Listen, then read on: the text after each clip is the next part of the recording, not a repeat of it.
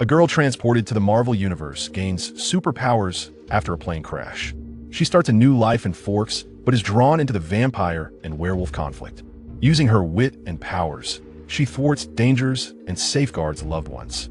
As her abilities emerge, she begins her journey to kingship. It's a tale of growth, love, and adventure, brimming with thrills and emotions. Join us in witnessing the princess legend. I've always felt out of sync with those around me, struggling with life's challenges and enduring the pain of being ostracized. Everyone thinks I'm odd, and they're right, I'm just different. I've tried so hard to fit in, attending clubs, joining my peers on shopping trips, watching boys play basketball, and even participating in meaningless volunteer activities, all to appear normal. But no matter how hard I try, I'm still labeled as strange, silent, and isolated. My efforts have been rewarded with nothing but negative stereotypes. Mentally exhausted, I resorted to makeup to transform my appearance, using primer, foundation, powder, eyebrow pencil, and lipstick to conceal my paleness. Looking at my reflection, I nodded in approval. This was the reason for my predecessors' social struggles. If my beauty is the root of my problems, then I am indeed unlucky.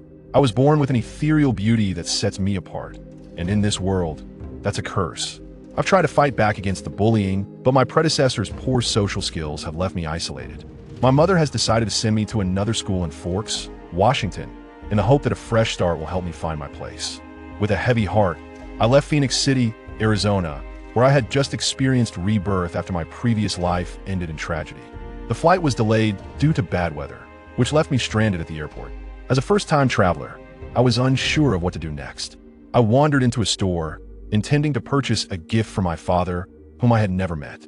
While browsing the items, I accidentally collided with a girl who was listening to music and looking down. Our collision was sudden and unexpected, causing her to drop her wallet. As I helped her collect the scattered money, I noticed a family of 5 rushing towards us. The father, sensing danger, was about to call the police, but the 4 hoodlums who had been lurking in the background suddenly lunged at us. I quickly used pepper spray to fend off the man who was attacking me and delivered a well-aimed kick to his groin. However, another thug was approaching from behind. Just as I was about to be overwhelmed, the girl I had collided with earlier stepped in and used her combat skills to take down one of the hoodlums. The family's mother, who appeared to have some self-defense training, also stepped in to help. The situation was chaotic, but I managed to use my wits to subdue the attacker. The family thanked me for my assistance, and I exchanged contact information with the girl, who introduced herself as Natasha Romanoff. We parted ways, but I couldn't shake the feeling that our paths would cross again in the future. With the flight delay continuing, I focused on finding a way to pass the time until my next flight. Chapter 3. Omen, what is happening here? The girl's mother was perplexed as to why this group sought to seize her son's toy car. As the sheriff, she sensed something was amiss.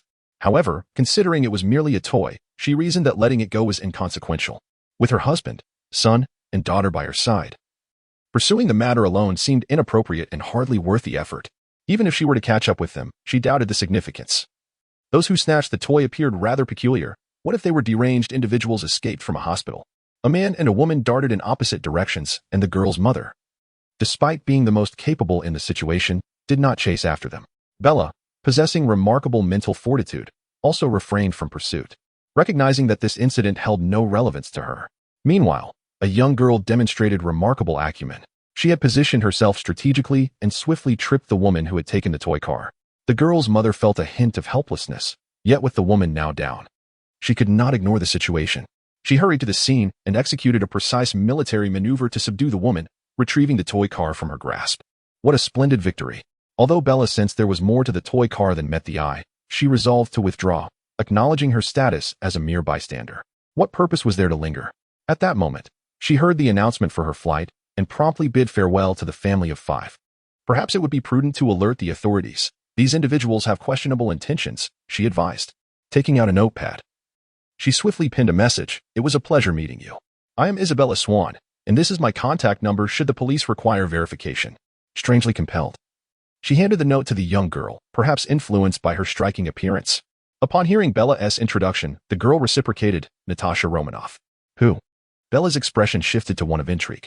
Internally urging herself to remain composed, she scrutinized the girl and hesitantly inquired, what year were you born? Such a question from a man would undoubtedly be considered intrusive, likely resulting in a splash of water or a kick. However, when When posed by a woman, it seemed acceptable. Natasha, caught off guard by the inquiry, replied casually, 1984? And you, Miss Swan? I was born in 1983, but you may call me Bella. Natasha's response was succinct and assertive, exuding a certain charm. The exchange between the two women concluded swiftly, or rather, Bella found herself eager to depart, with Natasha present. Who knew if Hawkeye or Tony Stark might appear next?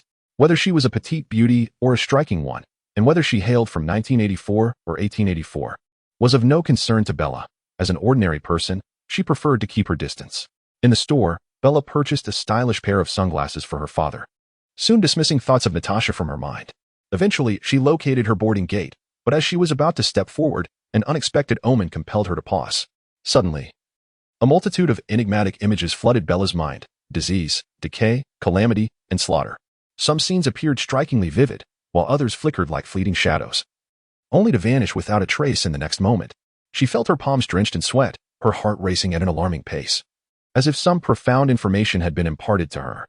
Yet, constrained by the limitations of the human brain, she could not decipher its meaning.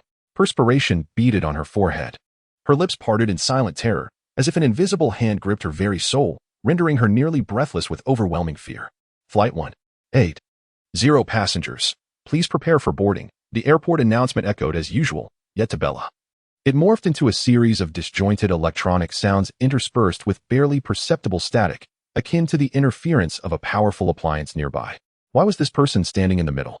Surely, she couldn't be succumbing to a sudden illness? The unexpected noise crashed into her consciousness like a boulder dropped into a serene lake, jolting Bella from her peculiar state and restoring a modicum of her composure. With a stiff neck, she turned her head to see a group of men and women, led by an elderly teacher, passing by her side. A few girls, who considered themselves somewhat attractive, cast sympathetic glances at Bella, as if to say, a country bumpkin, surely she has never flown before. Classmate, do you need assistance? A middle-aged female teacher inquired, noticing Bella standing at the boarding gate, neither entering nor exiting. Oh, it's nothing. Nothing at all. Bella nearly jumped at the sound, her gaze drawn to the distant airplane, the drizzle outside, and then to the clock on the wall, her heart racing in turmoil. She stepped aside, her memories hazy, recalling a film from years past, details long forgotten, yet her intuition urged her, this plane must not be boarded. To board would mean certain death. Observing the 40-odd young men and women eagerly preparing to board, she hesitated several times before finally deciding to speak up. Bella called out to the female teacher, the rain outside is intensifying. The flight has already been delayed for an hour, perhaps. As she spoke, her words faltered. How could she articulate this? Crazy, they thought, judging her rustic appearance and naive demeanor. Perhaps she had a point. The rain truly was excessive today. The young students, who were actually of a similar age to Bella, regarded her as an intriguing subject, engaging in spirited discussion about her. The lines were clearly drawn. The boys who supported her caution were juxtaposed with the girls who mocked and derided her. However, upon witnessing the girls' reactions, many of the boys who initially sided with Bella quickly shifted their allegiance. Truly, I'm not jesting, madam. I have a dreadful premonition about this flight. Her words were abruptly interrupted by the female teacher, who spoke in a tone laced with condescension. As though addressing a simpleton, Miss, I suggest you consult a doctor. You're still young, and some ailments require early intervention. It's nothing, everyone. Please proceed. The female teacher beckoned the students to board the plane, while Bella's admonitions were cast aside. The 40 men and women had already engaged in animated discussions about the journey that lay ahead. With a deep sigh, Bella felt an inner turmoil. Could it be that she had misremembered? Would her involvement in such matters lead to trouble? Could her small shoulders bear the burdens of societal issues and extraordinary dilemmas? Did the life or death of Americans truly concern her? Yet, she soon resolved that this was not about America, but about humanity. Observing the elderly with silver hair and the infants cradled in their mother's arms, the flickering ember of her sense of justice ignited within her. To her, the likelihood of this flight encountering disaster surpassed 90%. She could not stand idly by while others were led to their demise. She persistently implored the passengers, urging them to refrain from boarding the aircraft. Chapter 4. Saving lives. Please, listen to me.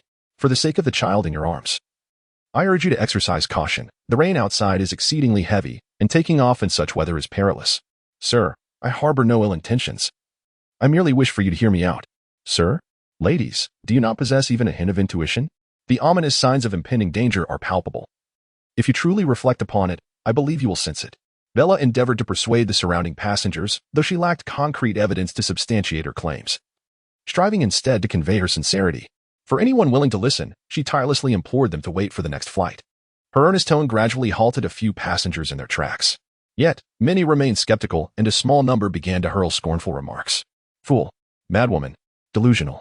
Numerous derogatory labels were cast upon Bella.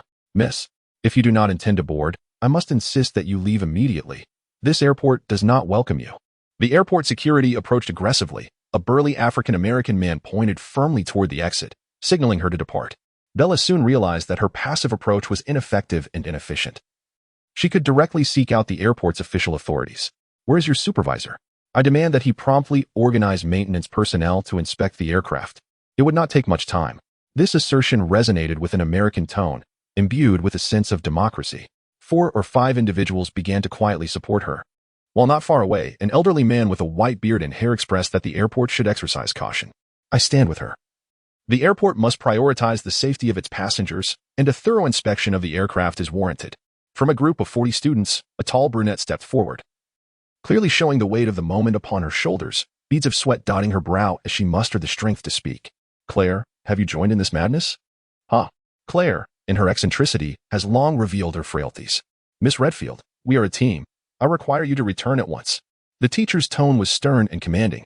Nevertheless, the brunette resolutely refused to board, insisting that it was far too risky to do so. We can wait for the flight in 3 hours. Boarding now is simply too hazardous. I share the same intuition as this young lady, albeit less pronounced. Please believe me. Despite her earnest efforts, the majority of passengers regarded the situation as an utter farce, leaving only Bella, Claire, her 2 classmates, and a dozen bystanders in the waiting area. The airport supervisor hurriedly arrived, a portly white man whose face was etched with discontent. A dozen passengers had refused to board for what he deemed an utterly absurd reason. Should this incident reach the media, he would undoubtedly face severe reprimands from the airline's higher-ups. With a sullen expression, he addressed the gathering. Ladies and gentlemen, I implore you to vacate the airport at once. Furthermore, I hereby officially inform you that Global Airlines does not welcome you. Claire's 2 classmates, with their chestnut hair, were left utterly flabbergasted, still preoccupied with the flight scheduled to depart in just 3 hours. Sir, you do not possess such authority. This is an abuse of power, and I shall file a complaint against you. The airport manager, visibly irritated, waved his hand dismissively, gesturing for the security personnel to expel these troublesome guests. The mere sight of them made him feel nauseated. However, before Bella and her companions could exit the waiting area, a cacophony erupted from the airplane. 2 burly male students were forcibly escorting a frail male student down the steps, a female teacher, who had previously suggested Bella see a doctor, followed behind with a troubled expression as a throng of students and passengers trailed them. Let go of me. The plane is going to explode. I am not causing a scene. I swear I am not causing a scene. Let go, you ruffian. The slender male student struggled desperately. Drenched in sweat as if he had just emerged from a river, his plaid shirt thoroughly soaked. The 2 robust male students exhibited disdain, as though they were subduing a lunatic. Among the passengers, a young man with black hair was also vociferously lamenting his plight. Are you aware of the bridge collapse incident? I was a survivor. He recounted, his voice tinged with terror. It was horrifying. Oh my God. I was just contemplating that event, but upon arriving at the airport, it felt as if something had bewitched my mind. It is utterly terrifying. This wretched thing seeks to kill us. We cannot escape. We are all doomed. If one person's claims might be dismissed, the testimony of 2 or 3 would lend considerable credence to the unfolding chaos. Unlike Bella's previous recollections, this time, a torrent of 4 or 5 dozen individuals cascaded from the aircraft, many of them abandoning their shoes in their frantic flight. As if pursued by a ferocious beast, the waiting area instantly transformed into a whirlwind of activity. The captain, a man of African descent, was visibly incensed, his face paling in disbelief. After years of flying, he had never encountered such a peculiar incident. The number of individuals lingering in the terminal, combined with the recent influx of fleeing passengers, left the aircraft nearly a third empty. With the situation escalating, it was inevitable that those with ulterior motives would alert the media. The airline's only recourse to dispel the rumors was to proceed with the flight as scheduled. Are you certain the aircraft will be safe? The airport supervisor inquired, glancing nervously at the increasingly torrential rain outside. Trust in my professional integrity, I assure you. There will be no issues, the captain retorted, turning on his heel in frustration as he boarded the plane. Bella distanced herself from the returning passengers, retreating to a corner, her gaze fixed on the aircraft as it slowly taxied down the runway, her emotions in turmoil. After the surge of adrenaline, fear began to creep, and the more she learned, the more her dread deepened. She worried for the remaining 100 passengers. Yet if they were unharmed and the flight landed safely, what would become of her, the instigator? Would spreading rumors also result in a detention of 15 days? Upon deeper reflection, if anyone were to suspect that she orchestrated the airplane incident, it would likely result in a minimum sentence of 15 years, wouldn't it? Bella felt a wave of anxiety wash over her, her delicate brows knitting tightly together, and her already pale complexion grew even more ashen. She observed the frail male student, akin to a rabid dog, still struggling and hurling insults, and she found a sense of solace in the presence of the young man with dark hair. Thankfully, she was not alone. She had two male counterparts to shoulder the burden alongside her, although she had no prior connection with these two men. If their actions were considered separately, their culpability might be significantly diminished, wouldn't it? Chapter 5. The explosion. Do not worry, child. A well-intentioned reminder is not a transgression. And it matters not if one is mistaken. We shall not harbor malice in cursing others, yet we shall ensure that the virtuous are not punished for it. A portly old man with a white beard and hair sat beside Bella, offering her comfort. He handed her a business card. John Gray, professor of history at Bard College in New York. Bella, lacking a card of her own, introduced herself, Isabella Swan, but you may call me Bella. Hello, Bella. I can see you are quite anxious. Are you worried about governmental repercussions? Fear not. I have a few acquaintances who may assist. At this moment, Bella felt an overwhelming sense of guilt. The impulse to save had left her with a residue of fear. She knew better than anyone what she was about to confront, an ordeal against beauty, wealth, and social standing that could not be resisted. Do you believe my ramblings? She inquired cautiously. Many passengers were skeptical, teetering on the edge of belief, yet few stood firmly in unwavering support. The old man's gaze drifted toward the horizon, his expression tinged with melancholy. You are a high school student, I presume? Have you studied American history? Is there such a thing as American history? Bella internally scoffed at the notion, recalling only the tales of Cherry Blossom's axe-wielding Washington and Lincoln, the vampire hunter. She had scarcely absorbed any memories from her previous life. After all, she had only traversed 3 days in this new existence and had no time to read. She remained ambiguous in her reply regarding the content of history lessons. I know a little. Our history is steeped in original sin. This land does not belong to us, and the heavens harbor animosity toward us. In 1821, in Idaho, every resident and gold miner in a small town perished, no wounds, no warning, a total of 500 lives lost in an instant. There have been many similar occurrences. The government attributes it to a massacre by Native Americans, but I believe it to be nature's retribution. Bella felt the old man's assertions resonated closely with the truth. The nature of death itself, as depicted in films, eluded clear definition.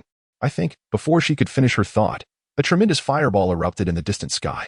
2 seconds later, the shockwave from the violent explosion slammed against the terminal's glass, producing a deafening roar. Several passengers standing by the window were thrown backward, and the contents of the terminal, newspapers, cups, and hats, were scattered haphazardly. The fine rain outside was swept in by a ferocious wind, muddying the once pristine floor, and Bella thought she discerned a faint scent of blood amidst the chaos. The indoor temperature plummeted by several degrees. Yet no one had the luxury to contemplate the shattered glass and debris. All eyes, including Bella's, were fixated on the window, watching the fireball blaze furiously in the air as it plummeted toward the ground. Several men abandoned their pretense of composure, shielding their heads in disbelief, while women clutched their children, attempting to instill courage in their offspring, despite their own overwhelming fear. Oh, God. Mommy, I am afraid. Children, do not be afraid. For Mother is here. The survivors in the waiting hall were engulfed in an inexplicable panic. Some were fervently kissing their crosses, others sat vacantly in their seats, while couples embraced one another, lamenting their narrow escape. A female teacher, who had been apologizing to the airport supervisor in hopes of allowing herself and her students to board as scheduled, suddenly turned pale. Relief mingled with profound regret. If life were to grant her another chance, she would certainly intercept everyone. Wasn't it said that the plane was safe? This is murder. Do you comprehend the gravity of that word? You foolish pig. You are all murderers. The frail teacher clutched the airport supervisor's tie, recalling his earlier fervent assurances of the aircraft's safety. And now? Is this what safety looks like? How would she explain this tragedy to the families of the deceased students? The airport supervisor was rendered speechless. It was the captain who had guaranteed the aircraft's condition with such bravado. Now, that individual was presumably deceased. The law does not extend its reach to the dead. It is the living who must bear the consequences. I saw it. I witnessed the entire scene. Everything was precisely as I remembered.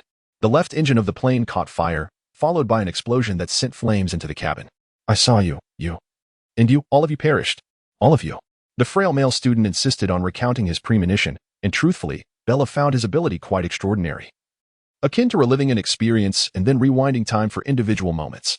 His narrative was vivid, strikingly real, contrasting starkly with her own ominous premonitions of death, which seemed more of a psychic intuition, while his appeared as an extraordinary revelation. Since someone was willing to attract attention, she refrained from stepping into the limelight herself. Over 100 lives were lost, many faces still lingered in Bella's memory, the girl who mocked her attire, the corporate executive who labeled her insane, now they were all gone. At 9:25 a.m., the plane took off and subsequently exploded. Despite the airport's efforts to deploy rescue teams amid torrential rain, everyone remained pessimistic about the outcome. Under such circumstances, the chances of survival were nearly non-existent. Universal Airlines, already beleaguered by mismanagement, received a devastating blow from the Flight 180 disaster. Whether it was mechanical failure or a fuel explosion, it was evident that this airline, founded in 1925, was plummeting into despair. Police officers, firefighters, FBI agents, and reporters from various media outlets took turns interrogating the survivors with an array of inquiries, from questions about religious beliefs to human rights issues, from political affiliations to favorite sports teams. Among those scrutinized were Bella, the frail male student Alex, the dark-haired young man Sam, and the brown-haired student Claire. A middle-aged man clad in a long overcoat presented his credentials, identifying himself as a C1 level field supervisor for the FBI's Phoenix office with a rather cliché name. Or perhaps a pseudonym, he introduced himself as Henry. The least suspect brown-haired student, Claire Redfield, was the first to be questioned. Miss Redfield, I have not observed any prior interaction between you and Miss Swan. Could you elucidate why you support her perspective? It is merely a rather ominous premonition that should I board the plane, I would meet my demise. It is as simple as that. A premonition? Nothing more? Do you mind if I record this accurately? Of course not. Chapter 6, Accident Investigation. Mr. Alex, you have spoken of your visions to many. Do you still maintain such claims? Indeed, I do, sir. Mr. Alex, numerous passengers have reported that shortly after boarding, you were vociferously demanding to leave. What drove you to such actions? Who directed you? Have you ever undergone military training abroad? The slender male student, Alex, felt the heat rise in his face, veins bulging in his neck as he bellowed in rage. No, nothing at all. Are you satisfied? Fool. Miss Swan, many expressed their gratitude for your actions, believing that their survival was largely due to your initial warning. Could you elaborate on your thoughts at that moment? It was purely an instinct to save lives. I had no ulterior motives. The FBI agent, seated behind a cluttered desk, swiftly perused a multitude of documents. The educators from your previous institution deemed you unable to assimilate into a normal learning environment. Many classmates have suggested that you exhibit traits of antisocial personality disorder. What do you believe accounts for this perception? Bella responded earnestly, it is entirely natural for them to harbor animosity towards me, for I am simply too beautiful. The agent, taken aback, inadvertently sprayed his coffee across the report. Such a response was utterly unexpected. The subjective nature of beauty makes comparisons challenging, yet as an individual of societal standing, the FBI agent's perspective undoubtedly differed from that of the average person. Bella's appearance was indeed a cut above the ordinary. Currently, the trend among typical girls favored baggy denim jeans, embracing a hip-hop aesthetic. Bella, however, found such attire abhorrent, deeming it unattractive, as the wide-legged pants nearly obscured the feet.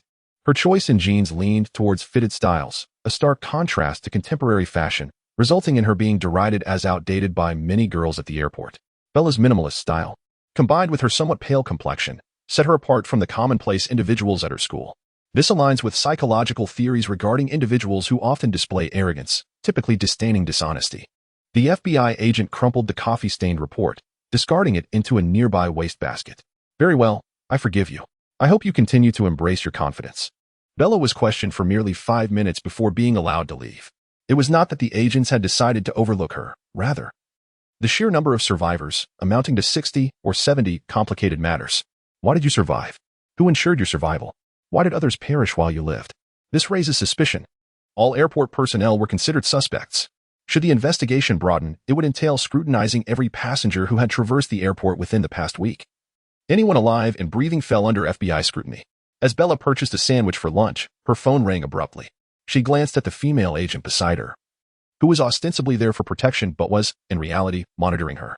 May I answer the call? Please put it on speaker. With a sigh, Bella acquiesced. As there were no secrets to conceal, she did not recognize the phone number, but upon answering, she realized it was Miss Natasha, whom she had encountered earlier that morning. Although they had just met, it felt as if both the person and the events were already distant from her. What is wrong, Natasha? I sincerely apologize, Bella. We are facing some complications here. When will you return to Phoenix?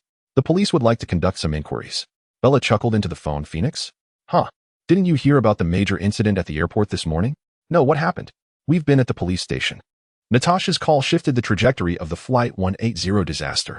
A senior investigator took over the case of the toy car robbery, merging it with the investigation of the Flight 180 incident. 15 minutes later, having finished a cup of cola, Bella found herself face-to-face with a bewildered Natasha and her family, along with the three robbers. The robber who had fled earlier had been on the run for a considerable time, yet the FBI agents remained quite confident. It didn't matter if it was half a day or a full day, as long as this individual was on Earth and they wished to apprehend him, they would surely succeed. The entire family was interrogated as if they were criminals. The FBI truly embodied the principle of equality, questioning everyone from the elderly Professor John Gray to the infant cradled in a woman's arms. Who knew if the old man sympathized with terrorists? What if the baby was a formidable mutant? Everyone was a potential suspect. Among them, the beautiful woman was a focal point of suspicion. After all, beauty often equated to trouble. This was a tenet in the FBI's operational manual, as an attractive woman could leverage her charm to persuade a complete stranger to act on her behalf. After Bella was personally interrogated by the intelligence chief, the lovely Natasha received similar treatment. Miss Romanoff, I understand your surname is derived from your mother. What are your thoughts on Russia? I have no opinion. Miss Romanoff, I reviewed your report card. Your grades are exemplary. However, why do you intentionally make trivial mistakes during exams? What are you concealing? I simply find those teachers insufferable. Their intelligence is far too low. Miss Romanoff, I noticed several recommendations from your physical education teacher. Your physical condition is excellent. Why do you hesitate to participate in various extracurricular activities? Do you not find them engaging? Natasha rolled her eyes. These questions were utterly foolish. Due to her non-compliance and her Russian heritage, despite being unaware of the situation's gravity, she unwittingly became a key surveillance target in the Flight 180 incident, receiving the same treatment as Bella. With numerous individuals present, by 2 o'clock in the afternoon, the FBI had completed their initial screening of targets but had yet to identify any suspects connected to the plane explosion. The precise cause of the explosion remained a mystery. The FBI sought to attribute the incident to Magneto, citing aircraft, trains, and missiles, events linked to metal. Whenever the cause eludes them, they conveniently declare it the handiwork of Magneto. This tactic has proven unfailingly effective, leading them to believe that Magneto has once again mounted a challenge against the democratic order of the world. However, this time the FBI faced disappointment. Their report, freshly submitted and yet to be made public, was preemptively countered by the Mutant Brotherhood through clandestine channels, conveying a message that essentially stated, "It was not me, I did not do it, do not spread falsehoods."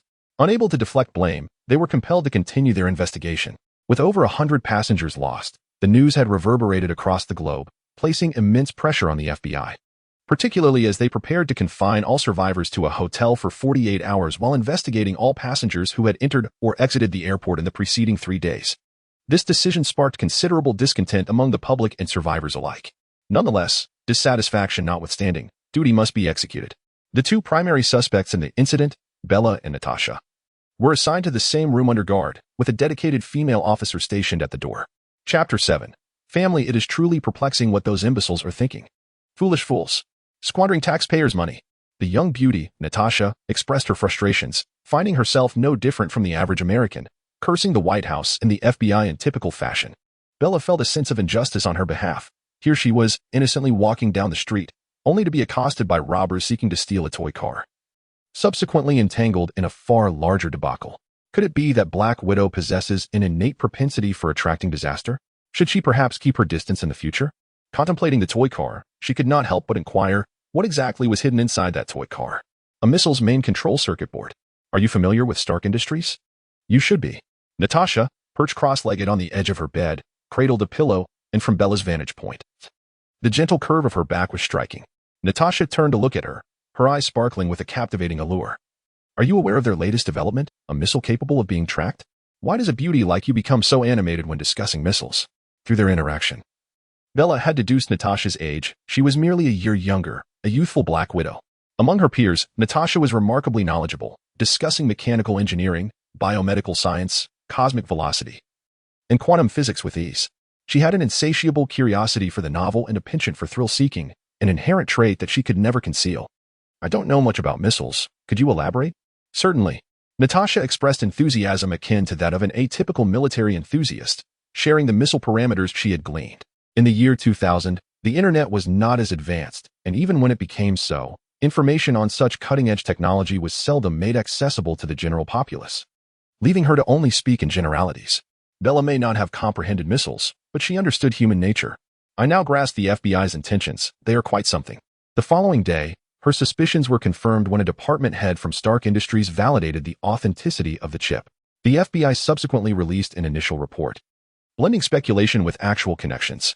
It was revealed that someone had stolen the missile's main control circuit board and concealed it within the toy car, only to mistakenly claim the wrong bag while retrieving their luggage.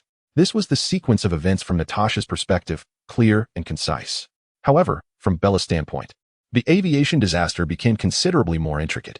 Multiple explanations circulated regarding the cause of the incident, yet the FBI preliminarily concluded that it had encountered a missile attack. And why was that? Was there not a group of individuals stealing missiles on site?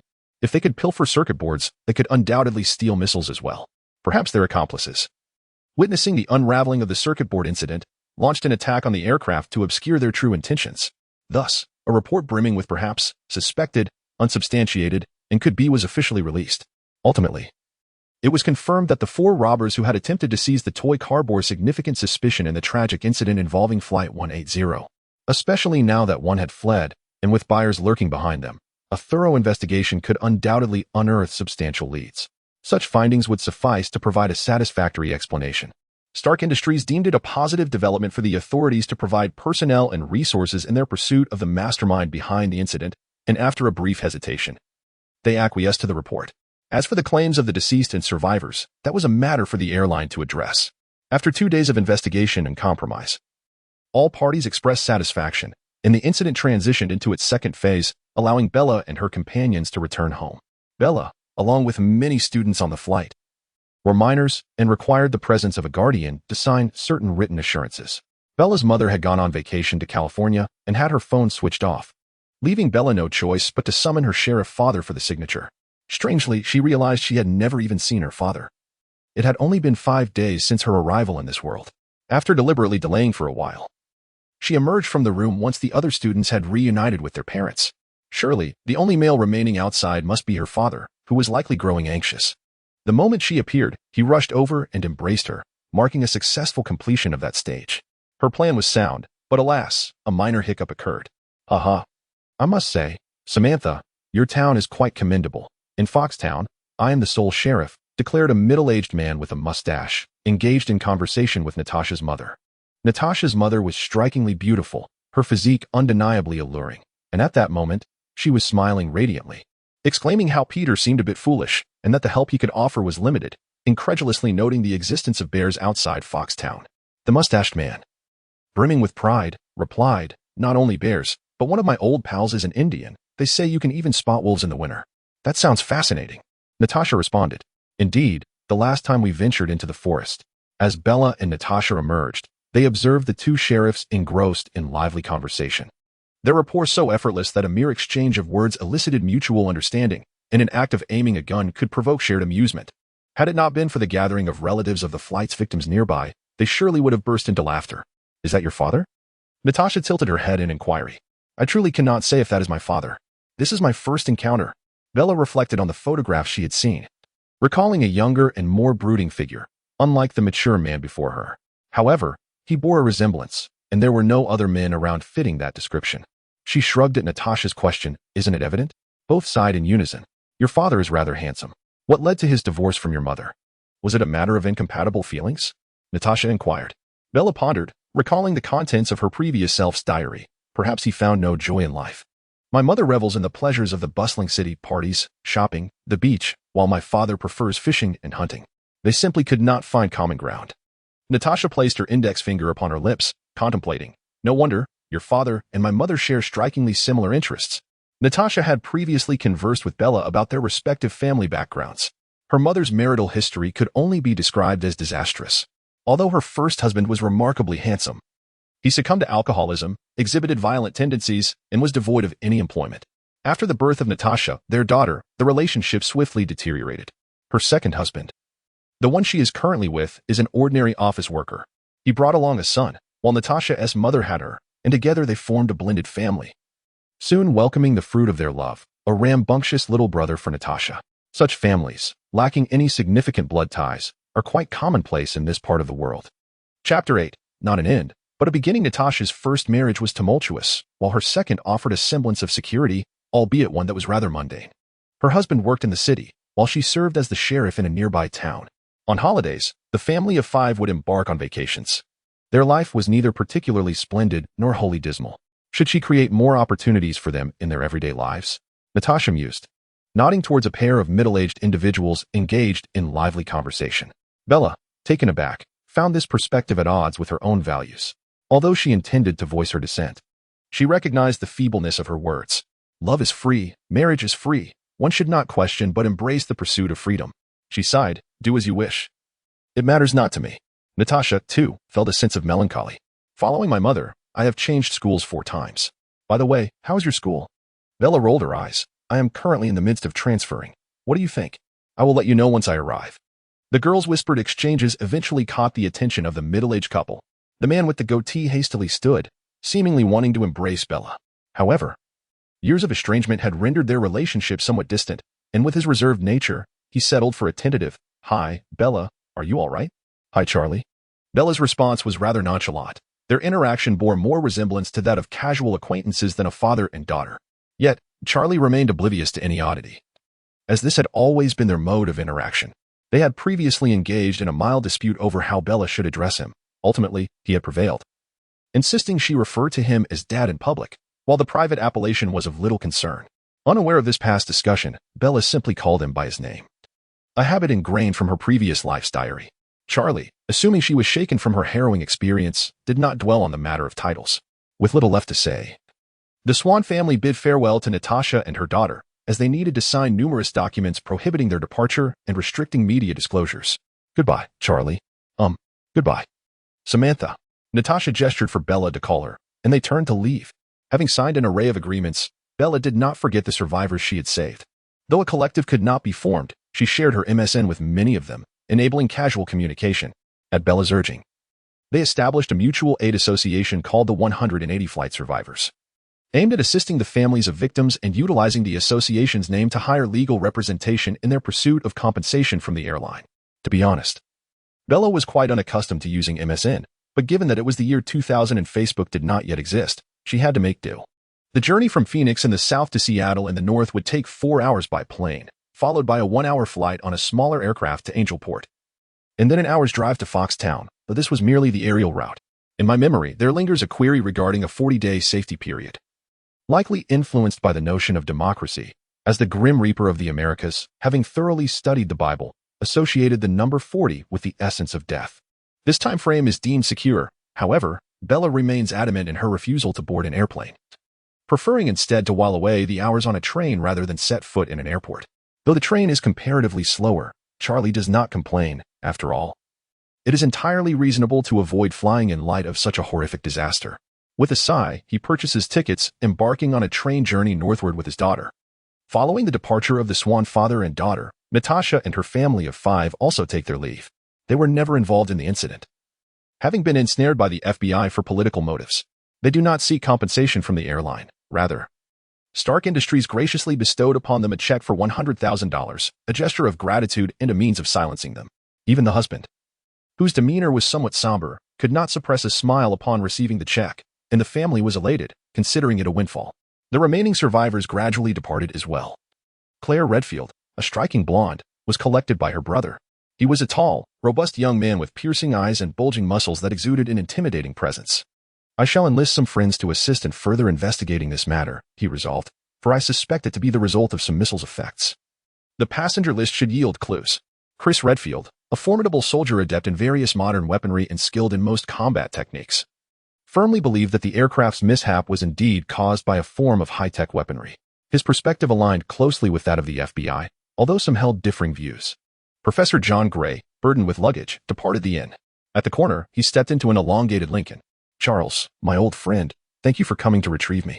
The bald, blue-suited leader of the mutants, seated in a wheelchair, wore his signature gentle smile as he regarded his longtime colleague and friend. The circumstances you described over the phone are rather peculiar. I felt it necessary to see them firsthand. John Gray held profound faith in his old friend's capabilities and promptly inquired, "Have you uncovered any leads? If so, please share, for it pertains to the lives of hundreds." Professor Charles Xavier, slightly at a loss for words, spoke slowly. "I have scoured the scene. It is certainly not Eric, nor is it Jean, or any mutant I am acquainted with. I sensed a tumultuous psychic energy, the thoughts of which were exceedingly chaotic and unlike anything I have ever encountered. I require further observation." After a moment of contemplation, he added, "Perhaps Aurora's abilities may uncover some clues.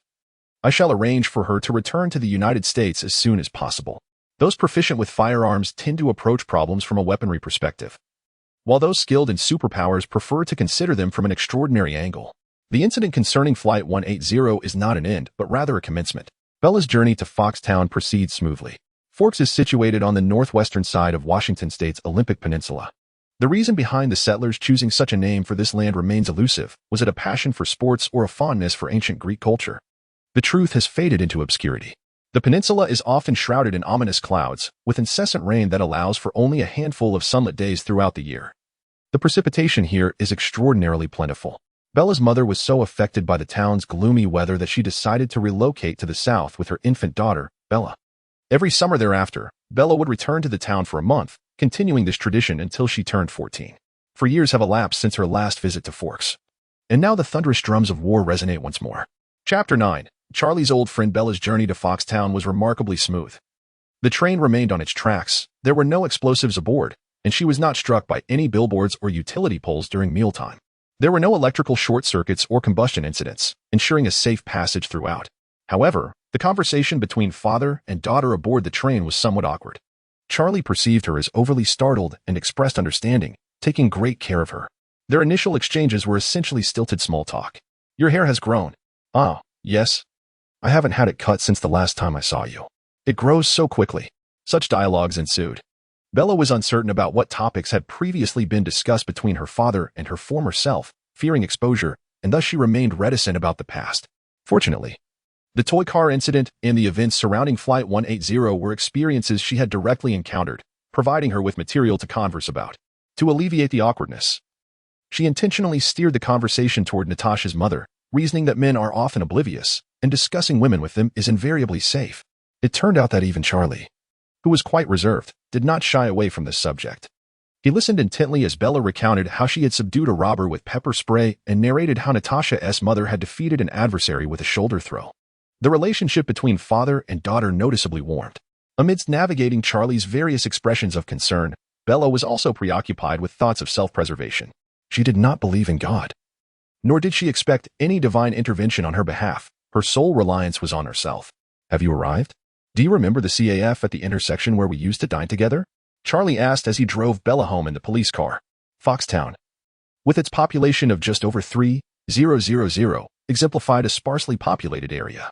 To be candid, the outskirts of the town were quite beautiful. The landscape was a verdant expanse, with moss on the tree trunks and leaves in various shades of green. Even the ferns flourished in emerald hues. The air was exceptionally fresh, a true testament to its primal forest nature. Charlie possessed a small white house in the town, a residence he had purchased when he married Bella's mother. That marriage lasted just over a year. The house's design was somewhat antiquated, with 2 stories, a front lawn, and ample space for parking. As the concept of garages was virtually non-existent in the town, Bella glanced around. Unlike the apartments in Arizona, Foxtown boasted an array of houses, each distinct in style and color. The uniqueness of each home perhaps represented freedom and individuality, though she found it hard to fully comprehend.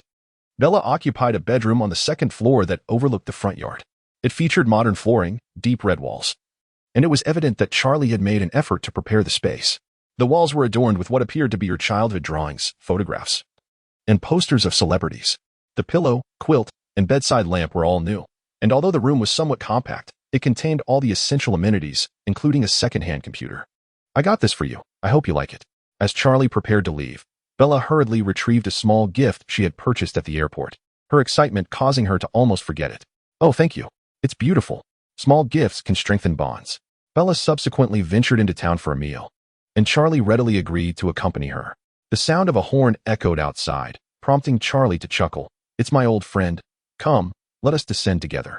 The father and daughter stepped outside, and the pleasant journey had led Charlie to perceive a positive transformation in his daughter. He solemnly introduced her to his friend.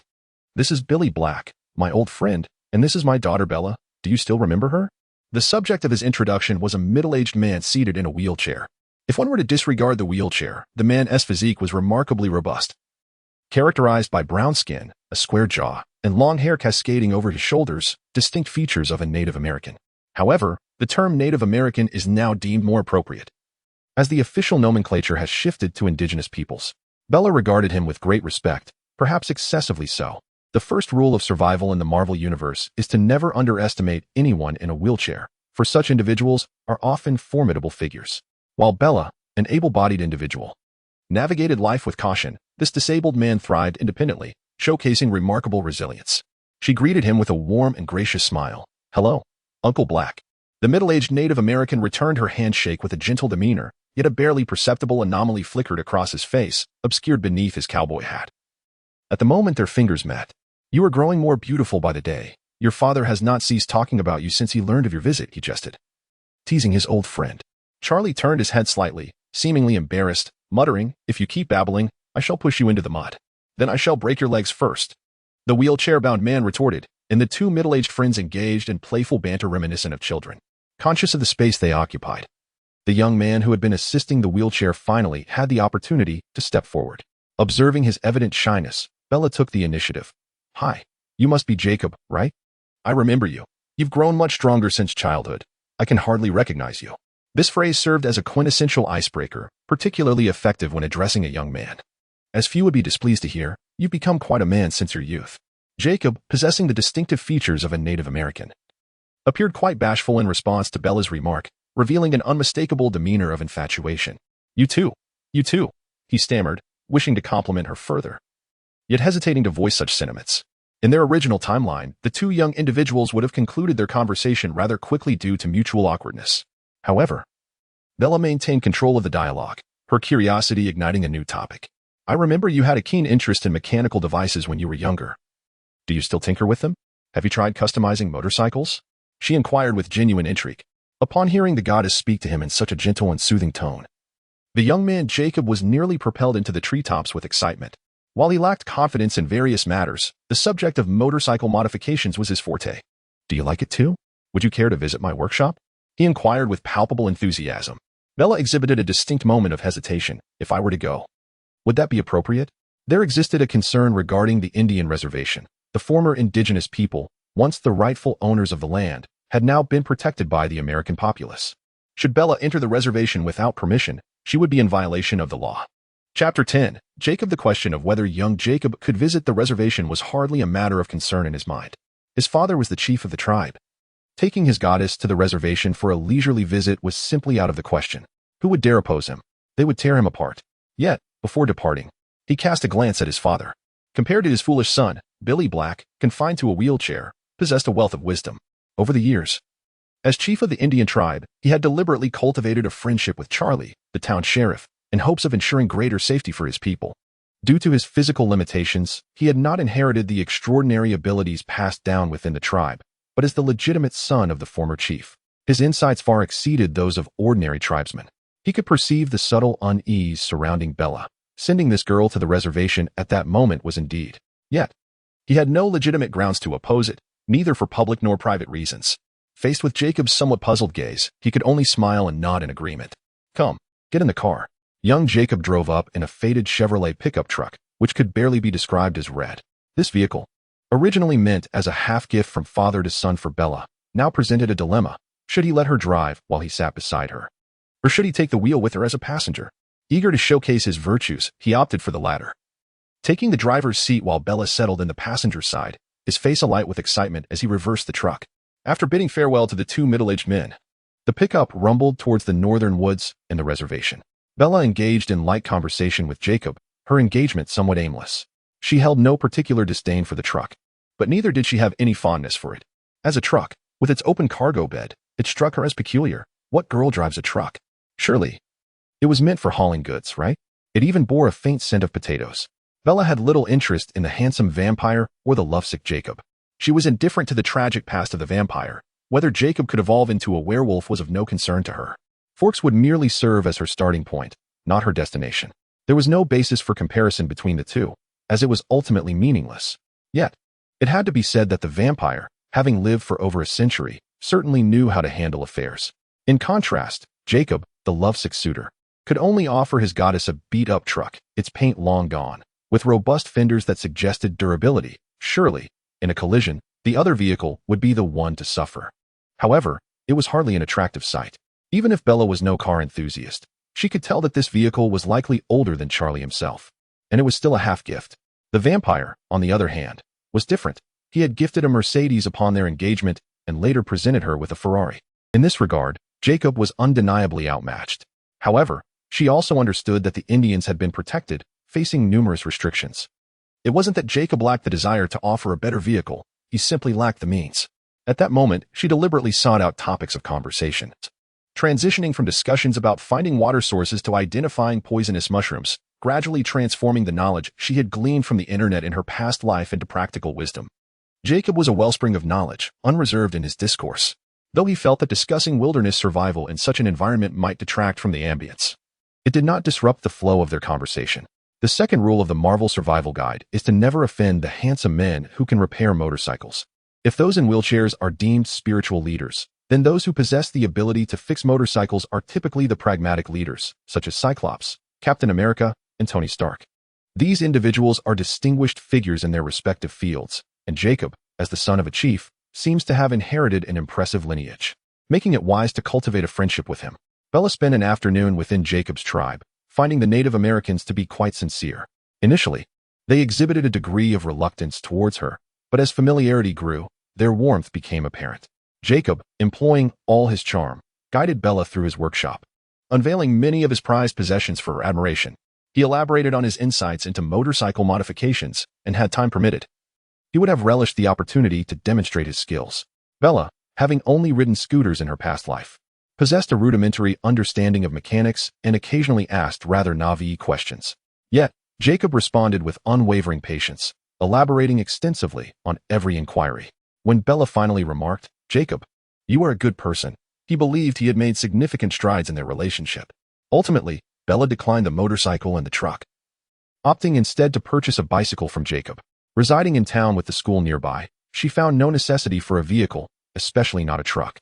"You may as well keep it for your grocery trips," she said. "The bicycle suits me just fine and also provides a good workout." The school, aware of Bella's ordeal with Flight 180, graciously granted her a month-long leave, providing her a rare window of free time. Upon learning of her desire to stay fit, Jacob set aside his motorcycle and began cycling daily to see her. As they grew increasingly familiar, Jacob often insisted on taking Bella to the Indian reservation. Initially, this was agreeable, but as their outings became frequent, Chief Billy, who relied on a wheelchair, began to worry about his foolish son and the tribe's dynamics. However, with Bella being drawn to the tribe by his son, he felt compelled to allow her presence. Unable to dismiss her from the perspective of his old friend Charlie or his own son, the middle-aged chief, in quiet contemplation, eventually sought a private conversation with Bella. With his signature gentle smile characteristic of a wheelchair-bound individual, he remarked, "It seems you have emerged from the shadows, which is truly wonderful. Adversity does not defeat us. It fortifies our strength." His opening line was universally applicable, fitting for most encounters.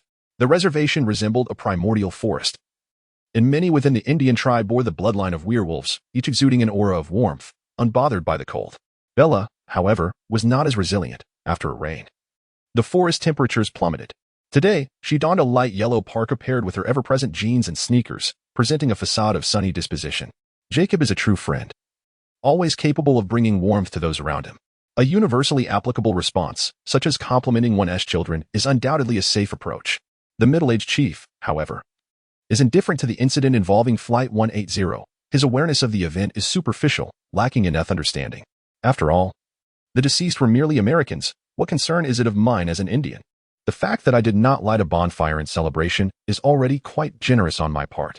Yet, he cannot openly express his apathy. Instead, the middle-aged chief infuses his tone with curiosity, probing for details regarding the incident. Bella has recounted the story countless times, and she narrates it once more, neither belittling her role in the affair nor exaggerating its gravity. "Come, let us take a walk outside," the middle-aged chief suggests. Chapter 11. The spirits of ancestors. Bella pushed the wheelchair of the middle-aged chief along the earthen path carved out by the Native Americans, delving deeper into the reservation. "Is something amiss with me?" She speculated that the middle-aged man might have perceived something, yet she remained entirely oblivious, devoid of any premonition. Bella, who would rescue people at the airport, certainly did not wish to bring calamity upon the innocent native tribe. Her thoughts were simple, perhaps even naive. She yearned to utilize the bridge provided by the Indian tribe to see if she could converse with the so-called Grim Reaper responsible for the air disaster. It was undoubtedly futile to seek retribution from the Grim Reaper, as American law was not that formidable. She conjectured that this Grim Reaper might be a deity of the ancient Maya or Aztec civilizations, and that the current native tribe likely had its own protective spirits and totems. They would not harm their own, and discussing problems openly seemed quite advantageous. Indeed, there was truth to her thoughts. The middle-aged chief responded succinctly. Yet he refrained from delving deeper into the topic, instead posing a counter-question. Bella, do you know the history of our Quileute tribe? I know that you can transform into wolves. Bella replied. The werewolves of the Quileute tribe differed from traditional notions of werewolves. They were human during normal times, awakening their bloodline in response to external vampire stimuli, enabling them to metamorphose into colossal wolves. However, in their wolf form, they were merely wolves, and in their human form, they were simply humans. There was no existence of a creature with full black fur and a wolf's head walking upright. Bella surmised that they resembled druids from games, possessing an innate shape-shifting ability within their bloodline. She pondered for a moment. Jacob mentioned that you have a glorious history, once a great tribe. She selected her words carefully, ensuring they were pleasing, knowing that no one could find fault with such a statement. The middle-aged chief chuckled softly, realizing why his son was so infatuated. This girl was indeed eloquent, polite, articulate, and most crucially, beautiful. He let out a silent sigh, deciding to offer assistance. After all, she was the daughter of an old friend and the object of his son's affection. His tone suddenly became serious. Your misfortune has not yet dissipated, a force beyond scientific explanation still watches over you. Bella felt a weight in her heart. I will leave here tonight. I will explain to Charlie and Jacob. Her words were resolute. Billy Black, seated in the wheelchair, gently waved his hand. No, child, that is not what I meant. The Quileute tribe was now merely a small community, the ancestral legacies dwindling. What I am about to say, please keep confidential, even from Jacob. Very well. I will not tell anyone, including Jacob and Charlie. Billy Black reached out to caress a towering tree nearby. This tree was already magnificent when my grandfather was alive. Such distant memories. The knowledge of the Quileute tribe originates from the Maya Empire. We believe that all things possess a spirit. We believe that within the bloodline passed down from our ancestors lies a spirit. You are a spirit, I am a spirit. Even the one responsible for the air disaster is a spirit. Bella meticulously contemplated the words of her interlocutor, discerning the underlying message that the middle-aged chief held no reverence for the Grim Reaper. Sensing her bewilderment, the chief took it upon himself to elucidate.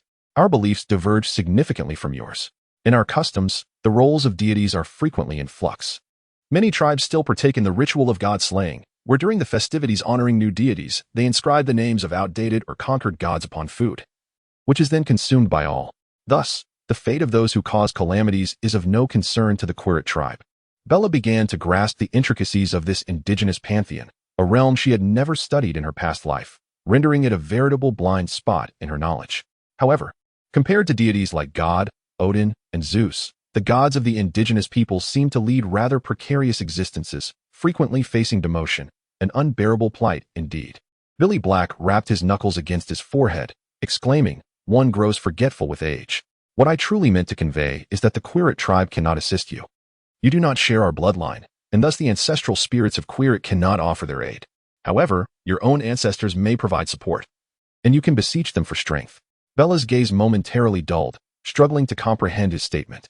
She hesitated before inquiring, but our ancestors were ordinary people, devoid of extraordinary powers.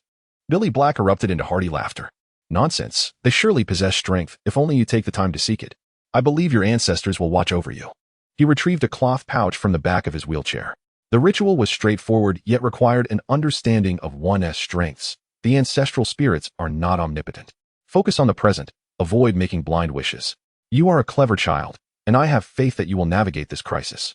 He entrusted the pouch to Bella, who, upon returning home, hastily opened it to reveal its modest contents. A handful of tawny seeds, the type of grass indiscernible to her, a white animal tooth, an assortment of vibrant pigments, and a somewhat tattered A4 sheet inscribed with the procedure, seemingly in English to ensure her comprehension.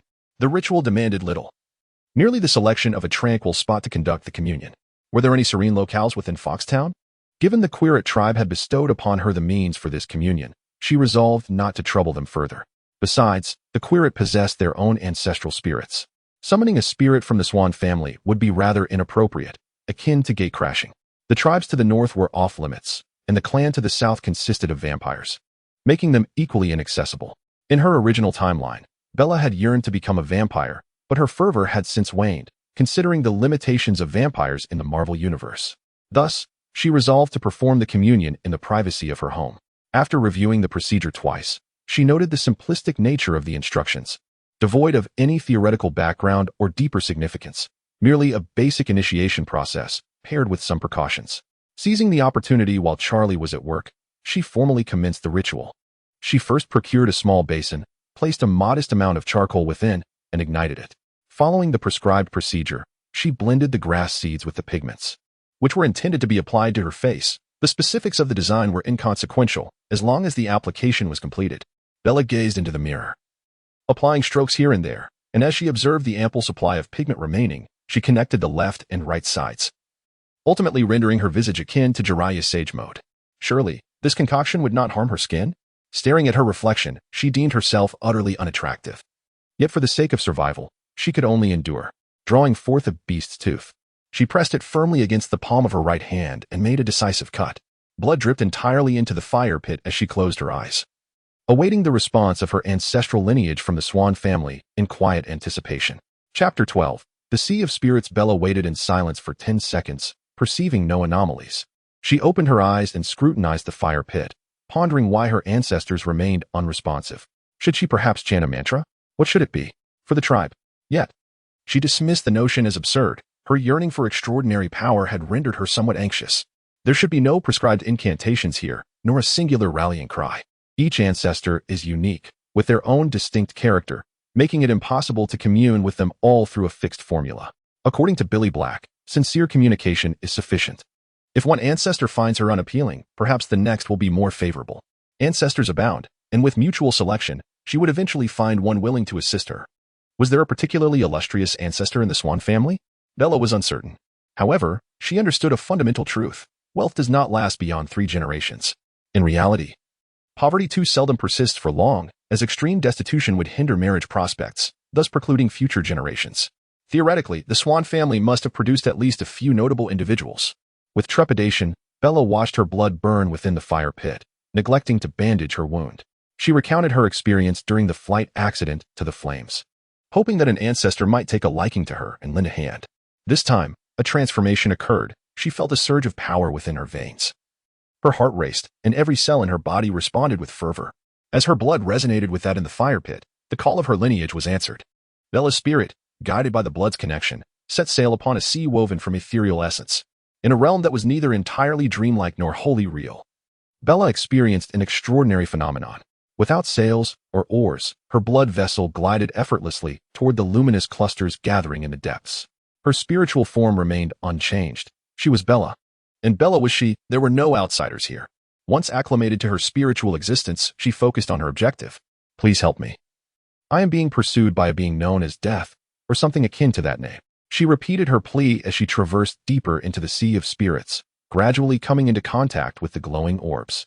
These were ancestors connected to her, and the light spheres regarded this intruder with curiosity. Bella also engaged in a degree of selection. Those inclined to approach her were direct ancestors, great-grandfathers, great-grandmothers, and so forth. Distant relations, such as great-uncles or great-aunts, remained aloof. The light spheres varied in brightness. The more radiant typically signified greater accomplishments, while the dimmer ones often represented ordinary individuals. However, high achievement did not equate to being extraordinary. She needed to scrutinize them closely. A doctor? Of little use. I am on the brink of death myself. Farewell. A factory worker? This ancestor fared worse than I. Goodbye. A small merchant? Money, an entity that one cannot bring into this world at birth nor carry away at death. What purpose does it truly serve? It bears no relevance to the present matters at hand. Farewell. The notion of a sea captain? It seems rather inconsequential. As Bella delved deeper into the realm of the mind, a sense of urgency began to envelop her. She found herself questioning her theory that poverty could only span 3 generations. The Swan family, while not particularly destitute, appeared to have never truly prospered, as per her observations. Their lineage was astonishingly ordinary. Are there indeed ancestors capable of aiding her in her battle against death? Every 20 years marks a new generation, and she could only continue her search. 5 generations back, within a century, she found no remarkable individuals. A decade's worth of lineage yielded no distinguished figures over 2 centuries. As she traced back through 15 and 20 generations, Bella discovered an increasing number of her forebears involved in maritime affairs. Sailors, first mates, captains, navigators, soldiers, and indeed, pirates. Among them, a witch possessing some magical prowess caught her attention, yet alas, the affinity was not mutual. Being no direct descendant, their brief interaction ended swiftly. Where, oh where, lies my illustrious ancestor? Bella felt a wave of exasperation. Such an aimless search was utterly exhausting. According to Billy Black, this fatigue stemmed from the rapid depletion of her mental energy. The Quileute tribe possesses considerable expertise in ancestor communication, as outlined in Billy Black's spiritual summoning process. The likelihood of success is highest on the first attempt, plummeting to 1/3 on the second, and by the third endeavor. The chances of even initiating the ancestral response ritual diminish significantly. Ancestors are preoccupied, after all. Who would concern themselves with you so frequently?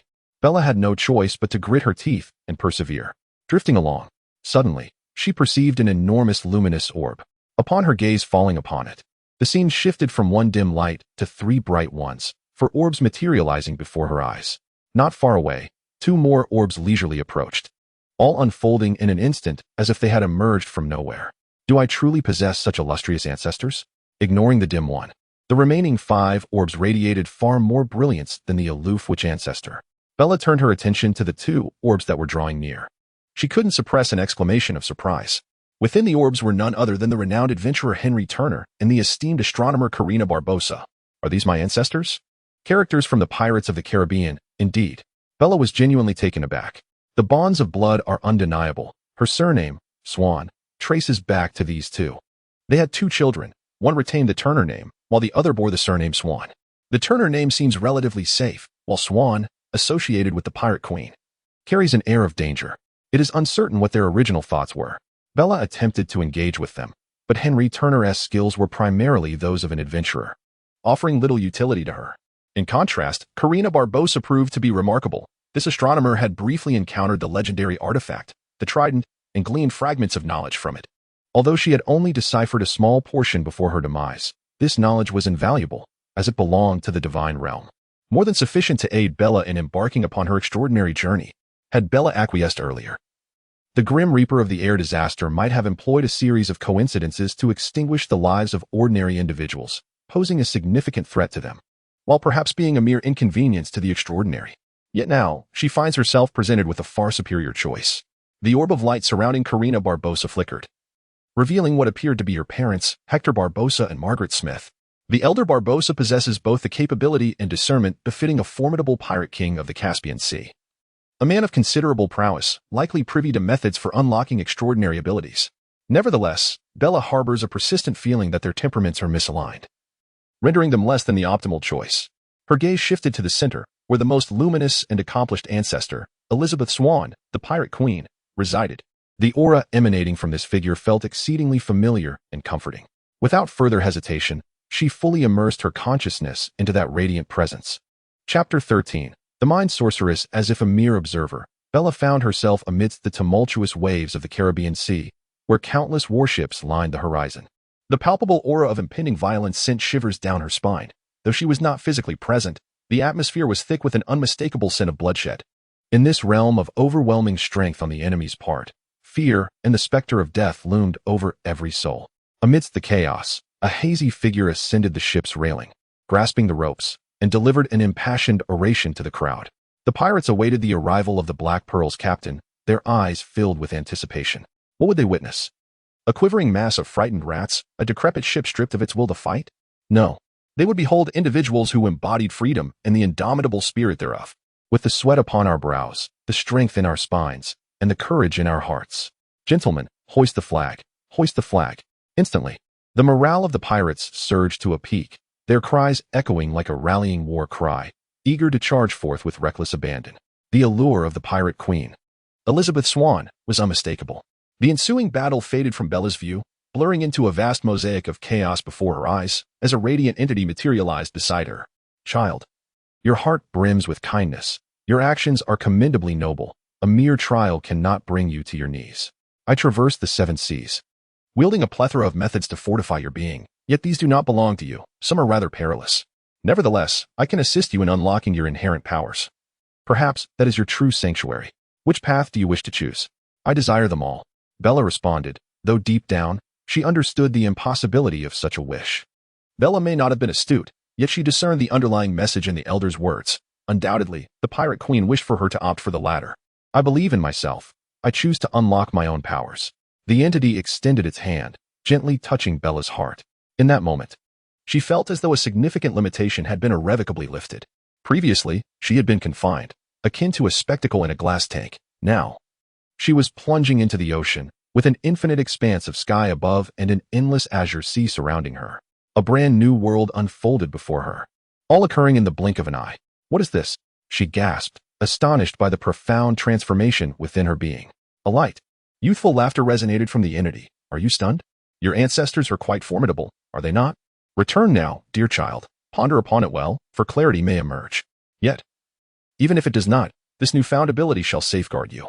In an instant, Bella was pulled from the ethereal realm, the pain in her palm grounding her back to reality. She hastily bandaged her still bleeding right hand and splashed cold water on her face. Once she regained her composure, she began to introspectively explore the changes within herself. The peculiarities she experienced were not bestowed upon her by the pirate queen. They were abilities that had always resided within her.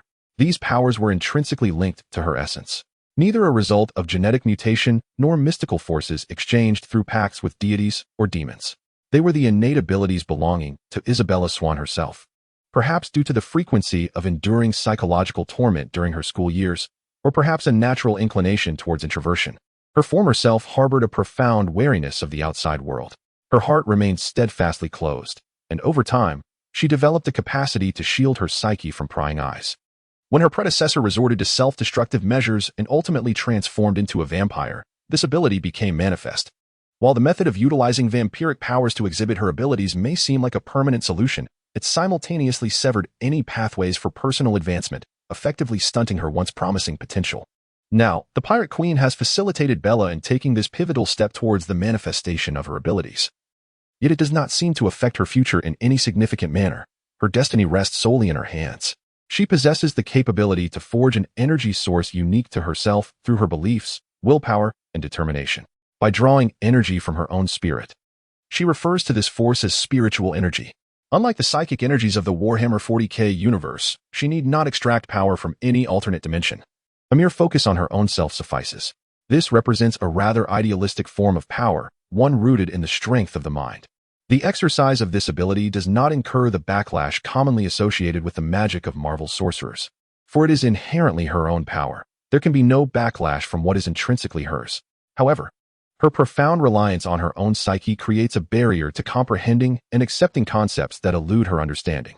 In other words, the diversity of spells she can wield is not as extensive as that of traditional mages. These mages borrow power from demons, inscribe symbols, and recite incantations. Regardless of their understanding of the underlying meanings, the magic is external and thus inconsequential. Bella, however, must achieve complete comprehension. Without understanding a spell, she cannot wield it. Her mental prowess is entirely contingent upon her own level of enlightenment. It is impossible to assert, "I am a god," and instantaneously attain such divinity. Do you deserve it? You do not. This ability bears a slight resemblance to the psionics of Dungeons and Dragons, yet it remains distinctly different. Each individual's psychic realm is unique. Some may envision their mental landscape as a particular animal or plant, while Bella's psyche manifests as an inverted triangular lake. This spiritual lake is modest in size, its surface covered by only a thin layer of liquid, rendering it both small and shallow. According to her interpretation, the surface of the lake symbolizes her knowledge, experiences, beliefs, and a myriad of other attributes which can be equated to her magical prowess. The depth of the lake, on the other hand, signifies the potency of her magic. The deeper her understanding of her own psychic realm, the more formidable the energies she can manipulate, akin to her personal level of mastery. Bella's psychic abilities differ fundamentally from those of mutants. Mutants awaken their X gene during puberty, extracting novel powers from it. Once this state becomes established, they gradually learn to control their abilities through rigorous practice. This represents a genetic-level superpower which solidifies over time, regardless of their training, the potential for growth remains limited. Aside from those exceptional Omega-level mutants capable of altering their genetic sequences, the majority find their powers fixed after their genetic transformation. Bella's psychic abilities are unique, a legacy bestowed upon her by her ancestral lineage. Her genetic structure remains unscathed, allowing her to enhance her capabilities upon the foundation of human genetics. Originally, after her transformation into a vampire, Bella manifested a power known as shielding, a distorted ability that emerged following the disruption of her psychic talent by the vampire bloodline. Concurrently, she acquired the ability to control emotions. Undoubtedly, the name itself reveals that this power is a remnant resulting from the impairment of her psychic gift. The phrase buying the box and losing the pearl refers to her origin. Presently, both shielding and emotion control reside within her spiritual lake, fully mastered and comprehended abilities that she can summon at will when the need arises. Chapter 14, New Changes. The mental shield serves as a protective barrier for Bella, enabling her to withstand telepathy and a certain degree of malevolent curses. Within the depths of her heart lake, an abstract symbol resembling a woven net has formed, signifying Bella's complete mastery and adeptness in wielding this spell. The deeper her understanding of her mental faculties, the greater the intensity of attacks that this spell can repel. Currently, she remains at a rudimentary level, capable only of fending off basic telepathic intrusions. Should Charles, the elderly gentleman, utilize a brainwave amplifier, or if celestial beings, angels or demons, were to descend and forcefully invade her mind, she would be utterly defenseless. Bella's innate ability to control her emotions has been integrated into the mental shield, rendering her resistant to negative influences. With the shield's enhancement, she can maintain an optimistic, proactive, and profoundly positive mindset for extended periods. This aspect is of paramount importance. Just as skilled swimmers may drown, a staggering 99% of mental manipulators suffer from psychological afflictions. It is crucial for her to align her mindset and remain cognizant of her position, a priority above all else. Through rigorous experimentation, Bella discovered that, in addition to the mental shield, she has acquired 2 additional passive abilities. The first is a significant enhancement in her physical attributes. Her psychic energy has augmented her strength, speed, endurance, and reflexes, resulting in a noticeable improvement across various facets. The ceiling of this ability remains elusive for now. She is aware that her physical capabilities possess vast potential for further growth. The mental shield represents the manifestation of her prior abilities, while her explosive physical enhancement is an inevitable result of the infusion of psychic energy into her body.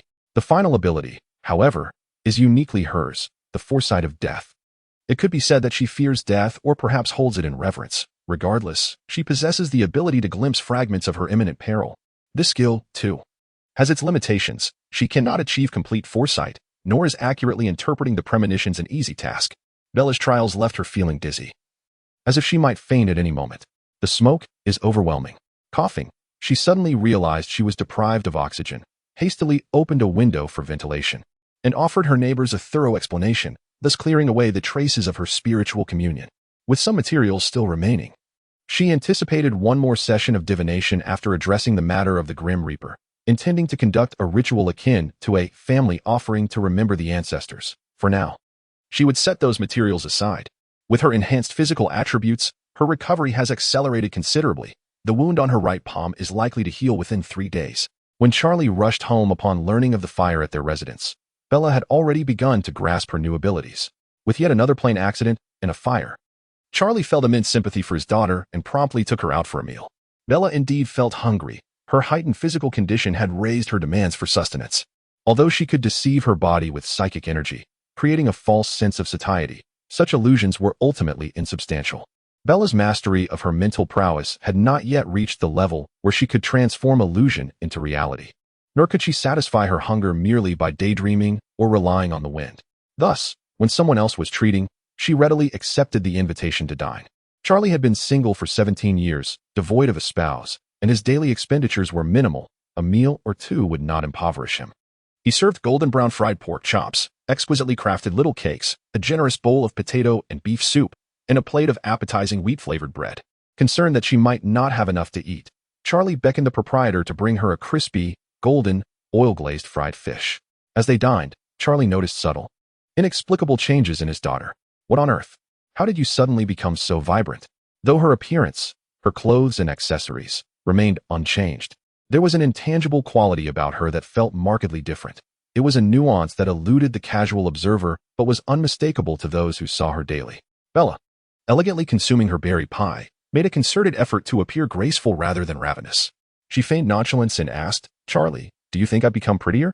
It would have been a normal question for a young girl, but for Bella, approaching 18, it seemed slightly peculiar.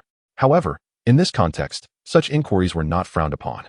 They were viewed as expressions of individuality and self-assertion. Charlie nodded affirmatively. "You are the most beautiful girl I have ever seen." Bella took a moment to gauge her psychic energy, her hand clutching the fork tightly. How wonderful. There was a barely perceptible increase in her overall energy. The hypothesis had succeeded. She swallowed her pie, her heart brimming with joy. Drawing upon the principle of animalistic flattery, she sought genuine compliments from others to bolster her self-confidence, which she anchored in her appearance. The notions of courage and wisdom were irrelevant. The Marvel Universe housed far more courageous and wise entities in abundance. Considering Natasha's appearance, which was already among the highest echelons, Bella felt a sense of confidence in her own looks. Beauty lacked a definitive metric for comparison, yet she believed herself to be on par with Natasha. In this light, she could indeed be deemed exceptionally attractive. Why should she compete in intellect when she possessed beauty? Compliments, though modest in their return of spiritual energy, required little effort and effortless gain. In the following days, Bella inquired of all her acquaintances in Foxtown, from the CAF owner to the love-struck Jacob. Among them, Jacob's response was the most ardent and sincere. "Am I not the most beautiful woman?" "Indeed, you are the most beautiful woman in my heart." "Okay, goodbye." Bella even reached out to Natasha, who was still in Phoenix. They had become something akin to friends. "Natasha, do you think I am the most beautiful woman?" The response was one of astonishment. "Where does your confidence stem from?" Natasha, yawning casually, replied, "Yes, yes. You are the most beautiful woman." "Is that all?" Bella sensed no increase in her psychic energy, realizing that the response lacked genuine sincerity. Taking out a small black notebook from the side, "On a certain day in a certain month of a certain year, Natasha's indifference towards me was recorded as a grievance. I made sure to disturb everyone around me, and the total amount of spiritual energy roughly increased by 1/3, with nearly half of it being cultivated by her own efforts. Incessantly brainwashing herself daily with affirmations such as 'I am the most beautiful. No one is more beautiful than I. I am truly exquisite.' Foxtown lacked adequate training facilities. Yet through various self-assessments, she realized that her physical capabilities had thoroughly surpassed the limits of humanity. Her muscles were slender, appearing unremarkable, but her body was brimming with strength. Her acceleration could reach a speed of 100 meters in a mere second, and her bench press strength exceeded a ton with ease. Accompanying Charlie into the woods for hunting, she could even vaguely perceive the trajectory of the bullets fired from the shotgun. Chapter 15. School every few days. Bella would connect with the survivors of Flight 180 through MSN. She distinctly remembered the number 40, which resonated with the biblical tale of Noah's Ark, wherein it rained incessantly for 40 days. In Scripture, this number symbolizes death. In other words, 40 days after the flight's tragic demise, the so-called Grim Reaper would commence his deadly pursuit once more, targeting all the survivors who had previously evaded fate. Whether he would begin his grim task according to the seating arrangement or follow some new pattern remained a mystery. Bella only knew she must thwart this impending doom. That was her true intent.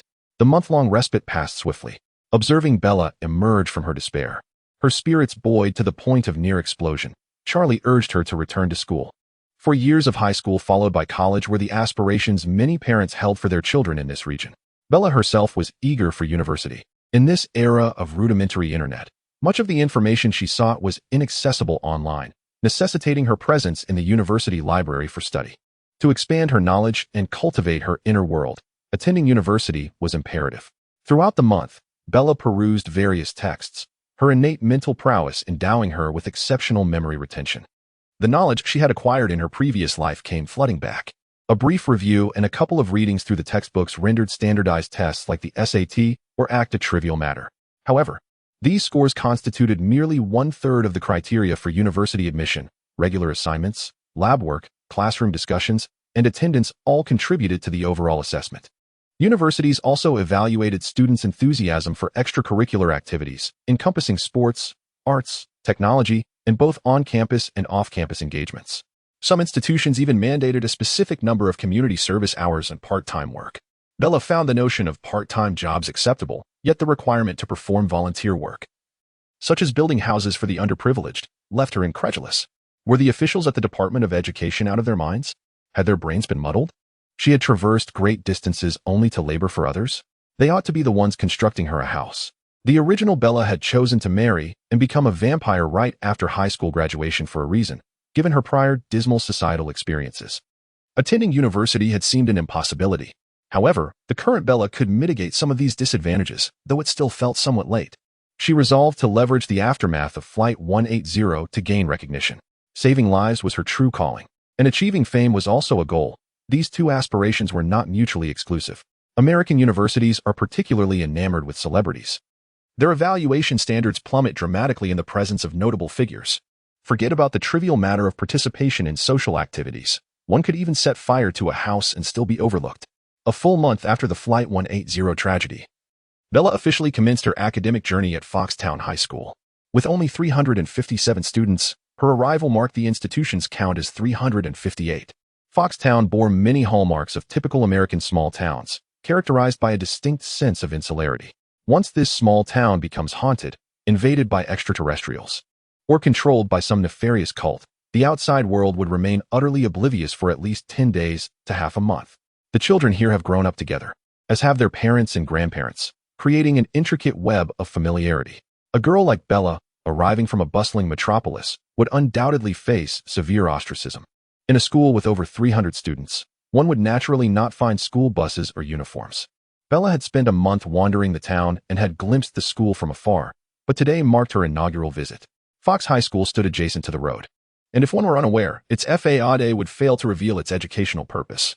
Beyond a low wall, a few trees and shrubs dotted the landscape, leading inward to a row of chestnut-colored brick buildings, which one might charmingly refer to as nostalgic or unflatteringly as dilapidated.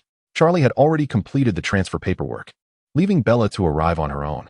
In the administrative office, she received her class schedule and a map of the school. The staff member, a middle-aged female teacher, was so exuberantly welcoming that Bella felt somewhat disconcerted. The teacher meticulously marked the locations of the classrooms on the map corresponding to the schedule, fearing Bella might not comprehend it, and labeled them with numbers 1, 2, 3, and 4, connecting them with black arrows.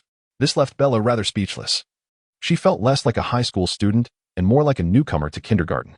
What a dreadful impression must her predecessor have left on Foxtown.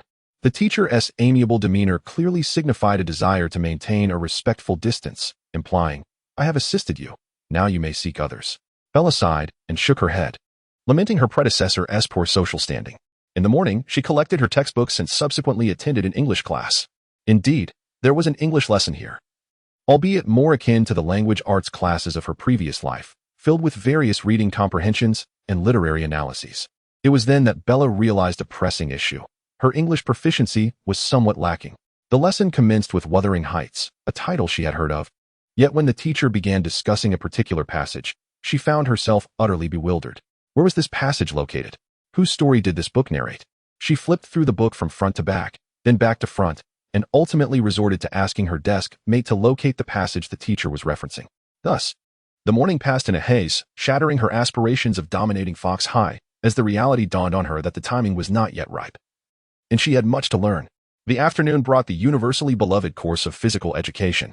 However, due to the limited faculty at Fox High, the sports classes were rather intense, consisting of 4 consecutive periods of physical activity. The boys played basketball, while the girls engaged in volleyball, and the gym teacher, with a tone suggesting, "Enough learning, let us all go have fun," led the students to the gymnasium. What? Here, one was required to take 4 years of physical education. In the girls' locker room, Bella inquired among the girls nearby, and soon discovered that Foxtown imposed a stringent requirement. Students were mandated to attend physical education classes throughout their 4 years of high school. Without delving into her previous school experiences, she recalled that upon her arrival, she had learned that in Arizona, physical education was only attended for 2 years, while the remaining time was devoted to academics or extracurricular activities. Schools that required 4 consecutive years of physical education were indeed rare. Such a frivolous approach left one's mind devoid of substance, making it nearly impossible to gain admission to a respectable university. Though she silently harbored her grievances, Bella refrained from voicing any doubts. Here, being labeled as a non-athletic bookworm would inevitably lead to isolation. Physical education was merely physical education. Just wait and see how I shall dominate you all. Chapter 16. Breaking the ice. The school was sparsely populated, resulting in a limited number of students attending physical education classes at the same time. Bella's presence finally brought together 12 girls for a volleyball match. She had not donned specialized sports attire. Who could have anticipated that they would be engaging in 4 consecutive physical education classes? Her recollections of physical education were confined to shot put and standing long jump, and she was completely unprepared for the high-intensity volleyball match that awaited her. Had her predecessor been present, she would undoubtedly have sensed the pervasive malice in the atmosphere. With her predecessor's poor physical condition and lack of coordination, playing volleyball would have been a calamity. However, Bella felt a newfound confidence. Although she had never played volleyball, her self-assurance radiated from her demeanor. What was there to fear? Not only could she outplay the girls, but even the boys would stand no chance against her. After rummaging through her belongings, she settled for a slightly oversized gray short-sleeve top, tying the hem around her waist, thereby exposing her smooth and lustrous abdomen, a dazzling display. She paired it with deep blue shorts and athletic shoes, her long legs epitomizing the essence of elegance. While the spectacle of new students being bullied in the girls' changing room was unlikely, comparisons among the girls were inevitable. As soon as Bella removed her outer layer, she noticed several girls standing on either side, all sneaking glances at her. She felt reassured. None of them posed a significant challenge.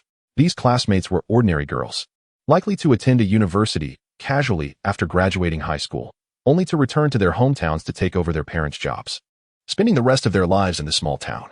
They were not inclined to participate in beauty pageants or pursue stardom, and thus had no need for surgical enhancements or striking physiques, with some possessing a bit of extra flesh around their waists, thicker arms, and one girl even exhibiting slightly splayed feet. Bella felt herself, even with the less prominent traits inherited from her pirate queen ancestry, could easily outshine them.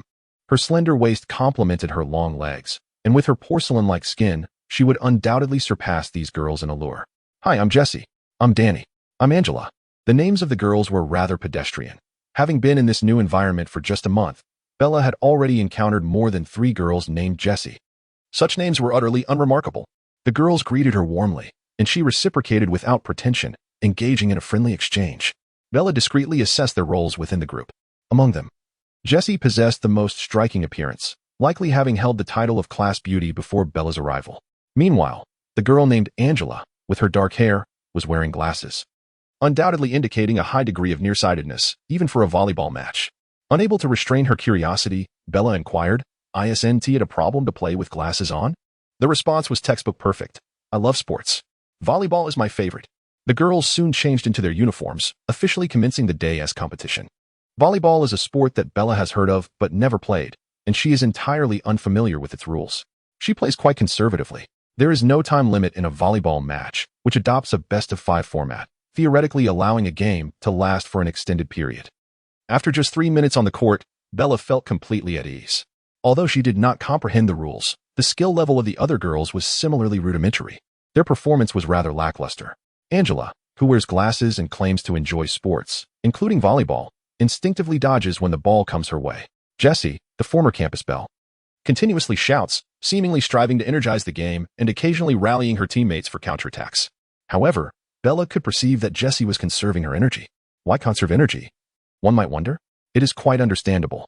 After 4 consecutive matches, such exertion poses no challenge for professional athletes, yet it is exceedingly difficult for ordinary girls.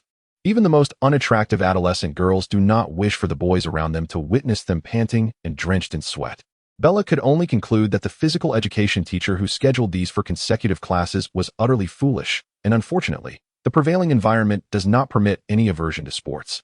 The bespectacled girl sprinted past Bella, panting heavily, with sweat trickling from the frames of her glasses onto the lenses.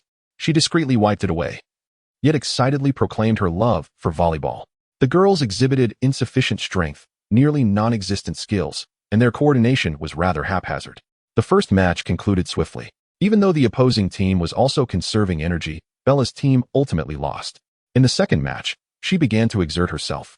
Initially, her role was that of a secondary setter, but as she tapped into her potential, she transformed into a primary attacker, also taking on significant blocking responsibilities. With the ball's trajectory clearly visible, handling such a large volleyball was no challenge for her. Bella single-handedly managed both attack and block duties. This was a boon for the taller girl in glasses, who struggled with blocking. She now merely needed to appear engaged on the sidelines to complete the match. At critical moments, Bella utilized her nearly professional athleticism to block and spike, relying on sheer strength, speed, and keen vision, with little in the way of tactical finesse. Although team sports primarily rely on technique and coordination, exceptional individual physical attributes can also play a decisive role. The pace of the game quickly accelerated under her influence. And while her teammates lacked refined coordination, they began to create opportunities for her upon recognizing her outstanding performance. There are no strict time regulations in volleyball. Finishing early allows them to rest afterward. Observing boys play basketball is a delight, yet being scrutinized by them is far less pleasant. Bella's prowess left the 6 opposing girls in disarray, unable to match her speed. Meanwhile, her team's morale soared. Aside from the first match, they triumphed in the remaining 3. During the course of events, Bella generously treated her teammates, including a female classmate from the opposing side, to beverages, further depleting her already meager finances. Yet her social standing subtly improved. During the breaks, she did not forget to cultivate her inner strength. "Jesse, could you please massage my wrist? That last hit was a bit harsh. Wow, your skin is truly radiant. Yours is quite lovely as well. Oh, not at all. You are truly beautiful." "I think so too. Thank you." Within a mere 2 days, under Bella's immense charm, the former campus beauty and the bespectacled girl became her close confidants. Even if their friendship was somewhat superficial, they were nonetheless sisters.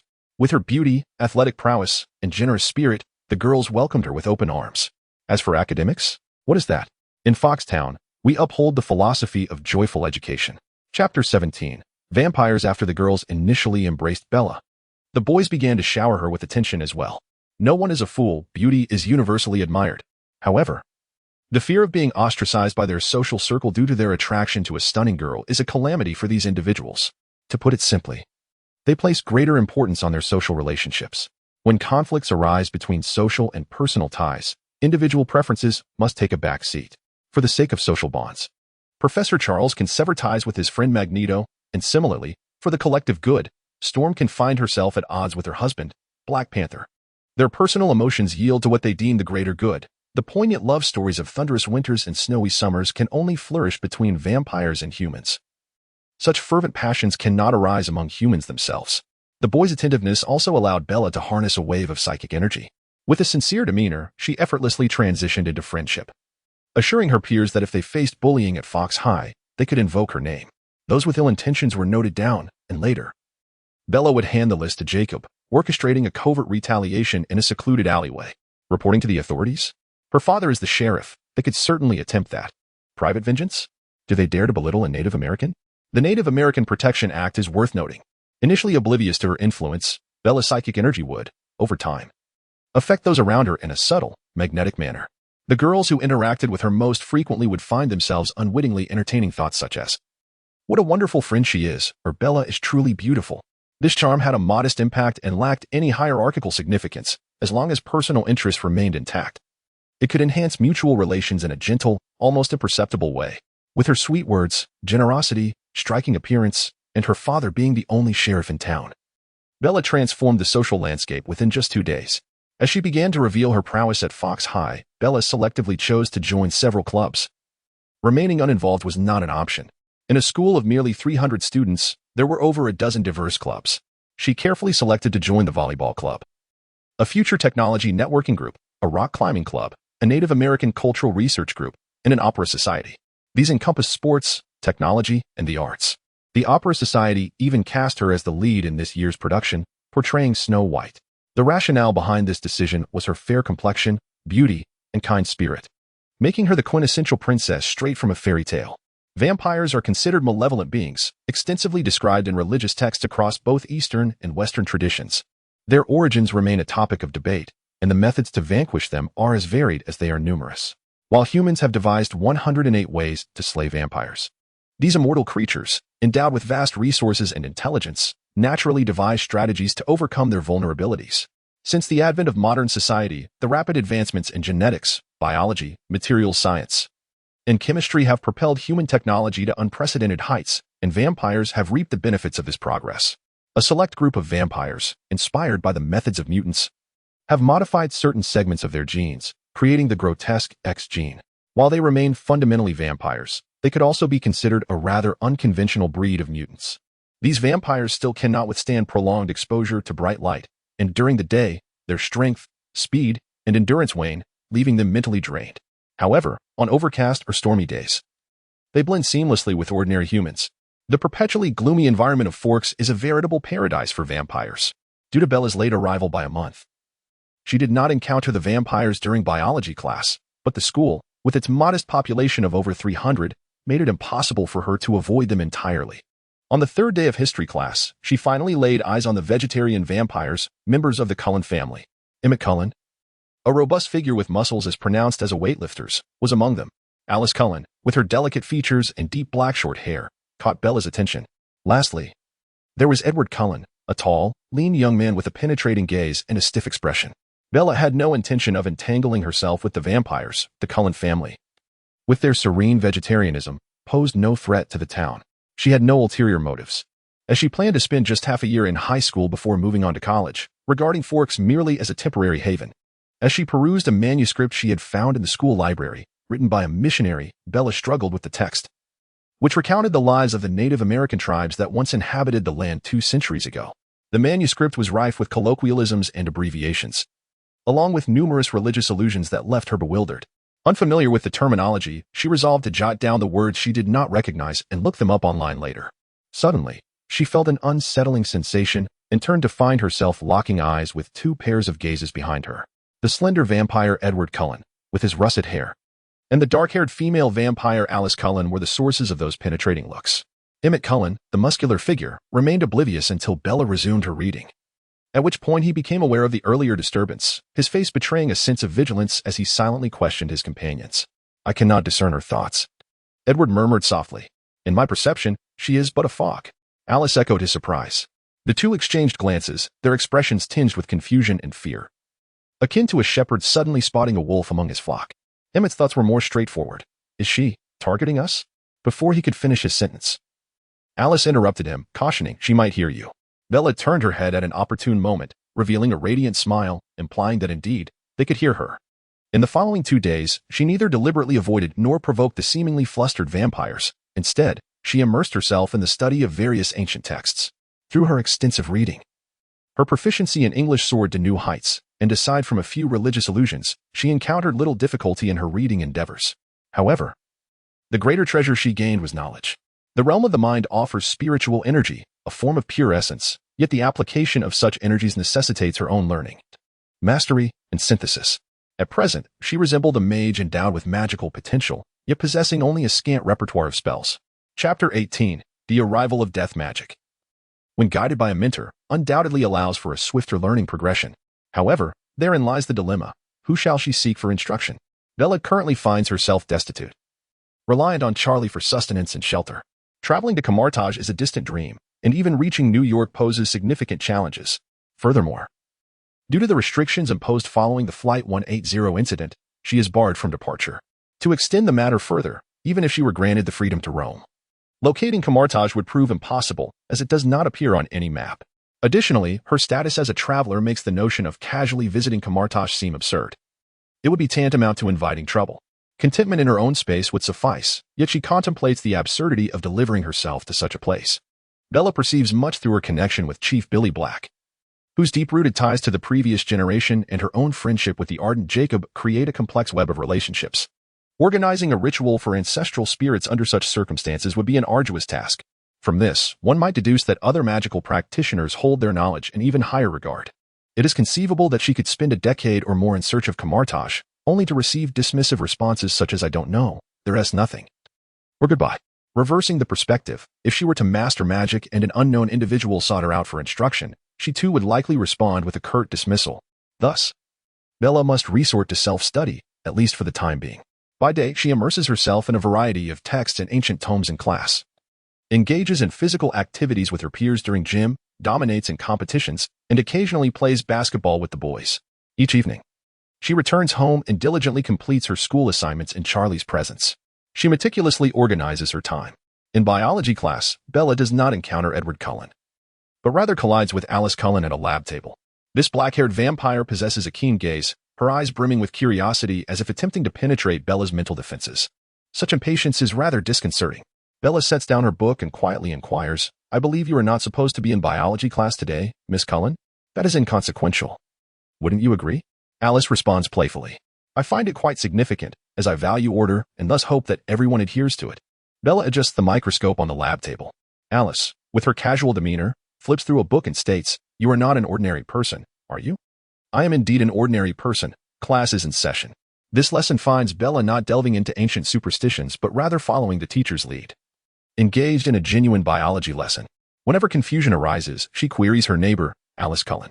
These vampires, too, endure their own tribulations. Stuck in the perpetual age of 18 or 19, they oscillate between high school and university.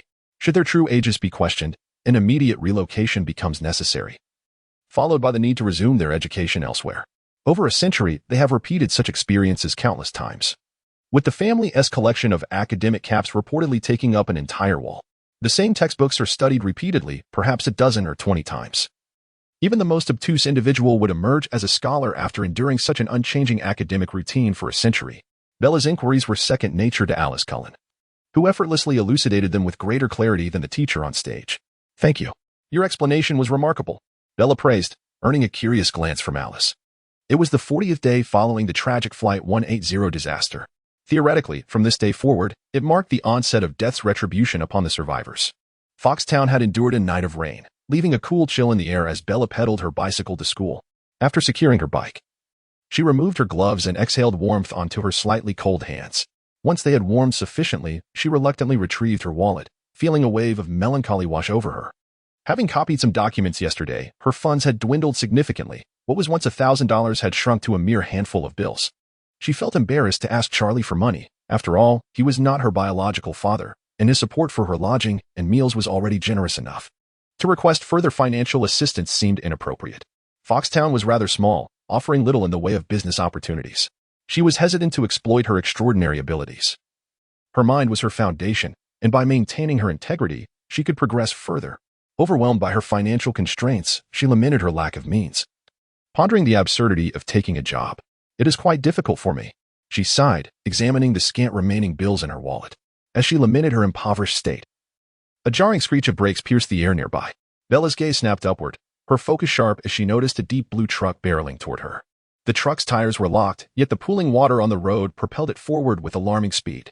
A sense of impending doom washed over her, and she instinctively realized that an unseen force had targeted her. Death was approaching. It was merely a decrepit vehicle. It underestimated her resolve. With the truck still 3 meters away, she bent her knees slightly, preparing to leap once the vehicle obscured the view of passing students. After all, a student capable of jumping 10 meters would undoubtedly stand out among her peers. Unfortunately, she underestimated forces that resembled the threads of fate. At that moment, the frail vampire Edward Cullen happened to pass nearby. In an uncanny twist of fate, he swiftly leaped to Bella's side, extending a hand toward the truck in an attempt to push it away. Bella had been reminding herself to avoid any exaggerated actions in front of her classmates. But in a sudden realization, she noticed someone beside her. With no time to contemplate or discern his identity, she instinctively worried that her jump could endanger this passerby, possibly leading to injury or worse. Consequently, she altered her leap into a push, extending her right hand to brace against the truck's door. With both hands firmly pressed against the side of the vehicle, Edward's formidable strength caused a significant dent to form in the truck's side. On Bella's side, a dent resembling a crease was left on the side of the truck.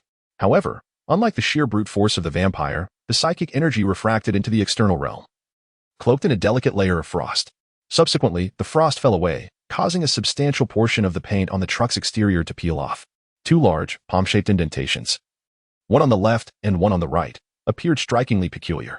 The driver of the truck, also a student from the school, lay slumped over the steering wheel, his forehead smeared with blood, clearly having lost consciousness. Bella turned around, casting a rather exasperated glance at the vampire. "Are you out of your mind? Can't you see I can handle this on my own?" The vampire, well aware of his unnecessary intervention, maintained his aloof demeanor, as was his habit. "Fine. You think you're so impressive. Just stay here then." Bella felt a twinge of anxiety. Her premonition of death was undeniable. Viewed in isolation, this incident appeared to be a case of brake failure on a rainy day. However, when considered in conjunction with the Flight 180 disaster, the implications became rather intriguing. Chapter 19. You were seeking your own demise. The truck careened out of control, and they forcefully pushed it aside. All unfolded in the blink of an eye. Bella lacked the ability to become invisible, yet she had her own tricks. She harnessed her psychic energy to cloak the vision of several witnesses nearby, rendering herself invisible in their eyes. "You do not see me," she implanted a psychological suggestion. And then, with nonchalance, she stepped aside into the crowd, masquerading as a mere bystander. The vampires, with their strikingly handsome males and stunning females, were not beautiful merely by virtue of their transformation. Rather, one had to possess beauty to become a vampire. Those of lesser appearance were simply not chosen. Edward Cullen was undoubtedly the epitome of attractiveness, a quintessential heartthrob, and now this figure almost met his demise beneath a truck, inevitably drawing the attention of numerous students. Many girls rushed over with the speed of a sprinter, showering him with concern, while his vampire siblings stood in bewilderment, questioning his actions. "What are you doing? We need to maintain a low profile. Can't you just evade the oncoming vehicle?" In the glaring eyes of the public, Edward Cullen could not simply flee. He had to endure the assistance of his classmates to seek medical attention. Fortunately, the doctor was his vampire adoptive father, who, feigning a thorough examination, declared that Edward merely required a few days of rest to recuperate, much to the collective relief of the female students. Subsequently, Bella's father, Charlie, arrived to interrogate the involved parties. Given the truck's speed at the time of impact, it was a certainty that it would have resulted in a fatality, thus raising the specter of a homicide investigation. As sheriff and father, he had to ascertain the facts, especially with the two large handprints on the side of the truck, which were rather chilling. Edward had always been strong. Upon examining his hemoglobin and alanine aminotransferase levels, he found his vampire father was also a master of deception, weaving a cloud of elaborate explanations until Charlie accepted the notion that this young man, normally quite strong, mustered his latent potential in a moment of crisis to push the truck aside. As for the two handprints, that was easily rationalized. Humans possess two hands, after all. And in a moment of urgency, it was only logical to use both. Nightfall descended, and the Cullen family convened to deliberate the day's events. Edward Cullen, initially bewildered, quickly regained his composure, being over a century old, and began to reflect on the incident with clarity. "She is not one of our kind. I am certain of this. Her blood flows robustly within her veins, and her heart beats with remarkable vigor." His vampire father nodded slightly, encouraging his son to continue. Exchanging glances with Alice Cullen, Edward remarked, "She possesses a peculiar shielding ability. Neither my mind reading nor Alice's precognition can penetrate that barrier. Her strength, speed, and reflexes seem to surge in an instant, peaking at levels that would rival our own. Ultimately, she exhibited a peculiar ability." He meticulously recalled every detail. "She was right beside me, and I could even feel the allure of her blood, yet she walked past the surrounding crowd, seemingly oblivious to their presence, as if they were blind to her existence. All eyes were fixed upon me. Her ability was truly extraordinary." The vampire guardian conferred with several others who had encountered Bella, ultimately reaching a decision. "I would have a brief conversation with Charlie to ascertain his awareness of extraordinary powers, and then we would determine our course of action." A large family of vampires languished in their mansion, sighing in despair. Foxtown was perpetually shrouded in rain, surrounded by mountains, with little sunlight to be seen, an ideal habitat for them. Unless absolutely necessary, they had no desire to leave. However, some did wish to depart. Upon learning that the Grim Reaper had marked her as a primary target, Bella was compelled to alter her plans. She requested a leave of absence from school under the auspices of the 180 Flight Disaster Survivors Mutual Aid Association. The association had formally sued Global Airlines, demanding exorbitant compensation. While Bella's excuse was her intent to gain first-hand experience and participate officially. "This was a rare opportunity. I wanted to understand the workings of our judicial system." "Very well, Miss Swan, this indeed presents a valuable and meaningful opportunity. The school has approved your request." The administration had scarcely hesitated. Although Bella remained perplexed as to how her endeavor of leading over 100 individuals and suing a renowned corporation for money, housing, and automobiles had transformed into actively participating in social affairs, her leave had been granted nonetheless. Not daring to linger in Foxtown, she reiterated the same sentiment to Charlie. Though Charlie wished to accompany her to Phoenix, Bella declined. Traveling alone was more pragmatic. With her extraordinary abilities, she was impervious to typical disasters. And having an ordinary person in tow would only be a burden. Better to let Charlie stay in the novice village. At this juncture, she set aside concerns about appearances and called Jacob, the devoted admirer, for the truck he had gifted her but which she had yet to claim. The vehicle had no particular virtues aside from its durability. For the safety of his goddess, Jacob had meticulously replaced every component inside the truck. Every spring and nut had been thoroughly inspected. Unless the Grim Reaper could forcibly dismantle the engine, the truck would function flawlessly, capable of traversing the continent without issue. Bella planned to drive straight to Phoenix. She borrowed $1,000 from Charlie for travel expenses, then hastily packed 2 outfits and departed Foxtown. Her itinerary included heading south to Oregon, then on to California, and eventually eastward into Arizona. She intended to follow the coastal highway as much as possible. Believing that the so-called Grim Reaper was ultimately an inland deity, by the seaside, he might pale in comparison to the Pirate Queen. Once out of Foxtown and onto the highway, Bella encountered an unexpected assault from a fallen utility pole. With keen reflexes, she pressed the accelerator and surged forward. In the span of 40 days, she did not squander her time idly. Bella resolved to test her mettle, seeking to confront this so-called Grim Reaper in the desolate wilderness. Ideally, she would handle the situation alone. However, should she falter, she would head to Phoenix, enlisting the aid of the authorities and gathering a band of superhumans for support. After refueling at a roadside station and enjoying a meal at a tavern, resolving some personal matters, she continued her journey. "Hey, girl, come play with us." A black man with unruly dreadlocks rapped on her car window, garbed in a tattered brown leather jacket, his appearance reminiscent of a vagabond. Bella resolutely ignored him, starting her pickup truck and speeding away from the gas station like the wind. Having driven less than 2 kilometers, she caught sight of 3 figures rapidly pursuing her in the rearview mirror. At the forefront was the dreadlocked man, his shirt open, a filthy sight, flanked by a menacing white man whose gaze radiated bloodlust and murder, and a blonde woman on the other side. Although they appeared to stroll leisurely, their speed matched that of her truck. Good grief, it's those 3. Bella initially failed to recognize them, lacking the ability to discern the features of black individuals. To her, they all bore a similar resemblance. She had not anticipated encountering these 3 evil vampires who would have passed through Foxtown, engaged with the Grim Reaper. She was reluctant to entangle herself with them, as the variables were too numerous. Rolling down her window, she shouted back, "Get lost. Go far away." The 3 pursuing vampires paused momentarily. While being spotted was expected, transmitting her voice clearly over a distance of 1,000 meters was decidedly abnormal. How intriguing. A surprisingly sweet lamb. As the dreadlocked vampire's words faded, Bella's retort reached him. "I feel ashamed for your vampiric ancestors. How could they have transformed into such an eyesore as you? One more step, and I shall not hold back." The 3 wicked vampires, accustomed to their audacity, interpreted Bella's flight as a sign of fear. A beautiful woman was prey, and one endowed with extraordinary abilities was the ultimate prize. "Pursue." Their pace escalated dramatically. "If you dare to chase me, I shall ensure your demise," Bella threatened, though the vampires dismissed her words as mere jest. As they continued their chase, the female vampire suddenly exclaimed, "Lawrence, watch out above." Chapter 20. Relentless Pursuit. Bella did not perceive herself as particularly special. However, under the gaze of the Grim Reaper, she finally discerned her uniqueness. This was a composite of various factors. What did the Grim Reaper detest the most? He loathed those who were meant to succumb to death but managed to evade it, and the survivors of Flight 180 fell within this category. Bella was one such immortal, a paragon among the undying. Her veins coursed with the undying essence of Will Turner and Hector Barbassa. The circumstances surrounding Barbassa are ambiguous. The Aztec gold curse and the birth of his daughter intertwine in a manner that eludes verification unless one were to inquire directly.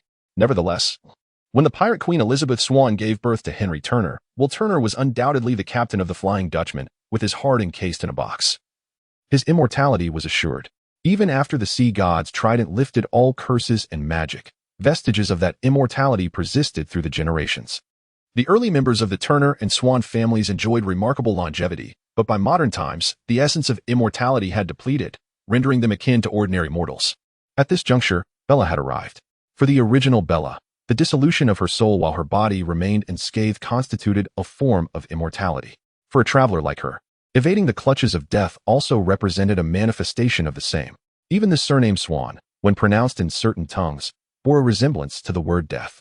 With ancestral blessings, her own extraordinary experiences, and her foresight of impending death that saved a third of the survivors, combined with the sudden emergence of the vampire Edward during the truck incident, not to mention the 3 vampires now relentlessly pursuing her, all these factors converged to render her essence of immortality exceedingly vivid in the eyes of the Grim Reaper.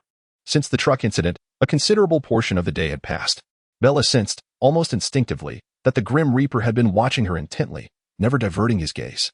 This realization filled her with urgency. While it was fortunate that he had not claimed the lives of the remaining survivors, the notion of him shadowing her every moment, even during meals or sleep, was unbearable. Fortunately, at that very moment, she encountered 3 malevolent vampires. The pickup truck, modified by Jacob, had yet to reach its maximum velocity, and Bella was eager to test some hypotheses swirling in her mind. She even deliberately slowed down as the vampires pursued her. Just before the female vampire could issue a warning, the male vampire had already drawn perilously close to the pickup, close enough to grasp the truck's bed with a mere outstretched hand. Upon hearing his companion's alarm, he quickly glanced to the left. A gust of wind swept through, dislodging a suspended billboard from the roadside. The steel cable anchoring the billboard snapped like a whip, slicing through the air towards the dreadlocked male vampire's head and the pickup ahead of him. What manner of power was this? Confusion enveloped the male vampire. Yet he had no time to ponder. Relying on his superhuman strength, speed, and reflexes, he swiftly angled his body and seized the steel cable. Upon careful reflection, I discerned no abnormalities, no flickering flames of energy, no curses, no targeted spells, nothing at all. It felt akin to casually grasping an ordinary, severed steel wire by the roadside. In this momentary distraction, Bella's pickup truck surged forward over 300 meters. Is this your capacity? A mere trick to toy with children. The black vampire, convinced he had unraveled Bella's ruse, tossed the steel wire aside and snarled. Witnessing this scene nearly provoked Bella into laughter. She maintained a stern countenance, leaned out of the window, and shouted at those behind. You are doomed. Do you dare pursue me further? Should you continue, I shall unleash all my energy. I am a devotee of the Grim Reaper, and you filthy vermin dare to chase me, thus desecrating my lord. Her insincere and half-hearted warnings were met with derision. As the three vampires pressed on relentlessly, the black vampire with dreadlocks laughed raucously. You speak of death to a vampire? Let your Grim Reaper kiss my backside. Ha! Soon enough, they began to comprehend Bella's true prowess. She had an uncanny ability to exploit unforeseen coincidences to create lethal opportunities. Fortunately, being vampires endowed them with commendable physical attributes and remarkable recuperative powers. A mere human would have faltered. The black vampire was struck by the steel wire and then assaulted by debris when a distant farm's mower exploded. The white vampire, James, nimbly evaded a sequence of attacks initiated by a collapsing road accompanied by a large tree's violent descent. The female vampire, Victoria, was less fortunate. She fell victim to a malfunctioning transformer by the roadside, receiving a tremendous arc of electricity that would have incinerated an ordinary human, even for a vampire. It was nearly unbearable, leaving her to lie incapacitated for 3 minutes before she shakily regained her feet. What was once mere jest had transformed into a game of retaliation. And they seethed with rage. Their fury intensified as they were repeatedly thwarted, awakening the ire of the Grim Reaper. Do you now perceive my power, you ants? Previously, I had shown restraint. Dare to pursue again, and I shall obliterate you. To the three overly eager vampires who had come to assist and absorb the damage, Bella unleashed a torrent of scorn, her spittle flying far and wide, laden with hatred. She harbored a vague premonition with the involvement of these three vampires. The Grim Reaper had diverted some of its focus onto them, rendering Bella's own sense of impending doom less acute. Without hesitation, she continued to lead these three, pondering if by gradually wearing them down, she might deplete the Grim Reaper's energy. The three vampires were not foolish. They sensed something amiss, seemingly. The closer they drew to Bella's pickup, the greater their misfortunes. They deliberately slowed their pace. Yet, the Grim Reaper had also taken notice of them, casting various fatal mishaps from a distance of 8 yards. This ability is truly peculiar. Are we? The black vampire with dreadlocks began to feel a twinge of fear, for such was his nature. Intimidated by the strong, he cared not for the distinction between vampires and non-vampires. The female vampire, Victoria, disagreed. No, I yearned to sever each of that wretched girl's delicate fingers, to extract her heart, and to smear her cerebral matter upon the walls. She has been grievously electrified, and with her fierce disposition, she certainly shall not relent. One advocates for retreat, while the other desires to persist in the pursuit. Ultimately, the authority of decision rests upon the bloodthirsty white vampire, James. He is the most sanguinary and ruthless among the three. Licking his lips, a crimson gleam flickers in his elongated eyes. What an intriguing prey this is. Even if you dissent, I shall continue my chase, for I am utterly bored. Chapter 21. Spirits. The white vampire, James, possessed an exceptionally keen sense of smell, allowing him to discern the various scents wafting through the air. It appeared that the woman had an accomplice. A peculiar aroma lingered, and he found this ability to be rather uncanny. He surveyed his surroundings with heightened vigilance, rummaging through the recesses of his extensive memory, yet after considerable contemplation, he could not recall a similar scent. How intriguing, truly fascinating, he murmured somewhat nervously. I have noted these 2 scents. Let us first hunt for some sustenance to replenish our energy, then we shall take a shortcut to position ourselves ahead of her. With that, he leaped off the road, intent on pursuing his prey to regain his strength before continuing the chase after Bella. My dear, I shall accompany you, the female vampire declared, hastening to keep pace. The black vampire, feeling inexplicably anxious, realized it was too late for regrets and chose to follow suit. The trio of vampires veered onto a narrow path, unaware that Bella had also turned onto the same route, concerned that the ensuing confrontation might endanger innocent bystanders. And fearing that death's onslaught could ensnare the uninvolved, she had deliberately lured the battleground into the countryside. With the accelerator pressed to the floor, her pickup truck raced madly along the rural road, yet as she drove, confusion began to set in. She halted the vehicle, stepping out of the driver's seat, shielding her eyes from the sun as she scanned her surroundings. Where are the three vampires pursuing me? Where am I now? Which direction should I take? After examining the map from every angle without clarity, she decided to drive forward, hoping to stumble upon a town or a gas station to inquire for directions. As night fell, the only sound accompanying her pickup truck was the hum of the engine, the road eerily silent. To alleviate her solitude, Bella turned on the radio. Shoo! Shoo! Major League Baseball announces. After tapping the car radio twice in frustration, she only succeeded in amplifying the static, culminating in a cacophony of loud pops. Before she could comprehend the significance of this, the truck's engine sputtered to a halt. Peering outside, she noticed wisps of white smoke rising from the hood. This vehicle is truly unreliable. Earlier, that eager admirer assured me it was in perfect condition.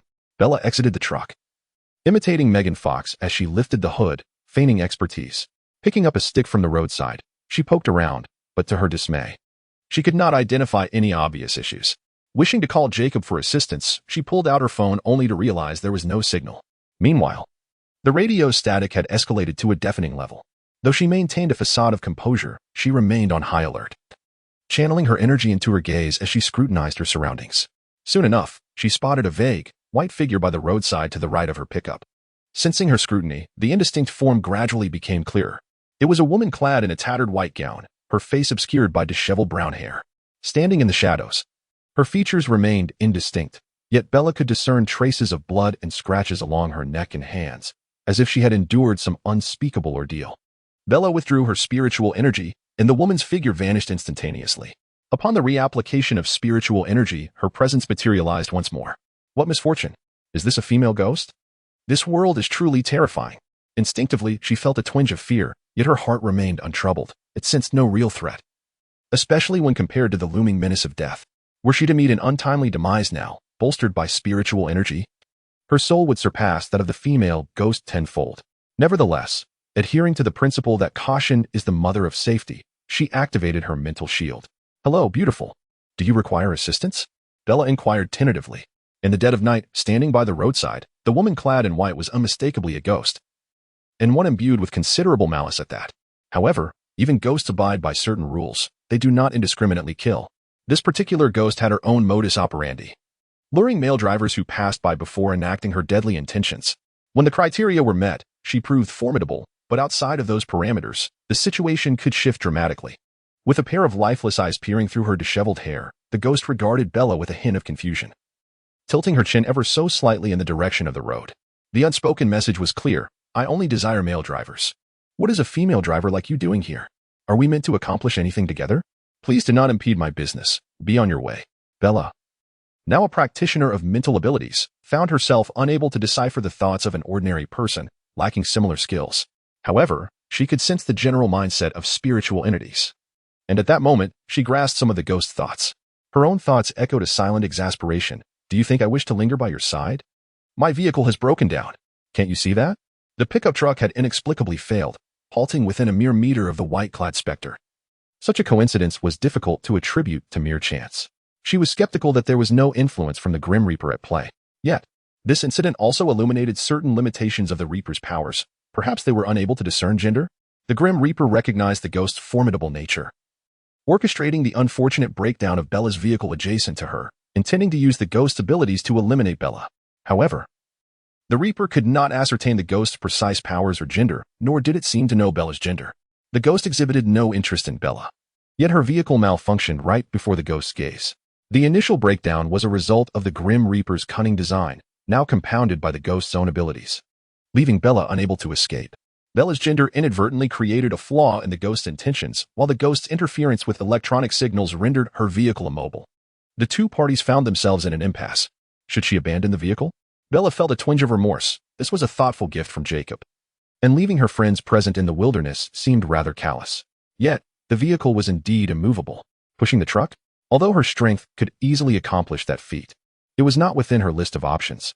It was already embarrassing enough for a woman to be driving a pickup truck, let alone pushing it in the dead of night. Was she losing her mind? I see you are intentionally making this difficult for me. Humph. Bella furiously pointed at the female specter, then rummaged beneath the chair, ultimately retrieving a slender manual meticulously crafted by Jacob on vehicle repairs. Despite her unwavering confidence in her automotive modification skills, Jacob had prudently prepared this concise guide. He enumerated several primary reasons for pickup failures and elaborated on the corresponding solutions. The manual featured illustrations and explanations, with steps delineated in a clear and sequential manner, ensuring that even a third grader could resolve vehicle malfunctions with its guidance. The nighttime forest path was enveloped in an eerie stillness, as the pickup sat stranded by the roadside. Bella frowned as she perused the book, while the ghostly figure in white stared vacantly into the distance, rendering the scene remarkably uncanny. Chapter 22. Beautifully dead. Following the trail with careful precision, Bella studied the manual while simultaneously observing her surroundings, blending theory with practice. She was exceedingly cautious, fearing that any reckless action might result in the emergence of extraneous components. Meanwhile, the ethereal woman in white, after traversing a tumultuous internal journey, finally extricated herself from the cycle of bugs, relinquishing her fixation on gender issues in an attempt to redirect the situation back to a semblance of normalcy. "Take me home." Her voice resonated with a deep, magnetic timbre. And upon finishing her request, she bit her lower lip and cast a flirtatious glance, albeit one directed at the blind. "Do not disturb me. Cannot you see I am immersed in my studies?" Bella replied impatiently, flipping through the maintenance manual, occasionally tapping here and pressing there.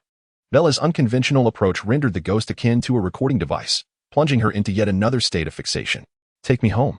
Take me home. Take me home." After a considerable amount of time fiddling, Bella grew increasingly exasperated as the engine remained unresponsive, seemingly hindered by the presence of the ghost. With an urgent need to escape the narrow path, fearing the approach of those unfortunate vampires, she implored, "Can you fix my car?" No one had ever made such an unreasonable demand of the ghost, pushing her temperament to the brink. If it were a decent vehicle, perhaps. But this is merely a dilapidated pickup truck, reeking of potatoes in the cargo bed. However, it must be repaired. She was unwilling to linger any longer in this predicament. Extending her hand, she gently tapped the engine hood. To Bella's delight, the vehicle roared to life. The ghost's gaze was fixed intently upon her. "Take me home. Let us leave this place. A ghost is merely a ghost. I could always dispose of her along the way," Bella contemplated, her plan forming with clarity. She swung open the car door and beckoned, "Get in." Remarkably, the pickup truck resumed its normal function, the engine's growl a melodious sound. As Bella drove, she stole glances at the ghost, pondering where to drop her off. It must be noted that this ghost had possessed certain advantages in life, viewed from the side. Her physique surpassed that of the slender Bella, and even eclipsed that of Natasha, who thrived on extreme sports. What had she consumed to grow so robust? It defied logic. Barely 2 miles down the road, the ghost's complexion gradually returned to normal, as if she were entering a work mode. With a sultry glance, she unfastened a button on her blouse, provoking a glare of indignation from Bella. What on earth? This reaction is entirely inappropriate, Bella thought. Realizing she had to skip a stage and proceed directly to the next, she gently brushed her hand along the ghost's flowing skirt, lifting it incrementally while casting an expectant look at Bella. "Goodness, this ghost dares to compete with the leggy queens of Forks High?" Bella mused. Dressing for practicality while maintaining her allure, she wore a slightly oversized white printed t-shirt paired with frayed dark blue denim shorts, the front tucked into her shorts, complemented by a pair of black athletic shoes. The interior space of a pickup truck far exceeds that of a sedan. Bella, with her abdomen drawn in and knees bent, casually rested her right leg upon the dashboard, gesturing pointedly at the specter beside her and then at herself, embodying a clear challenge. The ghost, taken aback, remained speechless for nearly 5 minutes before finally recalling her next line. Her voice, once resonant and magnetic, had lost at least 50% of its allure. The ghost, draped in white, as if completing a mundane task, inquired, "Do you find me beautiful?" Bella's expression darkened instantly. What did this mean? It was a blatant provocation. She halted the vehicle, retrieved her handbag, and swiftly retouched her makeup, meticulously taming her slightly disheveled hair. "Do you think I am beautiful?" she echoed, seemingly dissatisfied with her hasty appearance. After a couple of additional adjustments, she assumed a condescending demeanor and forcefully pressed, "Do you find me beautiful? What was happening here? Are you discriminating against me?" The ghost's inner turmoil shattered her composure, and she could not utter the final line of her script, "Come home with me." If she were still a normal human, she could easily dismiss such a query. What does your beauty have to do with me? But now, as a ghost, the question of beauty was a fundamental aspect of her allure to passing men. If she were to appear frightful enough to scare a child, no man, however infatuated, would fall for her charms. This notion of beauty was of paramount importance to her. Bella's spiritual energy exerted a tremendous suppressive effect on the ghost, instilling an almost terrifying confidence in her words, compelling the ghost to respond. "You are more beautiful than I." Upon uttering this statement, the ghost's core shattered, and she could no longer maintain her ethereal form, disintegrating into ashes in an instant. "Is that it?" Bella was momentarily taken aback. Had she merely spoken a couple of truths without any ill intent? Glancing around, she confirmed the absence of the ghost's spiritual essence. This unfortunate specter had vanished. Even the ghost had conceded. It seems this is the undeniable truth. I am indeed extraordinarily beautiful. Ah ha ha ha. Bella reveled in the ghost's heartfelt praise, unable to restrain her laughter. The ghost's commendation surpassed the combined accolades of Charlie and Jacob. Their praise stemmed from love, imbued with subjective bias, while the white-clad ghost's admiration was genuine and unadulterated. Even at the cost of her own existence, Bella wished to implore death. If there are more such spirits, please send me 1,000 more. 1,000 was not to be, for upon turning off the narrow path, she realized that after a day and night of frenzied driving, she had now arrived in California. At this moment, Death's attention shifted back to her, noticeably intensified, with the lethal undertone of the death warning having surged by at least 80%. Feeling fatigued, she dared not rest and continued her journey southward. While Bella dealt with the specter in white, 3 vampires were also on the move, resolute in their pursuit. The white vampire, James, whose sense of smell is alarmingly acute, vowed to unearth Bella's companion and subsequently dismantle him piece by piece. His abilities are undeniably formidable.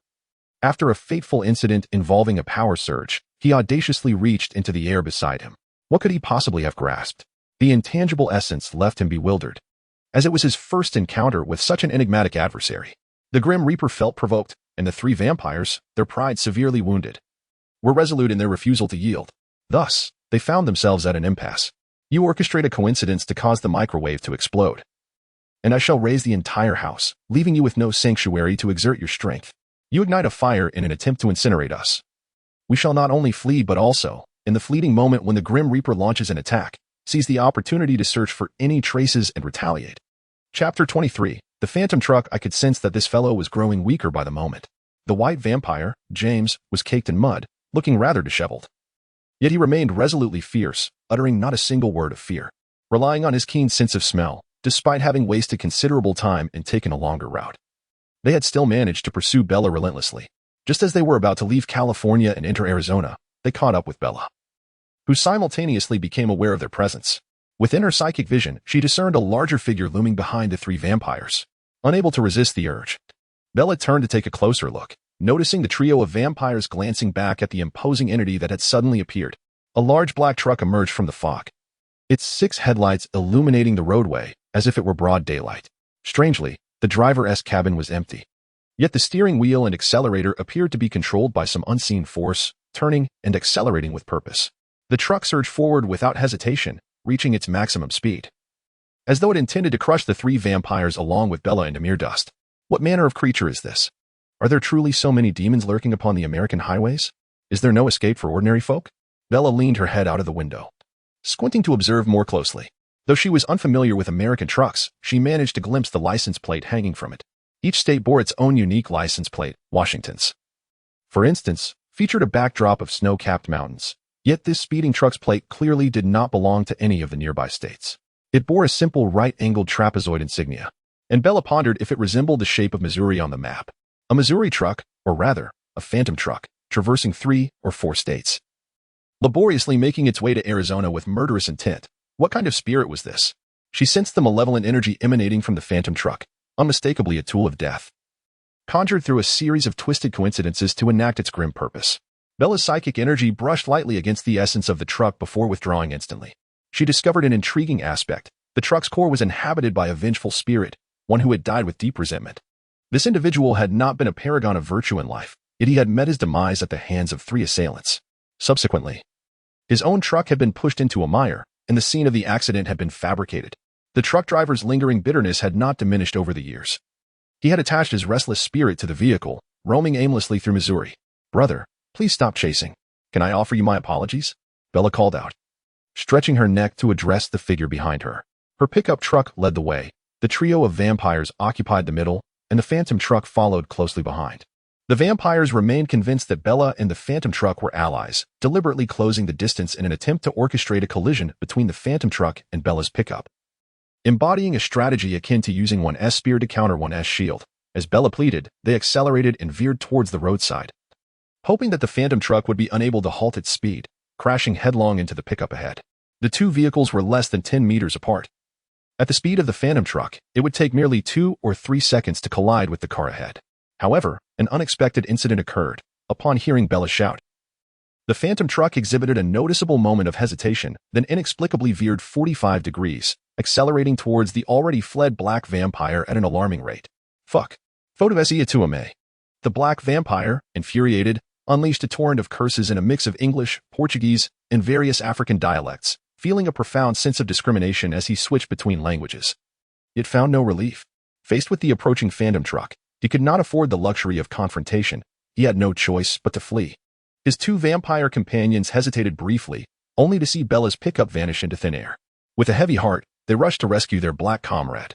White vampire James lunged into the cab of the phantom truck, only to discover it was empty. He pressed the brake, but it yielded no response. He turned the steering wheel, yet it remained immobile. Attempting to push the door open, he found it seemingly welded shut, trapping him inside. Meanwhile, the phantom truck continued to accelerate, its sights set on the black vampire. James's eyes reflected confusion. What was he to do in such a predicament? Dismantle it. Tear this cursed thing apart. Quickly. The black vampire darted in multiple directions, yet the phantom truck seemed fixated on him, determined to bring about his demise. Without further ado, James began to smash anything within reach inside the cab. The female vampire outside assisted, targeting the headlights, hood, exhaust, and tires. The black vampire, driven to desperation, expended considerable energy to evade, his eyes glowing a fierce crimson, compelled to draw upon the core essence of his bloodline for sustenance. Fuck. Hurry up. Please. This cursed thing is going to kill me.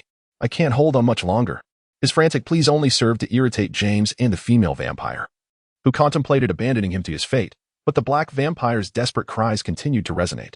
As the three vampires in the phantom truck crossed a large bridge, the female vampire succeeded in removing the entire engine, while James wreaked havoc in the cab, kicking out two large holes in the door. Just then, the bridge began to collapse. The three vampires were caught off guard, plummeting alongside the phantom truck into the abyss below. James, filled with rage, pushed aside a massive rock and struggled to emerge from the rubble. His eyes, dark and brooding, fixed upon the phantom truck, which now lay in tatters, resembling nothing more than a heap of scrap metal. Were it not for the tormented souls within providing energy, it would have been deemed worthless at any junkyard. The exhaust pipe sputtered, releasing a plume of black smoke as the phantom truck vanished slowly into the ether. James, the female vampire's voice called out from a distance, prompting him to turn and look. The female vampire, Victoria, found herself in an utterly dire predicament.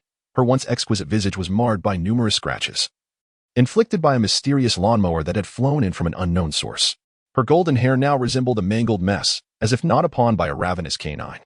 Do not look at me. Direct your gaze yonder, she instructed, gesturing towards the far end of the ruins.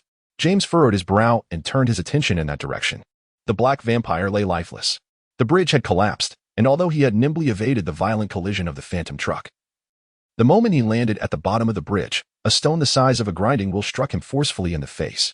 The blow was both brutal and precise, obliterating a significant portion of his skull, leaving only a small fragment of his chin still attached to his neck, rendering him undeniably deceased. Chapter 24. The new car. James, we must remain composed, the female vampire urged. Lawrence is dead. What manner of force could so easily extinguish a vampire's life? This ability is truly sinister. She wished to convince her beloved to abandon the fight. They possessed an eternity of life, and there was no need to stubbornly cling to existence here, risking their lives for something so inexplicably trivial. The ease with which the black vampire perished instilled in her a palpable fear. What good was formidable regenerative power if a peculiar force could suppress a vampire's ability to revive? Now, the black vampire lay lifeless, devoid of any sign of resurrection. James seized the female vampire by the throat. You intend to give up? Can you not see that his attacks are growing weaker? Has he weakened? And we shall become stronger? The female vampire remained silent, her gaze fixed upon the corpse of the black vampire, her silence a testament to her sentiment. I concede. His power is indeed formidable, but it has only been a few exchanges. Once we discern the pattern, he shall not prove difficult to contend with. His prior connection with that woman has now shifted to us. Do you not grasp the implications of this? The white vampire, James, lowered his voice. I have an inkling that if we could harness this ability, its potential would be immense. Engage your intellect. If we were to unravel the secret of this power, the elder vampires would be compelled to kneel and kiss our feet. Through a blend of persuasion, coercion, and threats, the two vampires reached a tenuous agreement. They would continue their struggle against the enigmatic figure and, incidentally, eliminate the sharp-tongued woman. The demise of the black vampire had served to release a pent-up frustration within the Reaper, whose existence was difficult to comprehend from a human perspective. He had once existed but had subsequently fallen, only to be resurrected anew. and many aspects of his being had transformed in the process. In relation to the world, he was still in a phase of rediscovery, akin to an infant, albeit one imbued with tremendous energy. The battle against the vampires, coupled with the defeat of the white-clad specter, had illuminated the distinctions between ordinary humans and those of extraordinary nature. He absorbed experiences and began to accumulate energy, preparing to unleash a new wave of assault at the opportune moment. At that moment, Bella halted her vehicle by the roadside, gazing with curiosity at the nearly wrecked ghostly truck still pursuing her. Its tires were utterly destroyed, the engine and drivetrain either missing or severed, rendering the vehicle a pitiful sight. Yet it continued to inch toward Bella's position, propelled by the vengeful spirits within, albeit at a crawl. What hope did one have of slaying anyone at such a pace? Racial discrimination will not end well. Bella scooped up a stone from the roadside and hurled it at the truck. The sound of impact echoed as the stone dented the left side door of the ghostly vehicle. This truck is finished. The spirits inside are on the brink of demise. She swiftly arrived at this conclusion. If Bella were an ordinary person, she would, like many secondary female characters in horror films, be screaming in anguish while running as far away as possible. However, she is evidently not. With a hint of excitement, she approaches the ghostly truck. And the closer she gets, the more furious it seems to become, roaring and bellowing as if intent on annihilating all passersby. How dare it confront me? Bella seized the truck's door, wrenching it off with ease despite its considerable damage. The truck was still moving forward, albeit at an agonizingly slow pace, allowing Bella to effortlessly enter the driver's cabin.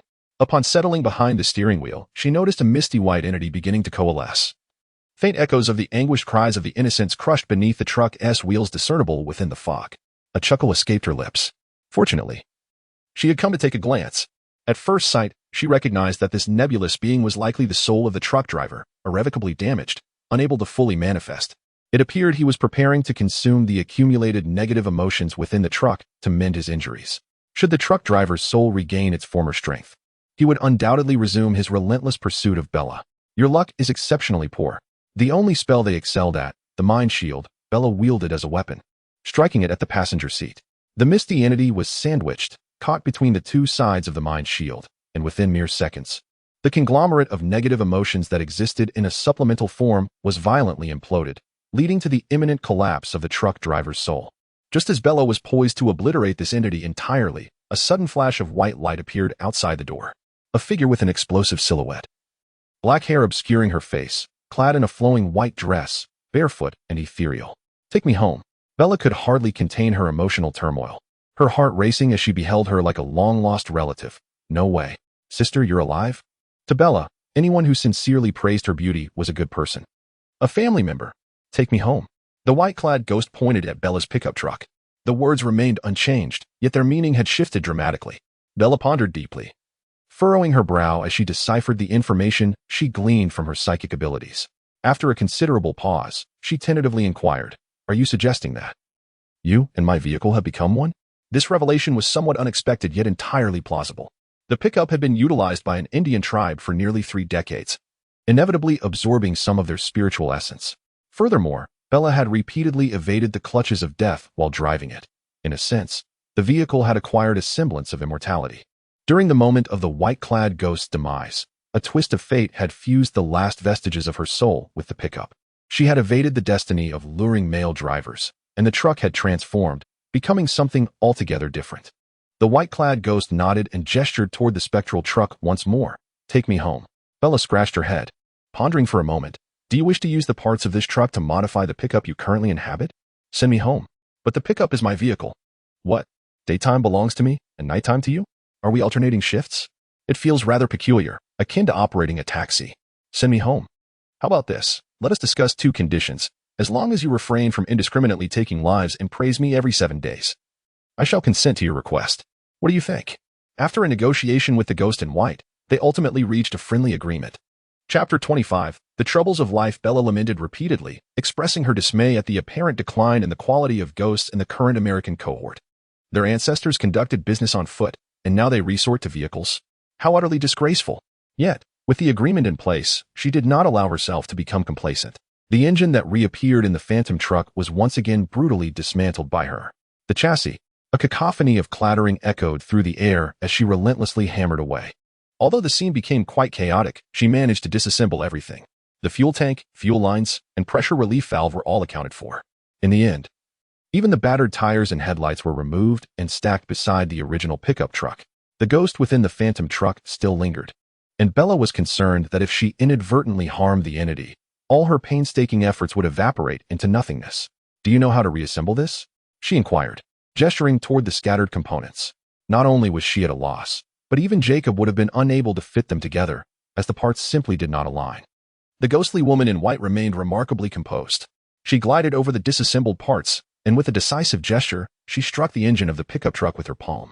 In the next instant, the components soared into the air, becoming semi-transparent and enveloping the entire pickup as if it were raining parts. Bella released her mental shield and directed the remaining small orb of pale white light, the ghost of the truck driver, toward the ghostly woman. An eerie wail resonated for over 10 seconds, and once the woman in white completed her consumption, a brand new pickup truck emerged. Faster than the speediest mechanic on Earth, the pickup's once rounded front transformed into a sharp, angular shape. The bumper was a deep black, exuding a sense of formidable strength. The previously chipped exterior now gleamed in a silvery hue, and the truck's body had been elevated significantly. Each rear door boasted an additional vertical exhaust pipe. What was once a mere delivery truck had undergone such a magical transformation that it now bore a resemblance to a Ford F-650 muscle truck. With ample horsepower and an eye-catching design, it was now a ghostly vehicle that required no fuel. "Perfect. Take me home." The ghostly woman in white seemed to be limited to a few repetitive phrases. Among them, the potent inquiry, "Do you think I am beautiful?" had been effectively silenced by Bella.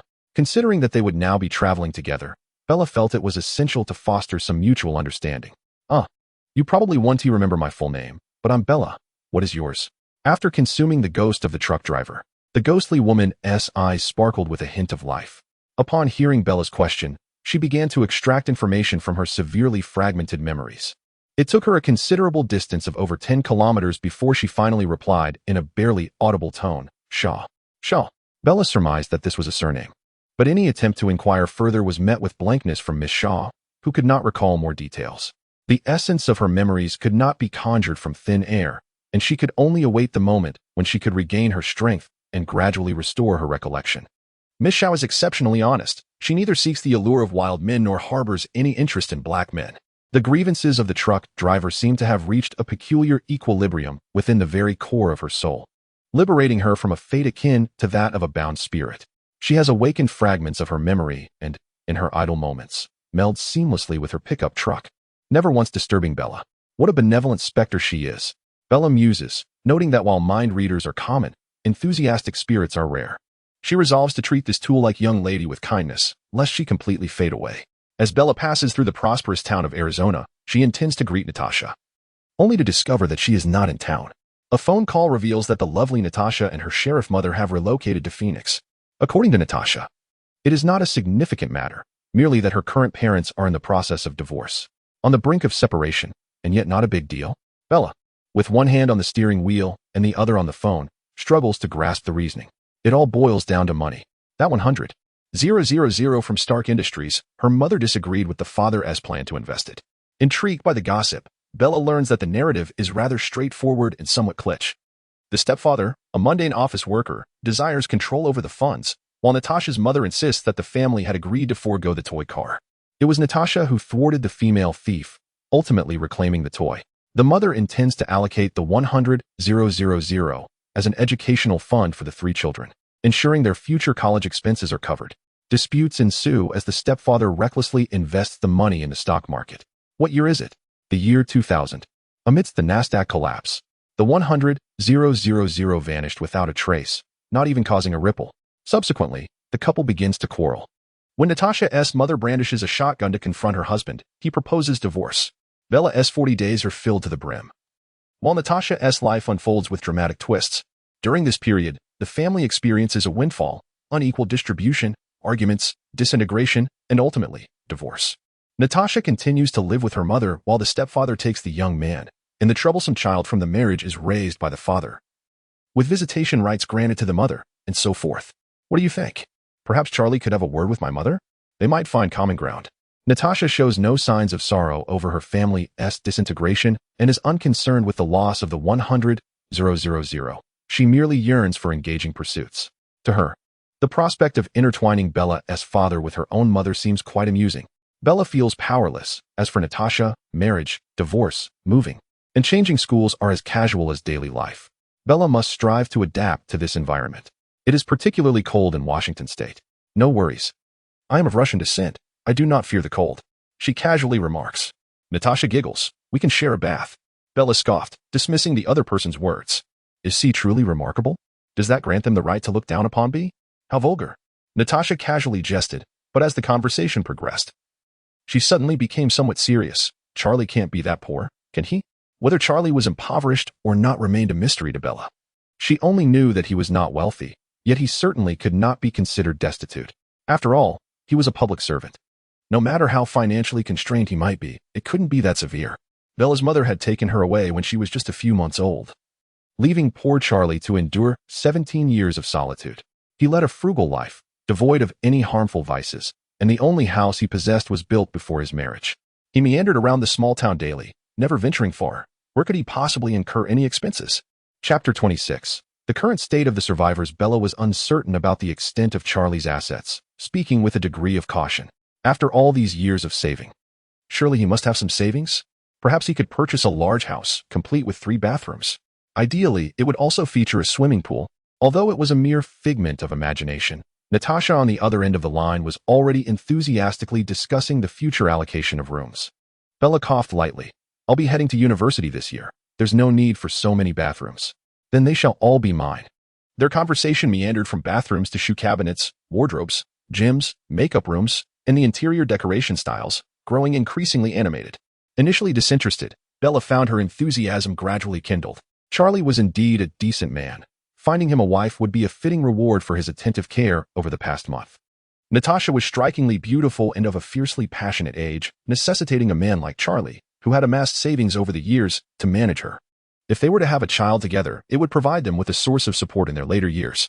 Once Bella commenced her university journey, her interactions with Charlie dwindled, and Natasha, possessing a wild spirit, was unlikely to stay home to accompany the elderly. It seemed more prudent to seize the opportunity while the couple still possessed vitality, allowing them the chance to create another little one. Bella indulged in daydreams about the future and, after surreptitiously estimating Charlie's total wealth with Natasha, the two shared an understanding and ended the call.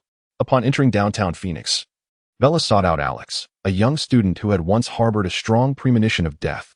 She sensed that the Grim Reaper's attention had shifted away from her, which was a positive development for her, though disastrous for the ordinary populace. She needed to comprehend the current circumstances. Did you experience that kind of attack? The bar's air conditioning was quite robust, yet Alex appeared drenched in sweat, his demeanor fraught with tension. Yes, I have, Bella responded with certainty. A few times? Countless times. The number was so vast, she could scarcely keep track. However, she refrained from uttering such a truth, fearing that revealing the reality might terrify Alex to his core. Twice, he whispered, as if afraid that divulging critical secrets might summon even more horrifying retribution from death. The mingling scents of alcohol and sweat emanating from him were somewhat disconcerting for Bella, yet she leaned in to listen. If he was to reveal the truth to her, she ought to at least show some support, right? As expected, Alex's revelations were far from novel, adhering to the theory of death targeting passengers based on their seating arrangements on the airplane. After patiently absorbing his findings, Bella inquired about the matters that concerned her. What is the current situation of the survivors? What about Claire? And Professor Gray? That young man with black hair who worked as a waiter in the French restaurant? A look of panic washed over Alex's face. Sam Roden is dead. 2 hours ago. A dinner knife pierced through his skull. Has a male protagonist just perished? Bella furrowed her brow slightly. It appears that Claire is with her brother. While Professor Gray. Alex pondered for a moment, seemingly having gone to stay with a wealthy acquaintance, a rather renowned old millionaire. The millionaire? Bella was perplexed. Only familiar with the concept of a tycoon. Xavier, Professor Charles Xavier. After perusing his phone, Alex finally uttered this name. Charles Xavier? Bella's mind whirled as she recalled his image, bald, seated in a wheelchair, wearing a smile, the spiritual leader of the X-Men. She wasn't entirely ignorant of the Marvel Universe. She had simply failed to make the connection until now. With the surname Gray, she understood the true identity of the old Professor John Gray. While the old man himself was indeed rather unimpressive, an ordinary individual, his friends and daughter were formidable. With Professor Charles Xavier at the helm, along with Jean Grey and Cyclope's assistants, even a weakling like Death would likely meet his demise. If all went well, Professor John Gray seemed to be the safest of them all. After bidding farewell to the young Alex, Bella departed the bar. Take me home. As soon as she entered the vehicle, Miss Pickup abruptly appeared, relaying a succinct message. Bella swiftly turned her head and spotted two unusually swift figures darting in the distance. Vampires had actually pursued her all the way to Phoenix. How bothersome. Bella slammed on the accelerator, racing away from the city at breakneck speed. Outnumbered and lacking any grappling or combat training, she certainly couldn't take on two experienced vampires. However, the two vampires were evidently not at their peak. And with Miss Pickup as her half-hearted ally, the outcome of a confrontation was uncertain. Feigning panic, Bella wildly maneuvered the steering wheel, causing the pickup to swerve dramatically. Sparks flying along the way, as if the driver had lost control of the vehicle. In a show of bravado, she shouted over her shoulder, "Is the big black guy dead? Do you want to die too, you fools? Come any closer, and you'll meet your end." The two vampires pursued her from north to south, trailing her across 4 entire states. This journey was anything but leisurely. Their sole intent was to drain Bella of her blood, feast upon her heart, and then tear her apart in a fit of vengeance. The vampires, wary that Bella might rely on verbal abilities, fell into a determined silence, resolved not to grant her the opportunity to use her powers. Even death had grown cunning, refraining from interfering recklessly. Not a single sound could be heard, not even the wind, as the surroundings remained eerily tranquil. The two vampires flanked her, hurtling towards Bella's pickup with remarkable synergy, the female vampire probing and intercepting, while the male vampire prepared to launch a lethal attack. Bella continuously calculated the distance between them and herself, only to realize that the nearest was the female vampire. A twinge of disappointment washed over her. Her powerful move could have caught one off guard, leaving her to contend with the remaining foe in a grueling battle. Initially, she had intended to eliminate the male vampire, James, known for his tracking prowess. However, he was now positioned at a considerable distance from her. Instead, the female vampire, Victoria, was merely a few meters away. Swiftly making a decision, she resolved to dispatch one adversary before the other. This female vampire was exceedingly swift, and allowing her to persist would spell disaster. Bella abruptly yanked the handbrake and fervently maneuvered the steering wheel. Remarkably, she did not need to engage the brakes. The pickup truck executed a turn of 120 degrees with an astonishing defiance of physical laws. There was no friction between the tires and the road. No skidding. The front of the vehicle pivoted instantaneously while maintaining 60% of its previous velocity. She pressed the accelerator to the floor and charged directly at the female vampire, Victoria. Chapter 27. Annihilation of the vampires with a thunderous crash. The female vampire was caught off guard as the pickup truck collided with her, sending her hurtling nearly 20 meters away.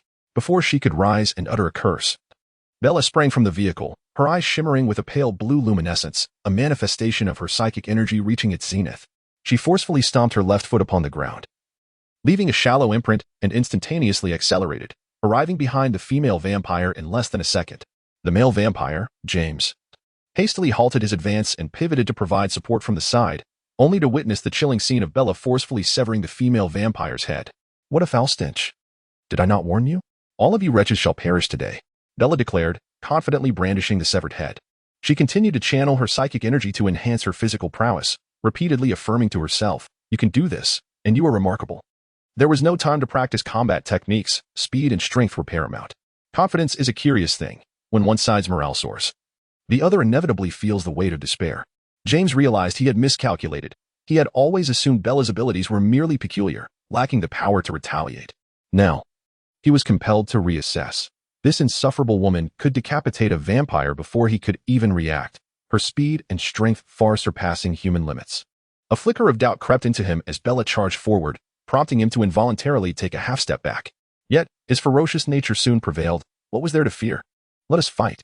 After exchanging a few blows, his confidence surged back. Bella's clumsy attacks posed little threat. Conversely, Bella felt her own confidence waning rapidly after the initial exchanges. She had fooled outsiders but could not deceive herself.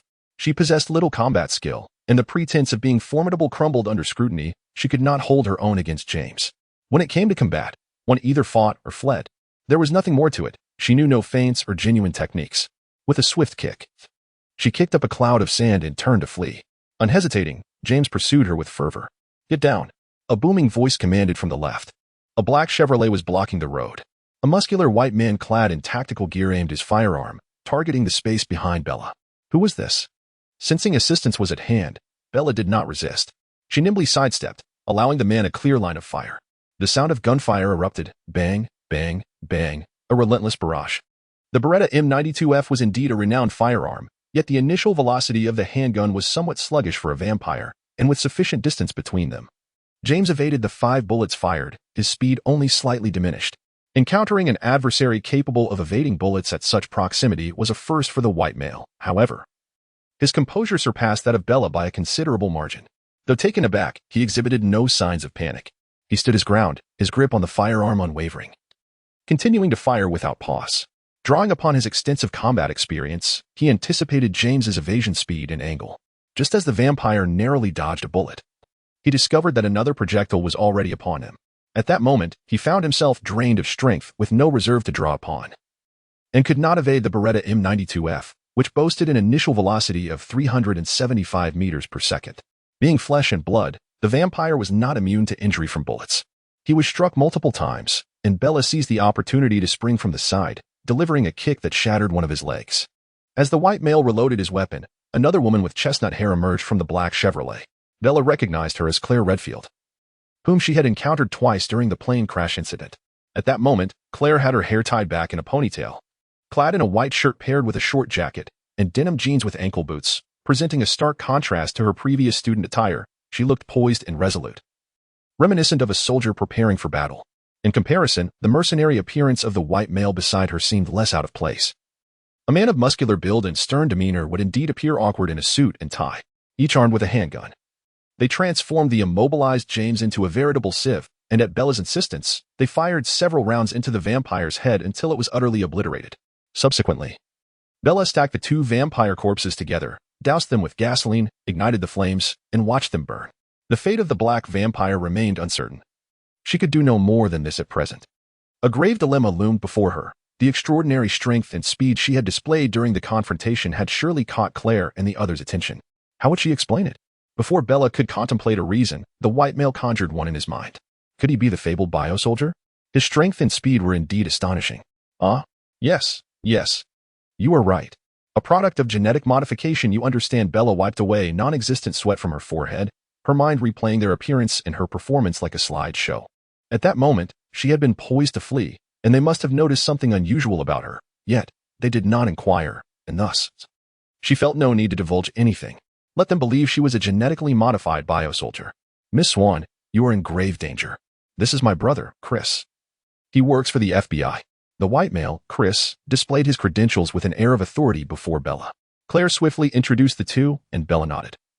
Though she held no belief in Chris's purported FBI identity, it is widely acknowledged that the personnel composition of the FBI is remarkably diverse, encompassing not only their own agents but also S.H.I.E.L.D. operatives, Hydra, the CIA, the KGB, Mossad, MI6, a variety of eclectic paramilitary factions, demon hunters, vampires, demons, angels, and even extraterrestrials. If one were to randomly select 10 individuals from the street, it is highly likely that at least one would possess an FBI badge, and it would appear exceptionally authentic. Bella was perplexed by the intentions of her siblings. What dangers were they referring to? Chris glanced around before speaking in a low, somber tone. A hidden adversary has orchestrated a tragic incident. I suspect he employed some form of optical camouflage, subsequently engineering a series of coincidences to execute his lethal scheme and establish an alibi. This is the work of a highly intelligent criminal. Bella replied. If I weren't aware of the truth, I might have believed you. Chapter 28. The invisible enemy. Bella harbored doubts regarding the practicality of the investigation undertaken by the Clare siblings. While others might be oblivious, she was not unaware of the sinister forces at play. This was the work of the Grim Reaper. Those familiar with certain religious mythologies might confine this specter to the realm of the American death and further refine it to that of the Mayan deity. This had no connection to high-tech criminals or Magneto. However, when a parked car suddenly roared to life and barreled toward the trio, Bella's confidence in her assessment began to waver. She was acutely aware that the Grim Reaper's gaze was not upon them. The vehicle was merely an ordinary commuter's car, devoid of supernatural influence or magic.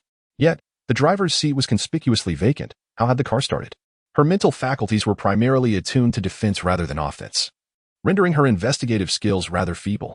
The presence of the Clare siblings further muddled her limited perceptions. With a swift leap to the side, Bella watched as the car hurtled directly toward Claire and her brother, who instinctively dodged. In that instant, the car door swung open, seemingly propelled by an invisible hand that struck Claire. The brown-haired beauty barely had time to raise a defensive gesture before she was felled. A gleaming kitchen knife appeared out of thin air, aimed menacingly at Claire's neck. What manner of foe was this? Bella still perceived no visible anomaly. She sensed a vague silhouette within her mental awareness, but interference clouded her clarity. Unable to bear the thought of Claire perishing, she hastened to her side, grasping her arm and pulling her aside. At that moment, Chris swiftly drew his weapon, firing repeatedly at the empty space before Claire. The adversary reacted with startling swiftness, as the knife struck Claire's shoulder with brutal force, seemingly intent on pursuing her further. Yet, Bella had already retreated with Claire to a distance of 5 meters. The knife appeared to lose its purpose, clattering to the ground, while the driverless car veered away, slamming into Chris and then merging into the traffic of the city. Disappearing from sight, Bella stood in a state of bewilderment. The events had unfolded too rapidly for her to comprehend. What kind of enemy was this? Why could she not see a corporeal figure? Was it remote manipulation? A supernatural entity? A magical force? Or perhaps some form of extraordinary ability? Chris, having been grazed by the car, was not seriously injured. His priority lay in tending to his wounded sister, thus he refrained from pursuing. 15 minutes later, at the siblings' temporary residence, Chris administered basic first aid to his sister while recounting their recent investigative findings to Bella. 2 months prior, a middle-aged woman named Cecilia had reported to the police that she was a victim of domestic violence at the hands of her husband. Shortly thereafter, her husband, Adrian, a doctor of optics, had taken his own life at home. Nevertheless, Cecilia remained convinced that her husband was still alive and was employing some clandestine means to surveil her. Chris presented numerous police records and photographs. The woman in the images appeared rather unremarkable, her face gaunt, her gaze vacant, an unmistakable visage of mental distress, indicative of delusional symptoms. Bella inquired uncertainly, "Are you suggesting that?" Chris gestured towards the photograph, saying, "The police and many of her relatives believe she suffers from a mental illness. However, I disagree. Perhaps her husband is still alive, employing some form of optical cloaking device to remain concealed around her, and has sadistically orchestrated the tragedy of Flight 180, along with the series of murders that have occurred during this time." The weight of this information was overwhelming, and after a prolonged silence, Bella asked in a peculiar tone, "Do you think the recent attack was caused by some technological apparatus? Was there indeed a person invisibly present beside us at that moment?" Chris's gaze was resolute as he affirmed, "Yes. I have researched Adrian's background. He is possessive and profoundly twisted. He even declined an invitation from the Department of Defense, citing that he would not allow his wife to be out of his sight. His obsession with her has reached a pathological level." Chris produced a photograph depicting a middle-aged woman clutching a sharp knife, her expression frozen in shock. Nearby, a woman lay sprawled on the dining table, blood staining the tablecloth and floor extensively. This was a photograph from when Cecilia was apprehended. Numerous patrons in the restaurant claimed to have witnessed her murder her own sister. Yet Cecilia insisted that the knife had killed her sister before it ended up in her hands, a narrative reminiscent of the earlier attack. Could technology achieve such feats? Truthfully, Bella, having awakened her extraordinary powers, felt a slight disdain towards technological devices.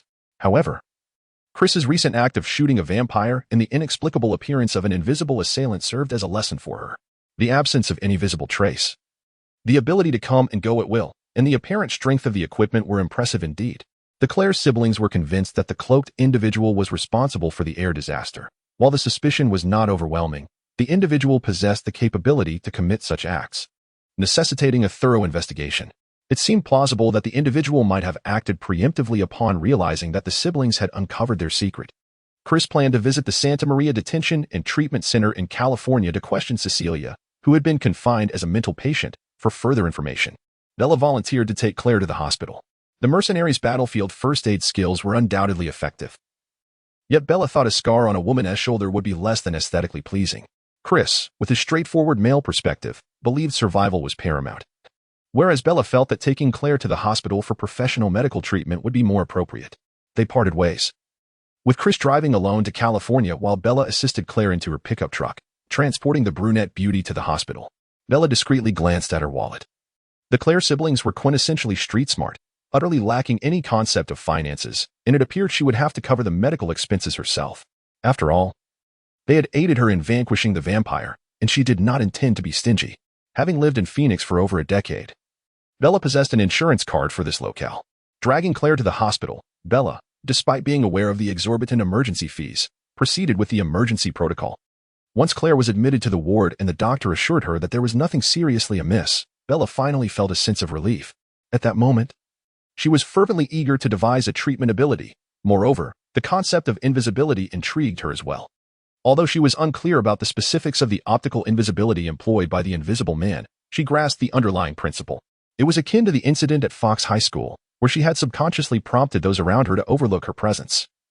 The individual had not truly vanished, but remained an objective entity, merely unseen by others. Unseen? A flicker of understanding began to dawn upon her. Chapter 29. The Invisible Man. Miss Pika, as a ghost, remains unseen by ordinary humans, yet she can be captured by technological devices such as cameras and smartphones. This suggests that spirits do not possess true invisibility. Rather, they are simply imperceptible to human eyes. The concept of optical invisibility is a distant dream for Bella. Fraught with complex physics that overwhelms her, and the sheer computational burden gives her a headache. However, the idea of researching the invisibility associated with spirits piques her interest. As she contemplates this, a pair of hands unexpectedly seizes her by the neck and thrusts her against the wall, the fingers tightening as if to strangle her. Bella struggles against the assailant's grip. Although she can bench press a ton, her current state is one of panic and unpreparedness. Yet her strength far exceeds that of an ordinary person. After 2 attempts to break free, she finds little room to maneuver, and instead, she is lifted more than 30 centimeters off the ground. "You seek death," Bella exclaims, throwing a punch at her attacker, but they suddenly release her, leaving her to strike air. Before she can regain her balance, the assailant appears behind her, grabbing the collar of her neck and forcefully slamming her against the hospital wall. A thunderous crash resonates as her forehead collides with the surface. In the critical moment, Bella utilizes her exceptional reflexes to grasp the assailant's arm. The texture is peculiar. Unlike the smoothness of a skin-tight suit, instead, she feels an array of minute protrusions, uneven and textured, some contracting while others extend, as if she has seized a multitude of tiny eyes. She is utterly repulsed. "What on earth are you?" Feeling dizzy and uncomfortable, Bella resolves not to let her opponent escape unscathed. She follows the arm upwards, grasping what she suspects to be the head, disregarding her disgust, and with a firm motion, she slams the figure's head against the wall. The assailant, possibly augmented by some mechanical apparatus, possesses immense strength. Yet their agility is significantly lacking due to the need to maintain optical invisibility. Bella yanks the figure's head toward the wall and smashes it against the surface twice. A series of delicate cracking sounds reverberate as a vague human outline materializes in her grasp. The head, shoulders, and upper body become partially visible, while the legs remain obscured. The figure, a man towering over 6 feet tall, is covered in numerous optical lenses, making Bella feel as though she is under the scrutiny of countless eyes, which is profoundly unsettling. Realizing his exposure, the Invisible Man turns to flee. "Where do you think you're going?" Bella, dressed in ordinary attire with no criminal record alongside Claire, appears perfectly normal in the hospital, while the Invisible Man, cloaked in bizarre optical lenses, looks decidedly out of place. With a swift sliding kick, she strikes his lower leg, shattering over 10 lenses in the process. Although many of the optical devices on him continue to function, his form is no longer completely concealed. In a state of panic, he rushed outside, while Bella stood resolutely in place, making no attempt to pursue. Where was this? It was a hospital. The disguise of the Invisible Man was so extravagant that it was nearly impossible to go unnoticed. If Bella were to chase after him, she would surely attract attention. Although she had no desire to pursue, the injured Claire held a different opinion. "We cannot let that man escape. He has killed many. We must capture him." This accusation of mass murder seemed to be a fabrication imposed by the siblings, did it not? Claire was adamant, and Bella scratched her head, her curiosity piqued by the invisible garment. Thus, she reluctantly agreed to follow. However, she insisted that Claire remain in the hospital to recuperate while she took the initiative to chase after him. Claire produced a map from his pocket, detailing several locations where the Invisible Man might be hiding in Phoenix, as deduced by the siblings during their analysis. With the map in hand, Bella drove away from the hospital. Having lived in Phoenix for over a decade, the city now felt entirely foreign to Bella. Traveling south across 4 states, from Foxtown to Phoenix, she navigated the highways with relative ease. Yet, after circling twice in a sprawling metropolis of 200 square kilometers, the 6th largest city in the United States by population, she found herself disoriented. Fortunately, she had a guiding spirit, the pickup lady, to direct her. "Take me home," Bella exclaimed in astonishment. "What did you say? Is the mining building on that street? I thought it was at the intersection ahead." She was unclear about the pickup lady's former occupation, but the latter's navigational skills far surpassed her own. Claire's markings on the map were simplistic. He assumed Bella, having lived here for 10 years, would easily comprehend the local map. In truth, Bella found it utterly perplexing. Thankfully, the pickup lady had a firm grasp of it. "Take me home." "Oh, I see. Turn left, right? Take me home. Is there a road here? Are you mistaken?" "Ah, there really is a road. Fortune smiled upon her. At the first hideout, she discovered nothing amiss, but at the second, she unearthed a clue. Several fragments of optical lenses lay scattered by the roadside. Two indistinct footprints barely visible on the ground. Having been schooled by scientists, Bella had become considerably more cautious in her endeavors. She began negotiating terms with the pickup lady. No need for flattery this week. Please scout inside for me, ascertain how many enemies there are and whether they possess any weapons. She resolved to conquer the scientific with the supernatural. The pickup lady appeared to find her terms agreeable, floating inside to conduct the reconnaissance. Before long, she returned. Take me home. This time, the information was substantial. Bella deciphered it with her psychic abilities. Are you saying there are two individuals inside? A woman bound. And the man is the invisible one, armed with a handgun? Bella gained a newfound respect for the pickup lady, who was not only familiar with the city's streets, but also knowledgeable about firearms. It seemed she was not a spirit from ancient times. Ghosts cannot stray far from their hosts for long. Dealing with the invisible man would require Bella to take action herself. This hideout is an abandoned factory, where Bella has imposed upon herself a mental suggestion of invisibility to those around me. Her mastery of this suggestion remains in its nascent stages, still a far cry from being transformed into a true spell. Shortly after entering the derelict factory, she was met with the sound of hoarse, furious curses. The notion of pulling the circuit breaker and engaging in a fierce battle with her adversaries was indeed appealing. However, she had no idea where the circuit breaker was located. At this moment, she could only ascend the scaffolding, relying on her remarkable physical prowess to navigate along the steel beams of the forsaken structure, inching her way forward. Chapter 30. The Supernatural versus Science. At the very heart of the abandoned factory, Bella beheld her objective, a middle-aged woman with a square face, straw-colored hair, and a visage marred by despair, bound to a chair. She raged into the void, cursing her unseen tormentor for the murder of her sister, for the destruction of her entire existence, and for the relentless harassment she endured. How could one find appeal in such a wretched figure? Bella shook her head. Indeed, the taste of a doctorate in optics was rather peculiar. The middle-aged woman hurled her invectives to her right, yet Bella sensed a presence to her left. The invisibility cloak worn by the figure had seemingly been repaired, though whether it was mended or merely replaced remained uncertain. The invisible man was not particularly formidable. Aside from his elusive nature, his combat skills were on par with Bella's. While his strength was considerable, his agility was a glaring weakness, likely due to the optical lens failing to maintain invisibility at high speeds, resulting in a lack of swiftness in his movements.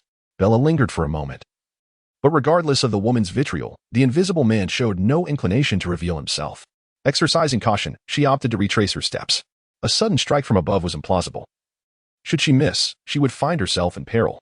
Returning to her pickup truck, she began to contemplate her own invisibility techniques, awaiting the onset of night. The nocturnal atmosphere was disadvantageous for her, as it was for the invisible man, yet it favored the spirit, who could expand her range of movement under the cover of darkness. It was indeed troubling that she had an ally yet chose not to utilize that support. Lacking weapons, offensive skills, and combat prowess, Bella was a quintessential example of someone without means, uncertain of her ability to subdue the invisible man. She deemed it essential to negotiate and persuade her ethereal companion to assist her. The abandoned factory was steeped in an icy chill that night.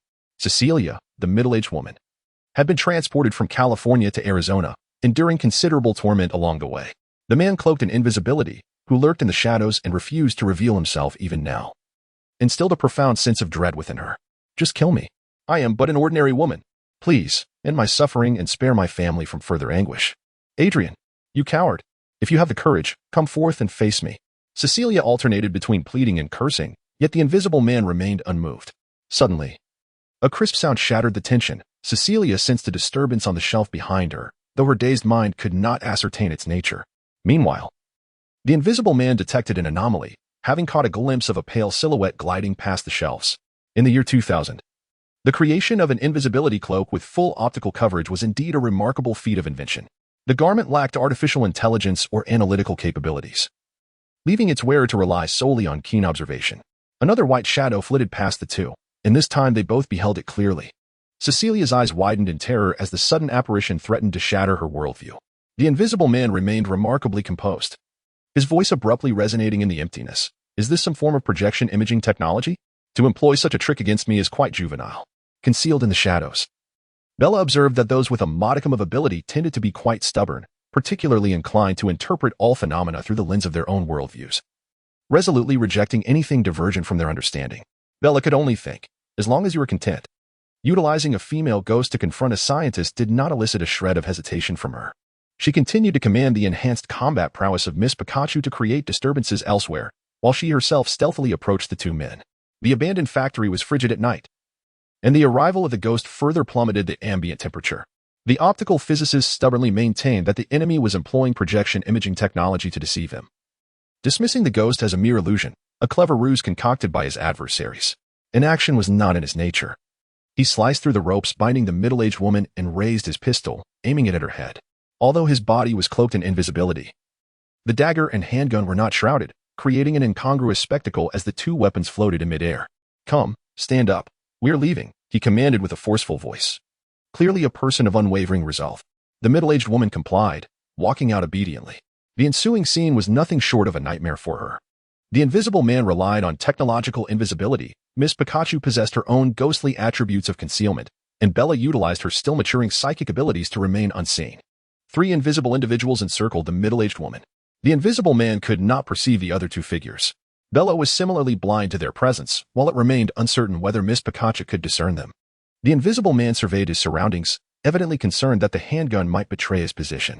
He holstered his weapon and firmly insisted that the middle-aged woman move forward. Miss Pikachu, akin to a character in a horror film, refrained from aggression, merely circling around the main character. A door creaked ominously open to the east, the sound chilling in the stillness of the night. Shortly thereafter, she darted past a glass panel to the west, startling the middle-aged woman into an asthma attack. Before they could regain their composure, she stumbled southward, colliding with a metal barrel. The resounding clang echoed through the night, prompting the invisible man to whip around at the first sound, his motion excessive enough to breach the limits of optical cloaking, revealing a faint human outline. An opportunity. Observing the foe's lapse in concealment, Bella no longer hesitated. She retrieved a fire extinguisher she had prepared earlier, leaping out from the side to spray it towards the human silhouette and the surrounding space. The dry powder dispersed with her movements, rendering the human outline distinctly visible. Bella had gleaned a fair understanding of this individual's psyche.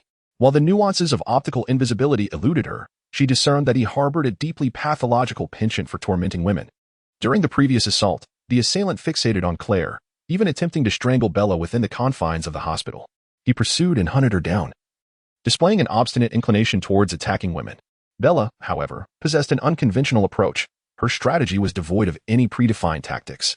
Unlike the chaotic encounter in the hospital, this time she was unencumbered by confusion or hesitation, channeling her strength with remarkable intensity. A powerful punch landed squarely upon the chest of the cloaked figure, shattering a significant portion of the advanced optical camouflage. Fragments of the shattered technology lay scattered across the ground. With a swift application of powder to reveal her adversary's location, Bella executed her maneuvers with remarkable speed, yet still afforded her opponent ample time to react. Chapter 31. The Coroner. The act of aggression rendered the psychological effects of the invisibility technique null and void, revealing Bella's figure in its entirety. The invisible man, displaying agility uncharacteristic of a scientist, fell to the ground and drew his pistol, firing at her repeatedly while lying supine. His shots, angled at a sharp 30 degrees from below, proved to be quite cunning, causing him no distress, yet leaving Bella in a precarious situation. The sudden prone position of the adversary deprived Bella of a target directly in front of her, and, lacking experience, she did not instinctively resort to kicking. At that moment, the bullets were already on their way. The enemy's deceitful tactics caught Bella off guard. She hastily retreated to the cover of a nearby metal frame, whistling softly as she did. Were there allies? Hearing the commotion behind him, the invisible man turned and fired 3 shots.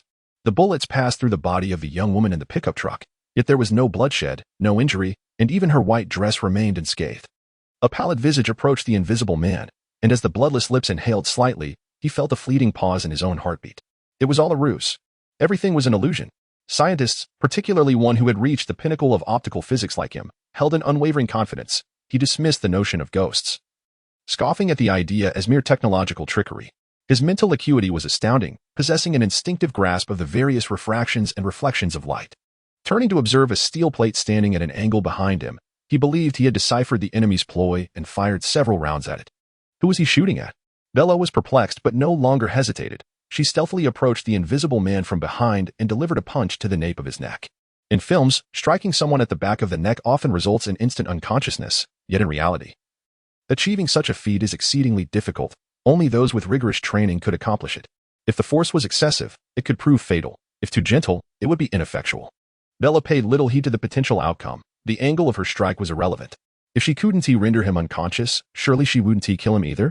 After all, he was already listed as deceased in official documents, so another death would bear little consequence. The invisible man crumpled under her blow, the optical lens at the back of his neck shattering into fragments. Bella swiftly bound him with the very rope he had used to restrain the middle-aged woman. Satisfied at last, she waved the young woman in the pickup to return to the vehicle and rest. What was that? The middle-aged woman was evidently shaken. Her husband, the tormentor of the past month, now incapacitated, yet her panic remained palpable. It was all a fabrication, mere illusions conjured by her mind. Bella continuously reassured her until her emotions were stabilized. She then located the invisibility suit the man had worn in the hospital and discreetly stowed it away. While this garment held little practical use for her, she preferred to rely on her own strength. She deemed it unwise to relinquish it to the state, considering it a personal loss. Thus, she resolved to keep a set for herself.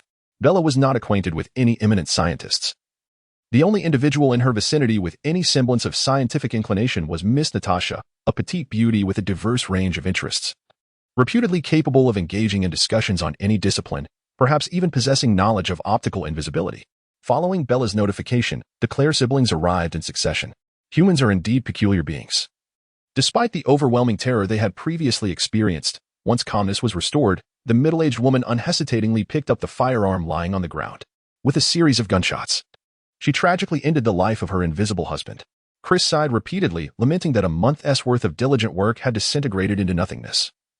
He had hoped to uncover clues regarding the Flight 180 incident from the invisible man. The middle-aged woman expressed her intention to turn herself in, assuring that the three would not be implicated. The trio could only express their regrets, as she was, by legal definition, deemed insane, having already killed one sister. The subsequent slaying of a husband, who was ostensibly dead by suicide, seemed trivial. With the invisible man incident reaching a conclusion, the three bid farewell to the middle-aged woman and returned to the urban sprawl of Phoenix. In a span of less than 12 hours, the pace of death's relentless pursuit intensified. The siblings prepared to gather the survivors for collective protection while seeking the mastermind behind the chaos to avenge all victims. Bella clandestinely devised a plan to eliminate death itself, yet she too needed to rally all survivors. She and the Clare siblings separated to contact the survivors. But the insidious ideals of freedom and democracy severely hampered their efforts. Some claimed to be preoccupied, others insisted on taking their children to school, while the remainder vented their frustrations against the White House and state government for their ineptitude in apprehending the murderer. The underlying sentiment was clear. They did not trust the trio's accounts and were unwilling to accept the proposed protection, prioritizing their freedom above all. Bella realized she had underestimated the complexity of the situation. Her limited influence was insufficient to unite all survivors, necessitating the support of official powers. Despite the Clare siblings' earnest rescue attempts, victims continued to emerge one after another. A female teacher who survived the flight incident collapsed in her kitchen, only to be fatally pierced by a sharp knife from the rack, resulting in her immediate demise. Bella, alongside the Clare siblings, ventured to the teacher's residence to investigate the so-called enemy tracks. The teacher's home was modest. She had a husband, though their relationship was strained, and children who rarely returned home. It was a neighbor's dog that alerted the authorities upon detecting the scent of blood. By the time the trio arrived at the scene, police had cordoned off the area.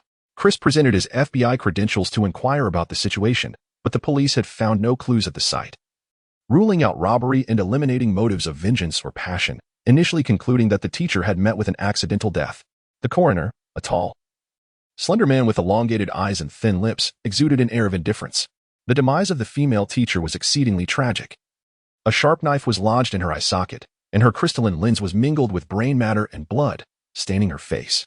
As several officers wheeled her body away, they wore expressions of deep sorrow, while the African-American coroner maintained an unperturbed demeanor, even taking a curious interest as he examined the angle of the knife's insertion.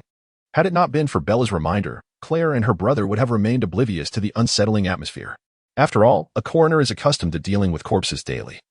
A somber disposition is quite normal, while an overly cheerful attitude would indeed raise suspicions. However, upon her prompting, the siblings observed an undeniable strangeness. The coroner's detachment was chilling, bordering on heartless.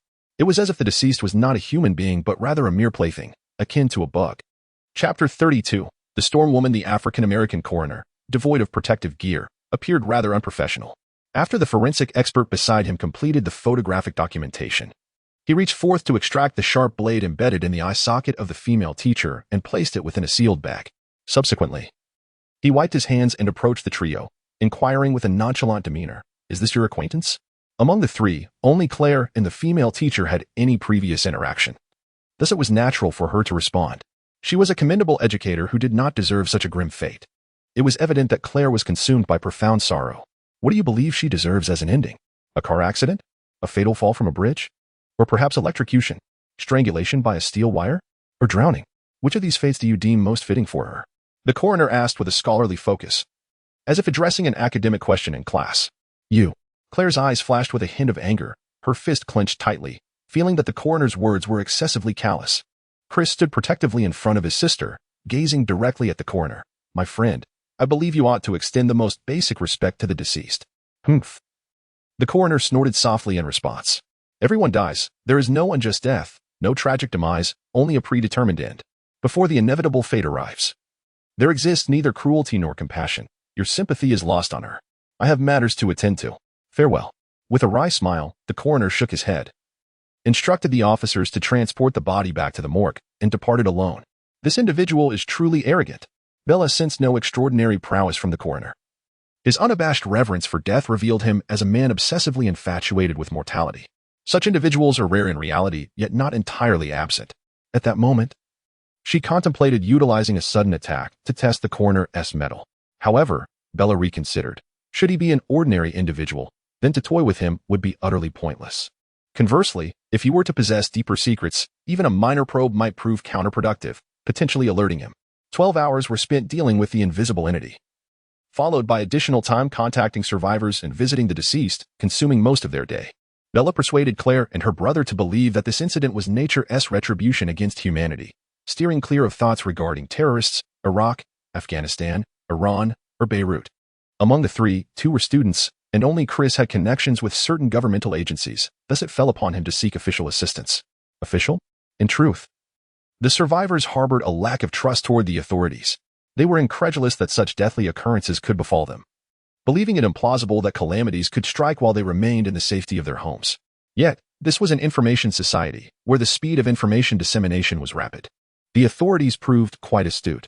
Each time a survivor perished, they communicated the news to all remaining survivors.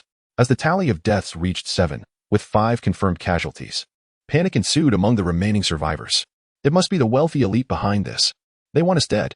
Survivors congregated in the open-air gymnasium located in the Eastern District of Phoenix.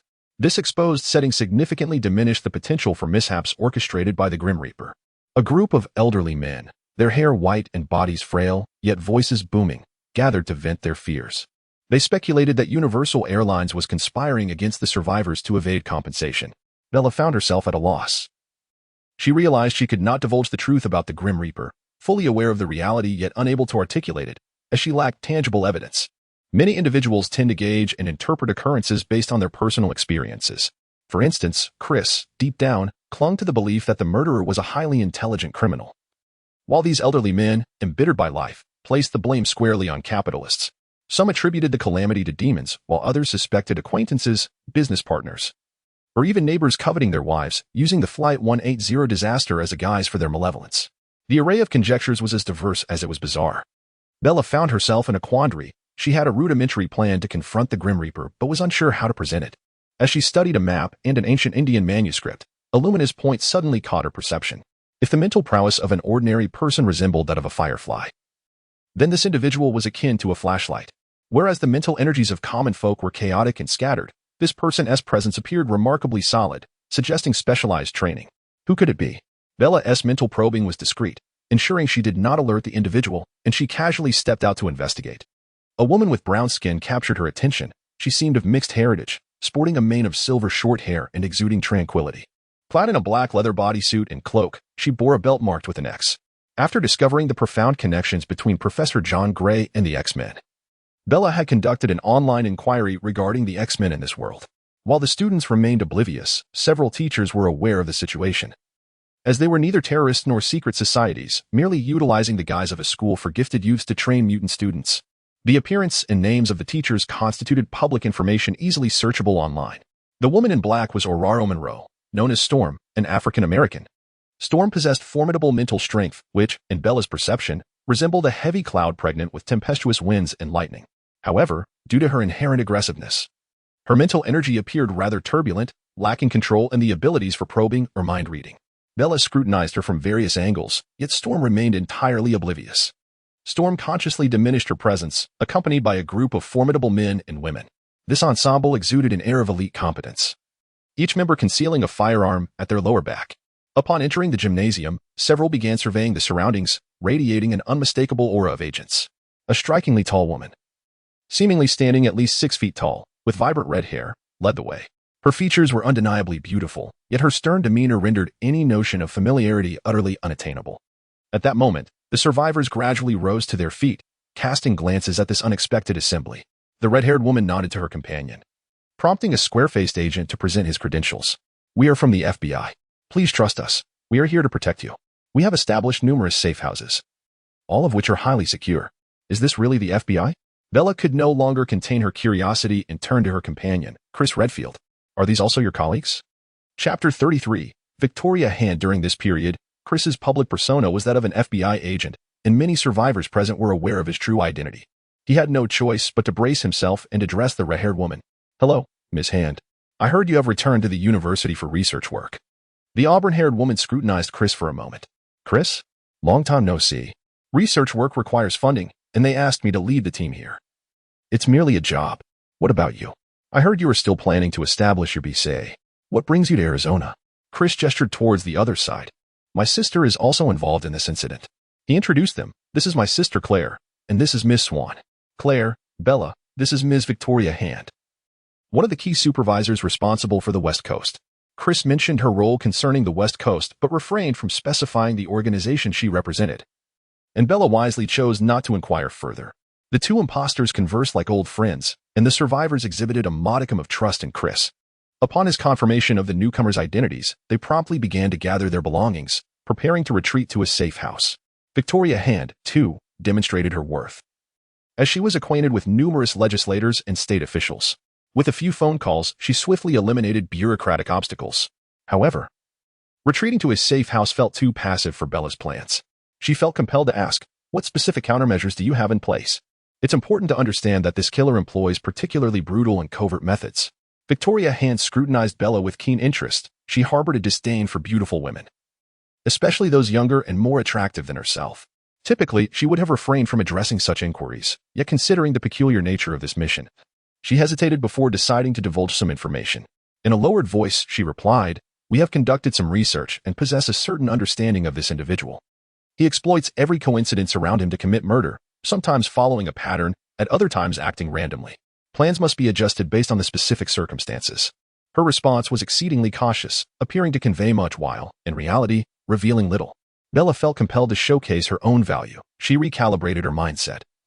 Pretending to be an innocent fool, "Have you considered that this individual may not be human, but rather some kind of a natural phenomenon? Or perhaps a response mechanism? Or even a collective consciousness?" Victoria Hand's expression turned serious as she inquired in an enticing tone, "Could you elaborate on your findings?" "Certainly. Consider this. Why does this entity target survivors? Who is he? First, we can eliminate Universal Airlines. Their management and shareholders, no matter how deranged, would not stoop to such inhumane acts. Next, we look at the airline's competitors, who similarly lack any motive, at least not a sufficient motive for murder." Bella sensed that Victoria Hand possessed a fragment of the truth. The Grim Reaper's blatant acts of murder could hardly escape the notice of the state.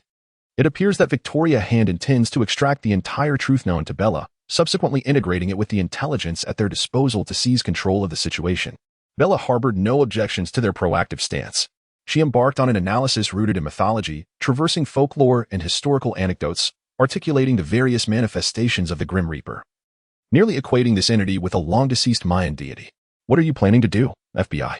she asked, eloquently expounding her thoughts, only to realize, somewhat warily, the gravity of her inquiry at the end. Victoria Hand, satisfied with the information Bella possessed, deemed it to be within her expectations. "Whenever a survivor encounters a life-threatening crisis and is subsequently rescued, we escort them out of a safe house. Utilizing technological means, we simulate the magnetic field signals of the last survivor.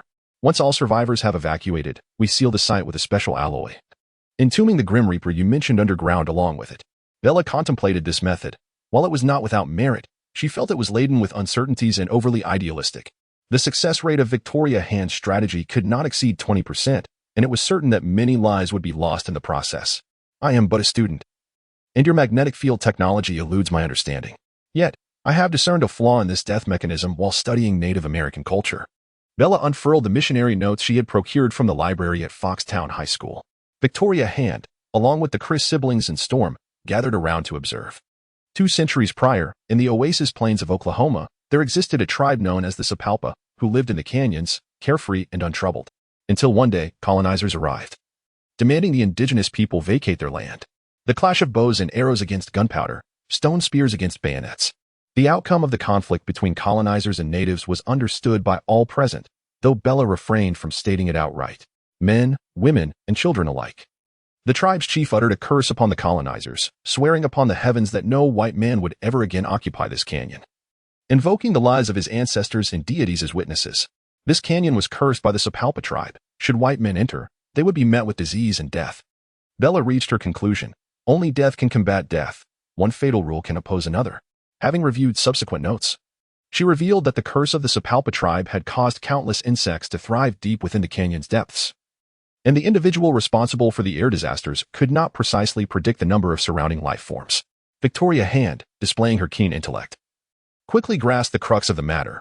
Are you suggesting that we enter the canyon, deliberately invoking the curse to induce confusion in the perpetrator of the air disasters, ultimately leading to a mutual cancellation of the curse? Bella nodded in affirmation. Victoria Hand pondered for a moment before turning to Storm. Madam, what is your opinion? The silver-haired Storm contemplated for a moment, expressing her belief that the probability of success for this plan surpassed that of the previous one. It was evident that her enthusiasm for this endeavor was nearly non-existent. Bella, fully aware of Storm's seemingly arcane knowledge, wisely refrained from intruding. Victoria Hand, commanding the situation, understood that no mere conversation could alter the predetermined course of action. The 42 survivors present proceeded to board the specially reinforced bus. Victoria Hand persistently made phone calls, first confirming the specific location and conditions of the canyon, then consulting with her superiors at the FBI, assembling a think tank of experts to assess the risks associated with the operation, ultimately securing a fresh mandate for action. Chapter 34. Ambition. Bella's new plan is fraught with uncertainty. How to orchestrate a serendipitous encounter between death and the curse, and how to ensure that they do not conflate and annihilate the survivors remain enigmas beyond the reach of current methodologies. The initial scheme involving a colossal metallic box to contain death has not been abandoned. Rather, it has been amalgamated with Bella's plan as a contingency. Among the survivors of Flight 180, there were a total of 61 individuals, of whom 5 have already perished. Some survivors are abroad, while others are simply missing, leaving a final count of 42 gathered survivors. Unlike Bella, who faced countless wandering spirits eager to torment her, the team led by Victoria Hand instilled a palpable fear in the supernatural entities. Not only did they evade bureaucratic obstacles, but not a single restless spirit dared to approach them. This provoked a wave of skepticism within Bella. Was this world governed by fate rather than the chaos of the Marvel Universe? Were the spirits truly intimidated by authority? Where were those who had met untimely ends on the road? Those struck down, beheaded, or ensconced within concrete? They ought to emerge and extend greetings to Victoria Hand, perhaps even forge a friendship. Departing from Arizona, they traversed New Mexico before finally entering Oklahoma along the highway. During their journey, they encountered 5 life-threatening crises. The initial 4 targeted the survivors, but the agents, nimble and well-trained, effortlessly rescued 4 individuals. However, during the 5th assault, the target shifted to one of the agents they had previously saved. Death had abandoned the majority of its established rules. Now, it struck at anyone who intervened. This is excellent news, Victoria Hand declared. Bella, the architect of this plan, nodded in silent agreement. She had long recognized that death's power was most formidable when focused on a single individual, for no one can remain vigilant indefinitely. The moment one relaxes, death could strike unexpectedly, rendering any defense futile. Aside from those whose bodies are as resilient as steel, individuals impervious to close-range anti-material weaponry, normal extraordinary beings are at significant risk when caught off guard during a moment of rest. The essence of Bella's strategy lies in amplifying variables. The greater the number of living entities involved, the better. During their journey to Arizona, she discerned that Death's intelligence was, in truth, rather limited. Its chaotic response when confronting 3 vampires was particularly telling. If it falters against 3, how would it fare against countless insects, thousands, millions? She eagerly anticipated such a spectacle. While resting en route, Bella resolved to learn the use of a handgun from Claire. Although she had yet to reach the legal age for firearm possession, She felt a sense of security would accompany her if she wielded a gun, especially given her lack of offensive skills. Claire did not refuse. She drew her pistol, preparing to instruct Bella in aiming. However, just as Bella raised the firearm, she was unexpectedly jostled by a hefty woman behind her, causing the gun to discharge with a loud bang, thanks to Claire's quick reflexes, who deftly twisted her wrist at a critical moment. In the intervention of another agent who swiftly pulled her back, a tragic fate was narrowly avoided for the young Alex, who might have otherwise faced a fatal shot to the head. "Dear ladies," Victoria Hand solemnly cautioned, "I advise you to refrain from unnecessary actions." Bella and Claire exchanged awkward laughter, dismissing the notion of practicing firearms, suggesting instead to simply remain composed. The Sapalpa Canyon of the Oasis Plains epitomized the essence of vastness and sparsity. The nearest settlement lay over 10 kilometers away, requiring a challenging trek across 2 mountains. The current inhabitants of the town were largely oblivious to the historical conflicts between early colonizers and Native Americans, yet they instinctively avoided venturing into the canyon. Not only due to the lack of pathways, but also owing to age-old warnings passed down through generations. Even the most reckless of American youths hesitated to explore the canyon, which had transformed into a veritable sanctuary for flora, devoid of any allure for them. Some entrepreneurs contemplated opening a route to connect the canyon with the outside world to exploit its natural beauty for the development of a resort area. Though such plans remained mere ink on paper, a large group of survivors, lacking the energy to scale mountains, chose an alternative route into the foothills, their bellies swollen. Yet they persevered for the sake of survival. Claire's classmates possessed superior physical fitness compared to the average office worker, yet after scaling a single mountain, they appeared utterly exhausted. Initially, a few male classmates had enthusiastically captured peculiar insects in the wild, proudly showcasing their finds to the girls as a display of courage. However, now they too exhibited signs of fatigue. Only the agents, Storm, the Claire's siblings, and Bella retained their vigor. "Bella, your stamina is remarkable. Do you regularly engage in physical training?"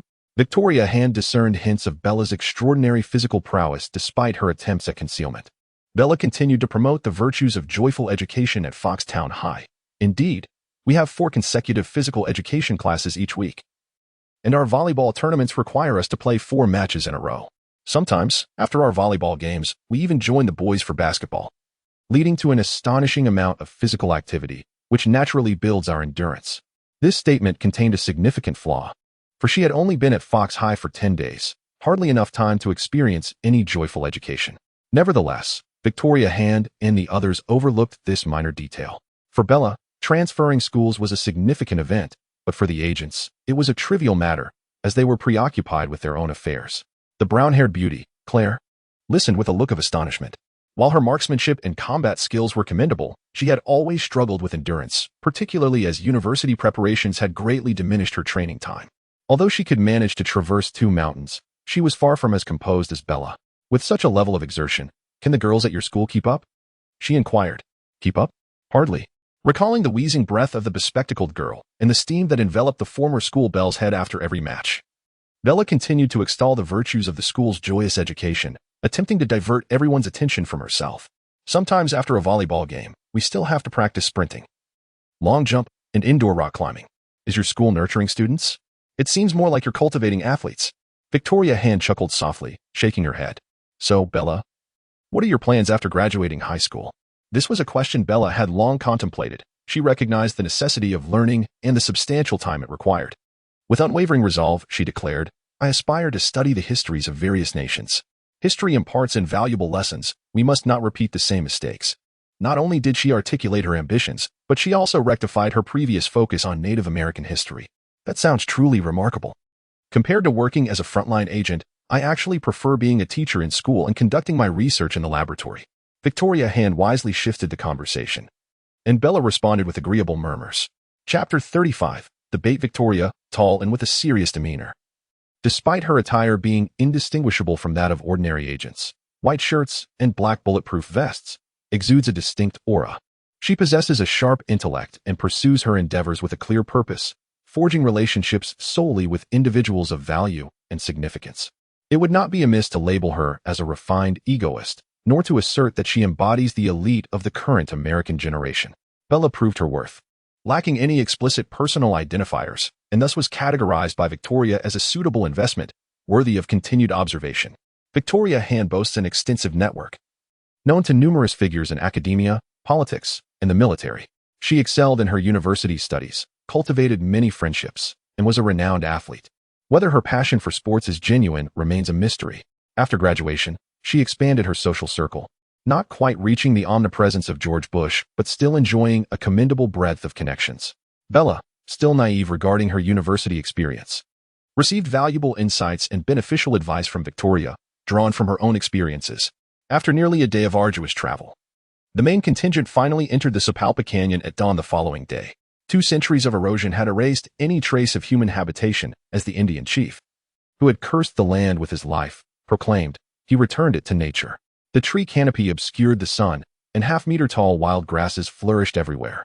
The survivors, alongside the agents, numbered over 100, their presence shattering the tranquility of the canyon, prompting insects to flee their homes, awakening a dormant consciousness. The agents, unsympathetic to notions of natural harmony, were not inclined to reason with the insects. The chief's curse would manifest on the night of the full moon, and prior to that, they needed to establish a robust stronghold to fend off the boundless swarms of insects Bella had described. A debate arose among the agents regarding the level of fortification required. Some believed that constructing sturdy rooms would suffice, while others insisted that the camp must meet fortress standards. Ultimately, Victoria Hand deferred this matter to Bella. What do you think the scale of the swarm will be? How would I know the magnitude? That falls within the realm of curses and magic. Far beyond the grasp of conventional reasoning, food chains and climatic factors cannot apply here. Bella produced her notes. Look at this segment. It recounts the observations of the note's author, the missionary, who recounted tales from others. He spoke of a sky completely shrouded, the natives. No, we now refer to them as indigenous peoples. The blood of the natives stained the river red, and the colonizers. No, they should be called American pioneers. After the pioneers employed civilized means to persuade the indigenous peoples to leave, they were besieged by countless insect attacks. Having been corrected by Victoria, Bella had become increasingly mindful of her word choices, cognizant that personal thoughts could remain private, yet public discourse warranted careful attention. This fortress must not be overly fortified. If we isolate that unknown adversary, our efforts would be in vain. Yet, it cannot be too feeble either, aside from the bait. All survivors must confront the swarms unleashed by the curse. The essence of the matter is succinct. Our defensive measures must strike a balance, not too strong, yet not too weak. It would be rather comical if we succumb to the Indian curse before the Grim Reaper even arrives. In modern society, with the plethora of mechanical devices at our disposal, the construction of structures progresses at an astonishing pace. Entering the canyon in the morning, by dusk, a modestly sized complex can be established. The agents possess generators, allowing for a limited supply of electricity. However, fresh water is scarce. Conservatively estimating, they must reside here for at least 2 days.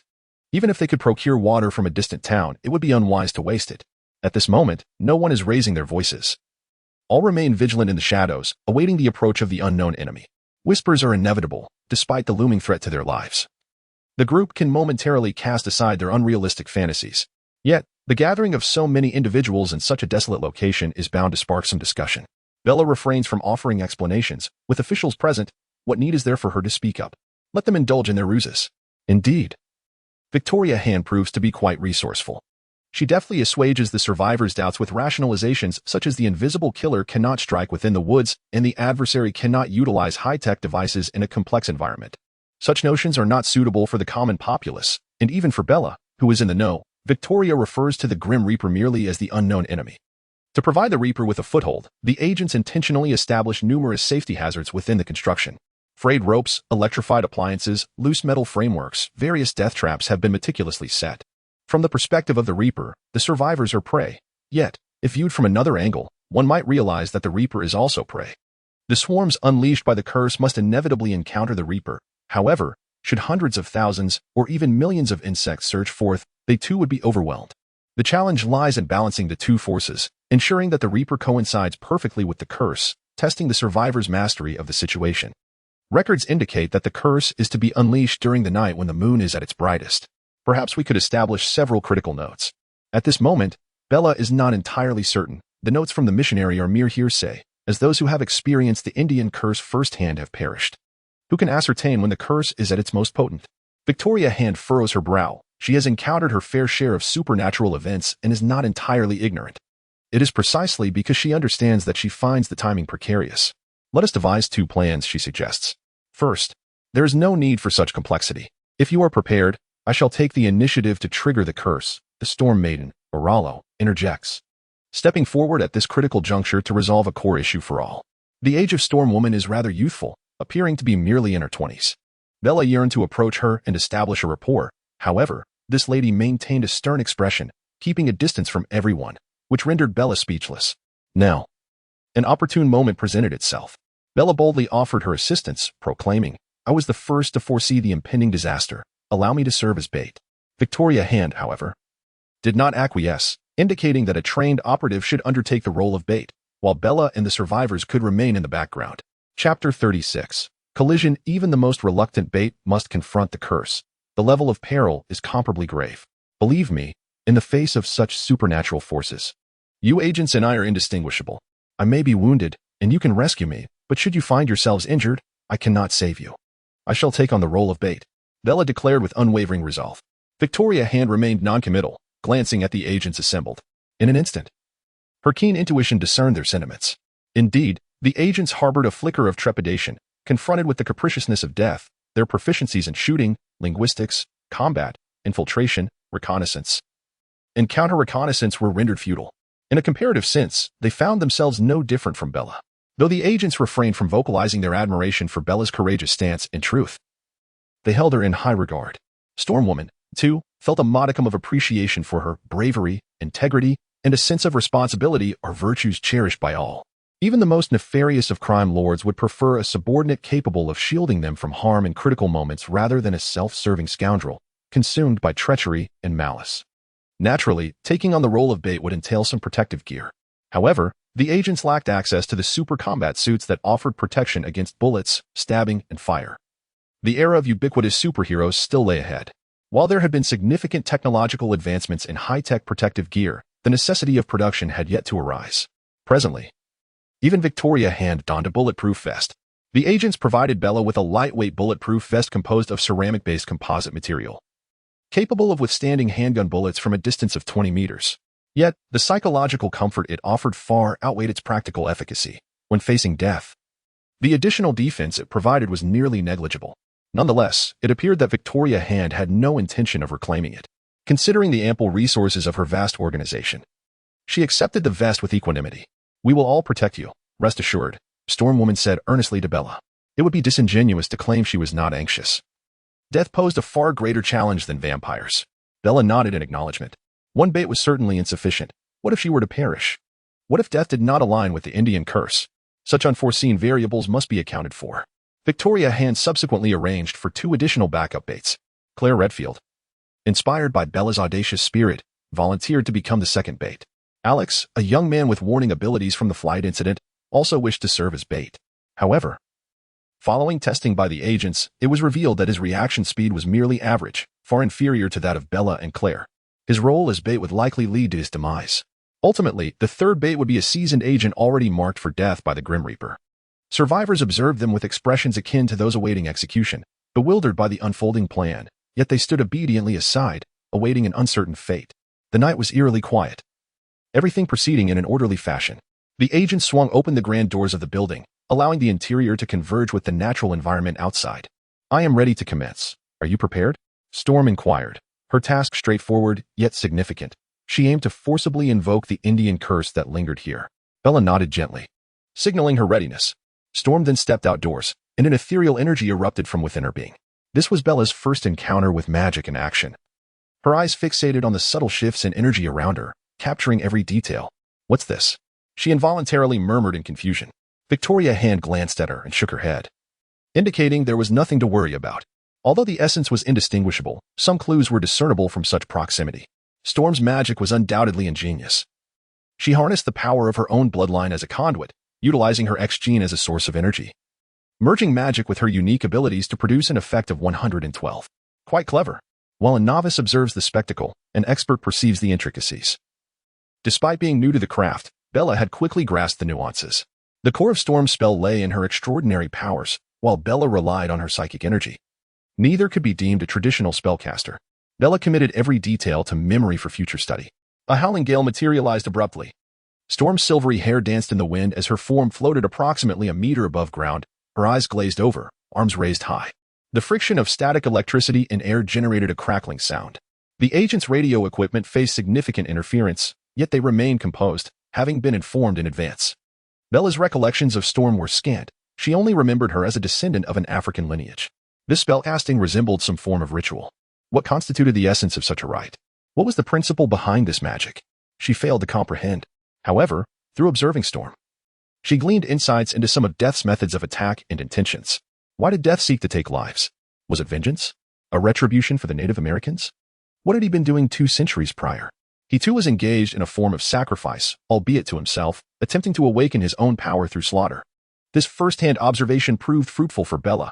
Her nascent understanding of invisibility had finally transcended its last barrier, solidifying into a spell-like state. The essence of this magic remained unseen, rather than entirely vanished. Her scent and body persisted in the material realm, susceptible to disruption by hostile actions. Would this spell prove advantageous in the current scenario? Bella sighed in resignation, recognizing its limited utility at present. She continued to scrutinize Storm, striving to extract some inspiration. Suddenly, a sharp sound pierced the air, akin to a dagger puncturing a balloon, as Storm's magic collided with the Indian curse reverberating within the canyon. The curse sensed an affront and roared forth from the trees, pits, waters, and crevices of rock. The surrounding forest erupted with a cacophony of rustling sounds. Countless insects stirred to life, intent on vanquishing these intruders who dared invade their domain. The Native American tribes of yore may have faltered in protecting their sanctuary, but today, these creatures would succeed. Now was the moment. Storm was utterly fatigued. Her spells collided head-on with the Indian curse. At that moment, she plummeted from the sky, supported by 2 agents as they hastened indoors. As they ran, she called out to Bella within the room. Bella had been well prepared. If asked who was the Maya deity's most favored, she might have no answer, but when it came to identifying the one whom the deity despised the most, she would undoubtedly rank among the foremost. Chapter 37. Desperate combat outside. A dense swarm of insects surged forth, causing palpable anxiety among the survivors. Young Alex, fraught with worry, leaned against the wall when suddenly, a spider the size of a child's fist, covered in dark bristles, landed on his hand, then began to crawl up his arm toward his chest. Chris Redfield reacted swiftly, plunging a knife through the spider with a flick of his wrist. "Be careful," he managed to say before hastily moving to assist another survivor. Chaos reigned supreme. The ground was littered with armored insects, while countless scorpions and centipedes emerged from a nearby cave. The ceiling was adorned with vividly colored spiders, and the sky was darkened by swarms of flying creatures. Victoria Hand, displaying remarkable bravery, wielded a flamethrower, unleashing torrents of fire upon the advancing horde. The agents had devised a plan. Some attended to the survivors while others engaged in exterminating the pests. Bella, adhering to the strategy, prepared to entice death itself. She stood quietly beside a meticulously arranged chair. 1 second. 2 seconds, 3 seconds. Upon counting to 13, a massive beetle crashed into the chair, causing it to tilt precariously and topple a nearby table. The table clattered to the ground, dislodging a knife that had been overlooked by the agents, which then flew through the air and aimed straight for Bella's neck. This minor inconvenience was of no concern to her. The angle of the knife and her standing position had been calculated in advance, lowering her center of gravity. She deftly sidestepped, allowing the knife to soar past her shoulder. The hurled knife adhered to the fundamental laws of physics, not veering off course nor traveling an extraordinary distance. It flew a mere 20 meters, striking down several mosquitoes before clattering to the ground. Did it succeed? Victoria Hand inquired, her urgency palpable. Bella glanced around, closed her eyes momentarily to gauge the situation, and noted that Death's focus had scarcely shifted. Not yet. Wait, I shall try again. She returned to the trap, intent on luring Death once more. At that moment, a multitude of flying insects invaded the temporary encampment, their sharp mandibles poised to drain the lifeblood of every living being. The agents, following their predetermined plan, encircled the survivors, utilizing flamethrowers to combat the oncoming swarm. Yet, despite their efforts, vulnerabilities remained amidst the insect onslaught. The survivors wrapped themselves in blankets, clothing, or any available material, seeking refuge from the relentless tide of creatures. Faced with the overwhelming swarm, their nerves shattered. Over a dozen female survivors instinctively screamed, their voices rising in pitch, creating a cacophony so piercing that even Bella felt its effects. The expressions of the male survivors mirrored their distress, and even a few female agents struggled to maintain composure. "Come and kill me. If you dare, come and kill me," Bella continually whispered to herself, reinforcing her mental resolve and blocking out the external chaos, ultimately provoking Death's lethal intent once more. The peril at hand was not a premeditated scheme, but rather the impulsive act of an agent who, in a moment of fervor, hurled a grenade amidst the swarm of insects. The grenade, with its erratic trajectory, found its way to Bella's feet. Engrossed in her contemplation of a rope 2 meters away, the sudden omen of death nearly made her leap. In the blink of an eye, upon spotting the grenade that had stealthily approached her, she disregarded any thoughts of concealing her prowess, seized the grenade, and flung it into the mass of bucks. With a thunderous explosion, a vast expanse was cleared, only for more insects to swiftly fill the void. The grenade, originating from the agent and then cast by Bella, incited the swarm to split into 2 factions and launch a fierce assault against them. Faced with the overwhelming tide of insects, Bella felt a surge of trepidation and had no choice but to retreat into the protective circle established by the agent. As she activated her cloaking spell, she murmured, "You cannot see me," in an effort to diminish her presence. The agent, however, was not as fortunate. A spider, clad in bristles, crawled from his neck down to his mouth, while centipedes and scorpions invaded his ears and nostrils. Within mere seconds, his complexion turned ashen, and he succumbed to his fate. In the context of the Indian curse, one perpetrator had perished, while the other seemed to have vanished. A significant portion of the flying insects surged skyward, as if performing a grotesque spectacle, voraciously gnawing at the air in search of their true nemesis. With relentless interference, even Death grew incensed. While he needed to orchestrate some coincidences to deal with humans, he could effortlessly trample the vile flying insects with his innate abilities. Any insect that dared approach him perished in an instant, silently and without a trace. The Indian curse remained undaunted. 1,000 insects fell, only for 2,000 more to take their place. When those fell, 3,000 would follow. The swarm viewed Death as an invader, a white man. The more he slaughtered their kin, the more determined they became to vanquish him, launching a desperate charge. Death, equally unwilling to yield, dispatched any insect that encroached upon his domain without hesitation. The 2 forces soon found themselves entwined in a deadly embrace. Success. Bella was nearly elated to the point of leaping. Her strategy had proven steadfast, yielding 2 triumphs. Fight. To the very end, humans battled the insects, while the insects contended with Death. Occasionally, Death's attention would flicker towards the survivors, but his actions were predictably rigid. The seemingly infinite swarm of insects soon captivated his gaze. These half-magical, half-corporeal creatures, sustained by the curse of the Indian chief, had existed for over 2 centuries, possessing a semblance of immortality themselves. Now that Death had taken notice, both sides entered an unyielding struggle to the death. "I cannot bear it any longer. I want to go home. Oh God. Oh God. Run. Please. I cannot hold on any longer. Stop. You must stop. Does venturing outside not equate to courting death?" Bella pulled back several survivors who were attempting to flee. She genuinely felt sympathy for them, a group of individuals who were utterly in the dark, unaware of whom to confront or how to fight. Yet they had managed to endure until now, which was quite commendable. The survivors were on the brink of a hysterical frenzy, desperately wishing to escape as far as possible. However, both Bella and Victoria hand opposed any immediate withdrawal. They insisted on waiting for the outcome between Death and the Indian curse before making further arrangements. "Silence. If anyone dares to shout again, I shall ensure their demise." Victoria hand fired her weapon above the heads of the survivors, forcefully suppressing their panic. "Have an opinion? Feel free. You can always file a complaint with the FBI later. Go ahead and complain. Do you think I am afraid?" Chapter 38. Containment. We have inflicted unimaginable harm upon this land. The Storm Woman, encircled in her protective domain, observed with a perspective distinct from that of ordinary mortals. Bella had long since discerned that as the number of deceased insects increased, the essence of death grew increasingly feeble. This dissipated energy did not vanish into nothingness. According to her observations, it should have returned to the natural environment alongside the carcasses of those insects. This canyon, once a paradise for insects, would certainly become an excellent site for constructing a mausoleum after today. The oppressive aura of death here made her profoundly uncomfortable. She held no concern for the ecological ramifications of the canyon. Following this incident, she would never return, regardless of whether it transformed into a desolate graveyard. Bella's focus remained steadfast on the Grim Reaper. This entity, in its current form, was neither humanoid nor gaseous. It vaguely resembled something winged, though its true nature eluded clarity. She had not only cast an invisibility spell, but had also ensconced herself tightly within a thick quilt, leaving only her eyes exposed to observe the outside world. Despite her meticulous precautions, she was still bitten twice by insects, resulting in a painful, purplish lump on the back of her hand, causing her to grit her teeth in silent endurance. The battle raged throughout the night, and by the dawn of the following day, the once vibrant life within the canyon had been utterly extinguished. Now, not even the indigenous peoples could survive here, let alone extraterrestrial beings, even under the sun. Ghostly shadows could be discerned, an unbearable sight. The Grim Reaper had obliterated all vitality in the canyon, replacing the original curse with another of its own design. "Has that entity vanished?" the Storm Woman queried, uncertainty lacing her tone. This question lingered unanswered, as both survivors and agents were utterly exhausted, Bella included, appearing utterly spent. The group retreated to a nearby town for rest, and Bella felt no foreboding of death. She soon fell into a deep slumber upon lying in bed. Within the canyon, agents masquerading as the FBI, but truly representatives of S.H.I.E.L.D., came and went.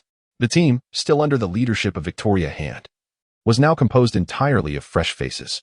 In this unit, technicians outnumbered combatants significantly. They deployed an array of seemingly advanced instruments, clad in tight protective gear, to conduct a thorough search of the canyon. By the afternoon of that day, they discovered a pool of viscous liquid exuding a pungent aroma in the southern region of the canyon's center. This liquid, approximately a meter in diameter, was left untouched.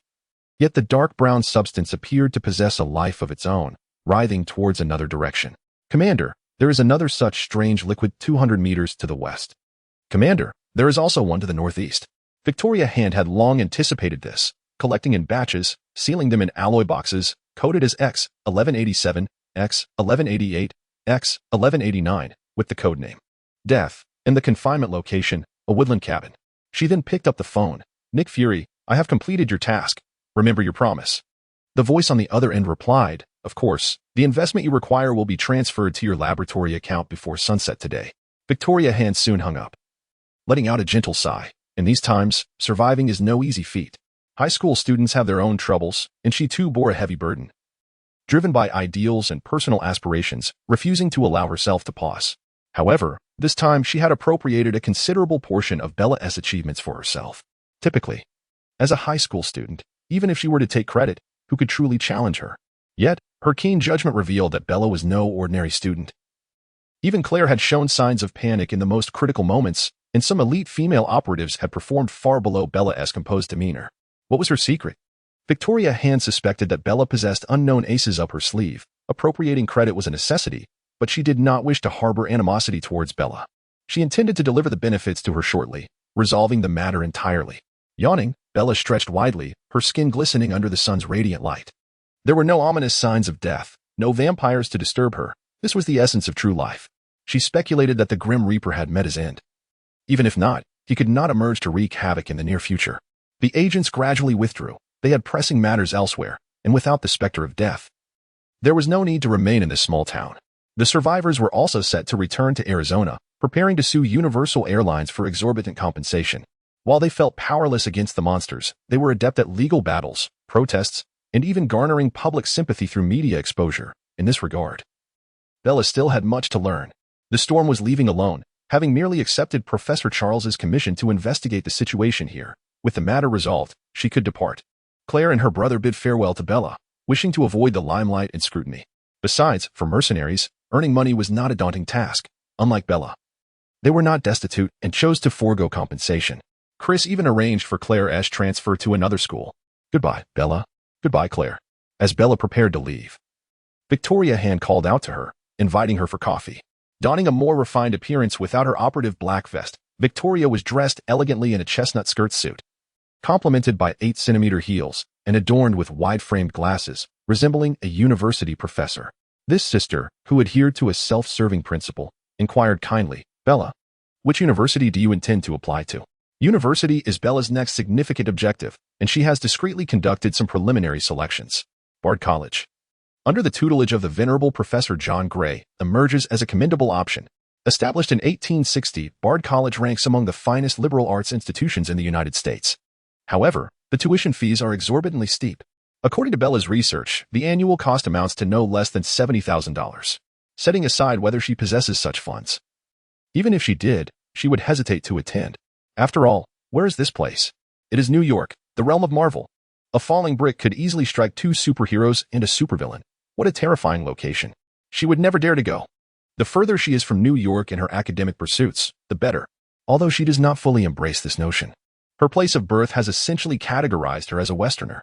Easterners and Westerners hold mutual disdain, Northerners look down upon Southerners, and Midwesterners are pitted by all. As a Westerner venturing into an Eastern city, she would undoubtedly face various subtle forms of discrimination. The options are rather limited. Perhaps the history department at Stanford University. My grades are sufficient, yet there is a glaring lack of practical experience. Chapter 39 claims the SAT scores are exceptionally high. Yet the instances of rejection from prestigious universities due to a lack of social experience are alarmingly numerous, leaving Bella quite troubled. She is not a naive newcomer to society. She has a faint inkling of Victoria Hand's intention in inviting her for coffee. Victoria claims her choice of Stanford was influenced by the fact that she is an alumnus of that institution. Bella believes that without investigation, one should refrain from speaking. Yet she perceives that the social interactions among alumni in both the East and West are rather similar. Being alumni creates a natural camaraderie.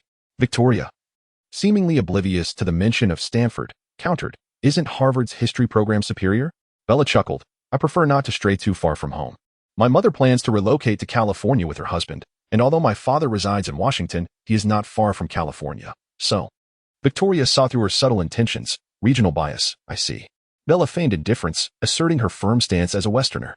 "I know a young woman in her 20s from Foxtown who studies in Philadelphia. She claims that people from Washington are very genuine and harmonious, while those in Philadelphia are particularly aloof and even malicious." Bella's use of the term mean to describe the latter was quite severe. While Victoria would usually correct her on matters concerning indigenous peoples and pioneers, she took a sip of her coffee nonchalantly when Bella expressed her dissatisfaction with Easterners. Those East Coast folks only recognize their Ivy League. They perceive New York as the epicenter of the world. Yet in reality, they cannot compete with the West Coast in technology and entertainment. Merely a bunch of bookworms, miserly souls calculating their pension returns. Bella exclaimed passionately. In America, it is indeed peculiar. Discrimination and prejudice are taboo, absolutely to be avoided. However, regional discrimination and bias seem to be permissible. Talk show hosts frequently jest about the people from Georgia or Texas without a second thought. There exists a profound discord among states, let alone the animosity between Easterners and Westerners, with mutual disdain so deep that anyone can chime in without anyone batting an eye. Victoria smiled, clearly pleased with Bella's candidness. After all, she herself had been marginalized by the New Yorkers. What merit does Coulson possess? Merely that he is a New Yorker, she remarked, seemingly with fairness. The academic atmosphere of the Ivy League is quite intense. You must have been misled by the media's false narratives. Bella shook her head repeatedly. I fear their discrimination against me. It would be exceedingly challenging for someone like me to thrive in an Eastern city. Victoria had already perused Bella's file multiple times and knew she spoke the truth. It is, unfortunately, not uncommon for girls whose personalities do not conform to mainstream values to face hostility from those around them, and many cannot bear it, leading to tragic outcomes. This nation appears to champion heroes, yet in reality it is anti-heroic. The state does not wish to see any individual particularly excel or stand out.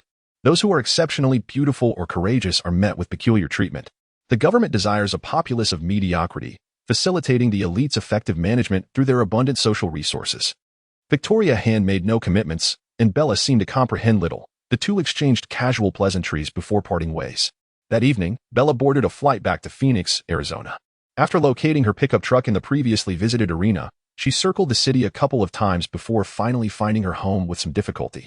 To be precise, this was her mother's house, as her mother was currently in California, busy creating a family with her boyfriend, with no plans to return anytime soon.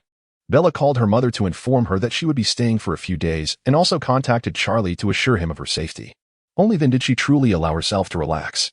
In the following days, she remained in Phoenix, participating in a social practice activity organized by the Survivors Association, which was suing global airlines for exorbitant compensation. According to the Montreal Convention signed in 1999, airlines and their insurers are obliged to pay substantial compensation to victims and survivors. This situation further involves the peculiar operations of the United States. The country has entered into numerous convoluted agreements with various nations. Once these nations implement these treaties, the U.S. itself delays execution, being a member of many agreements but not a contracting party. The rationale is that treaties signed by the government require ratification by the legislative body. As long as the legislature does not approve, these agreements remain effective for others but not for themselves. The applicability of the compensation scheme outlined in the convention concerning the Flight 180 incident now raises a question mark. Compensation is undoubtedly necessary, yet the exact amount is contentious. Airlines and insurance companies are reluctant to pay more, while victims and survivors yearn to strike it rich overnight, creating an irreconcilable conflict between the two parties. After observing the proceedings twice, Bella realized she could not engage in this matter. Watching a group of elderly individuals passionately expressing their fear and helplessness, lamenting the airline's alleged transgressions, she felt her own conscience weigh heavily upon her. She understood that, in this situation, the airline was also a victim. It was beyond her ability to claim that the airline's offenses were unforgivable. Faced with exorbitant compensation demands, many airline employees were laid off and lost their livelihoods. suffering greatly themselves. Bella withdrew from the forefront of the claims process, allowing the elderly to take over the initiative. The unfortunate survivors claimed by death in recent days were also attributed to the airline, as if all capitalists were inherently malevolent. Surely the airline shareholders were to blame. While reviewing the list of the deceased, Bella made a discovery that was neither trivial nor monumental. The pretentious coroner of African descent had also passed away. The time of death indicated that it occurred during the latter part of the struggle between the Grim Reaper and the Indian curse, fading away quietly, as if succumbing to slumber. Regarding the social practice endeavor, Bella had lost interest in the process and was solely focused on the outcome. She was in dire need of the nefarious wealth of capitalists to replenish her meager purse. For her poverty was so profound that even Natasha's invitation to go shopping failed to ignite any enthusiasm within her. Chapter 40. At the bank, the purpose of their shopping excursion was to celebrate the successful divorce of Natasha's stepfather and mother. Such a joyous occasion surely warranted a lavish shopping spree, wouldn't you agree? The so-called shopping spree of women, in terms of intensity, is akin to a fierce battle with the Grim Reaper. In the presence of ordinary individuals, Bella could effortlessly dominate, even without a trace of makeup, however. When it came to the exquisite Natasha, she had to exercise a bit more caution. Bella devoted an entire hour to her makeup, meticulously styling her hair and rummaging through her wardrobe until she unearthed a charming grayish-purple t-shirt. She deliberately tore the collar to expose her left shoulder, pairing it with floral shorts and a pair of flatboat shoes, all to accentuate her long, slender legs. Her notable attributes included her height and model-like physique. Naturally, Natasha was unwilling to play the role of mere background, so she too undertook a careful transformation.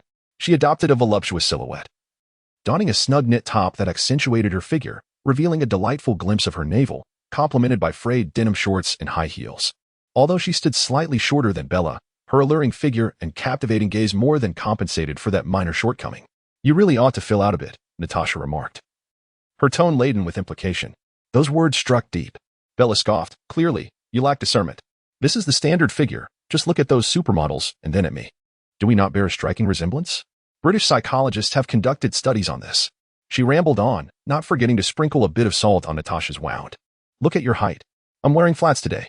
It seems you're even shorter than I am. Do you enjoy being looked down upon by everyone around you? Come on, let us inflict some mutual harm." Ultimately, Bella expressed her own opinion. "I have no need for high heels. Just look at me, how poised and at ease I am. Even in a shootout, I could outrun you." Shopping was merely a side activity. Natasha's mother had set up an education fund using their marital assets, necessitating Natasha's presence at the bank to complete some formalities. The two began their evening by examining the invisibility cloak that Bella had acquired, and to say Bella was scientifically illiterate would be a gross understatement. Yet, her grasp of physics remained at the level of a high school senior from her past life. Natasha, on the other hand, was far more knowledgeable, having dabbled in various subjects. However, unlike the brilliant scientists, Reed Richards sought to explore the mysteries of the universe, and Tony Stark aimed to change the world through science and technology. Natasha's interests were more playful. Her understanding of optical invisibility was rudimentary at best, and without several years of dedicated study, any improvements were out of the question. After their research session extended until 9 o'clock, they set off for the bank. "Wow, is this your car?" Natasha exclaimed, astonished by the newly transformed pickup truck. She ran her fingers over the silver-gray exterior, gauging its height with excitement illuminating her face. "Can I give it a try?"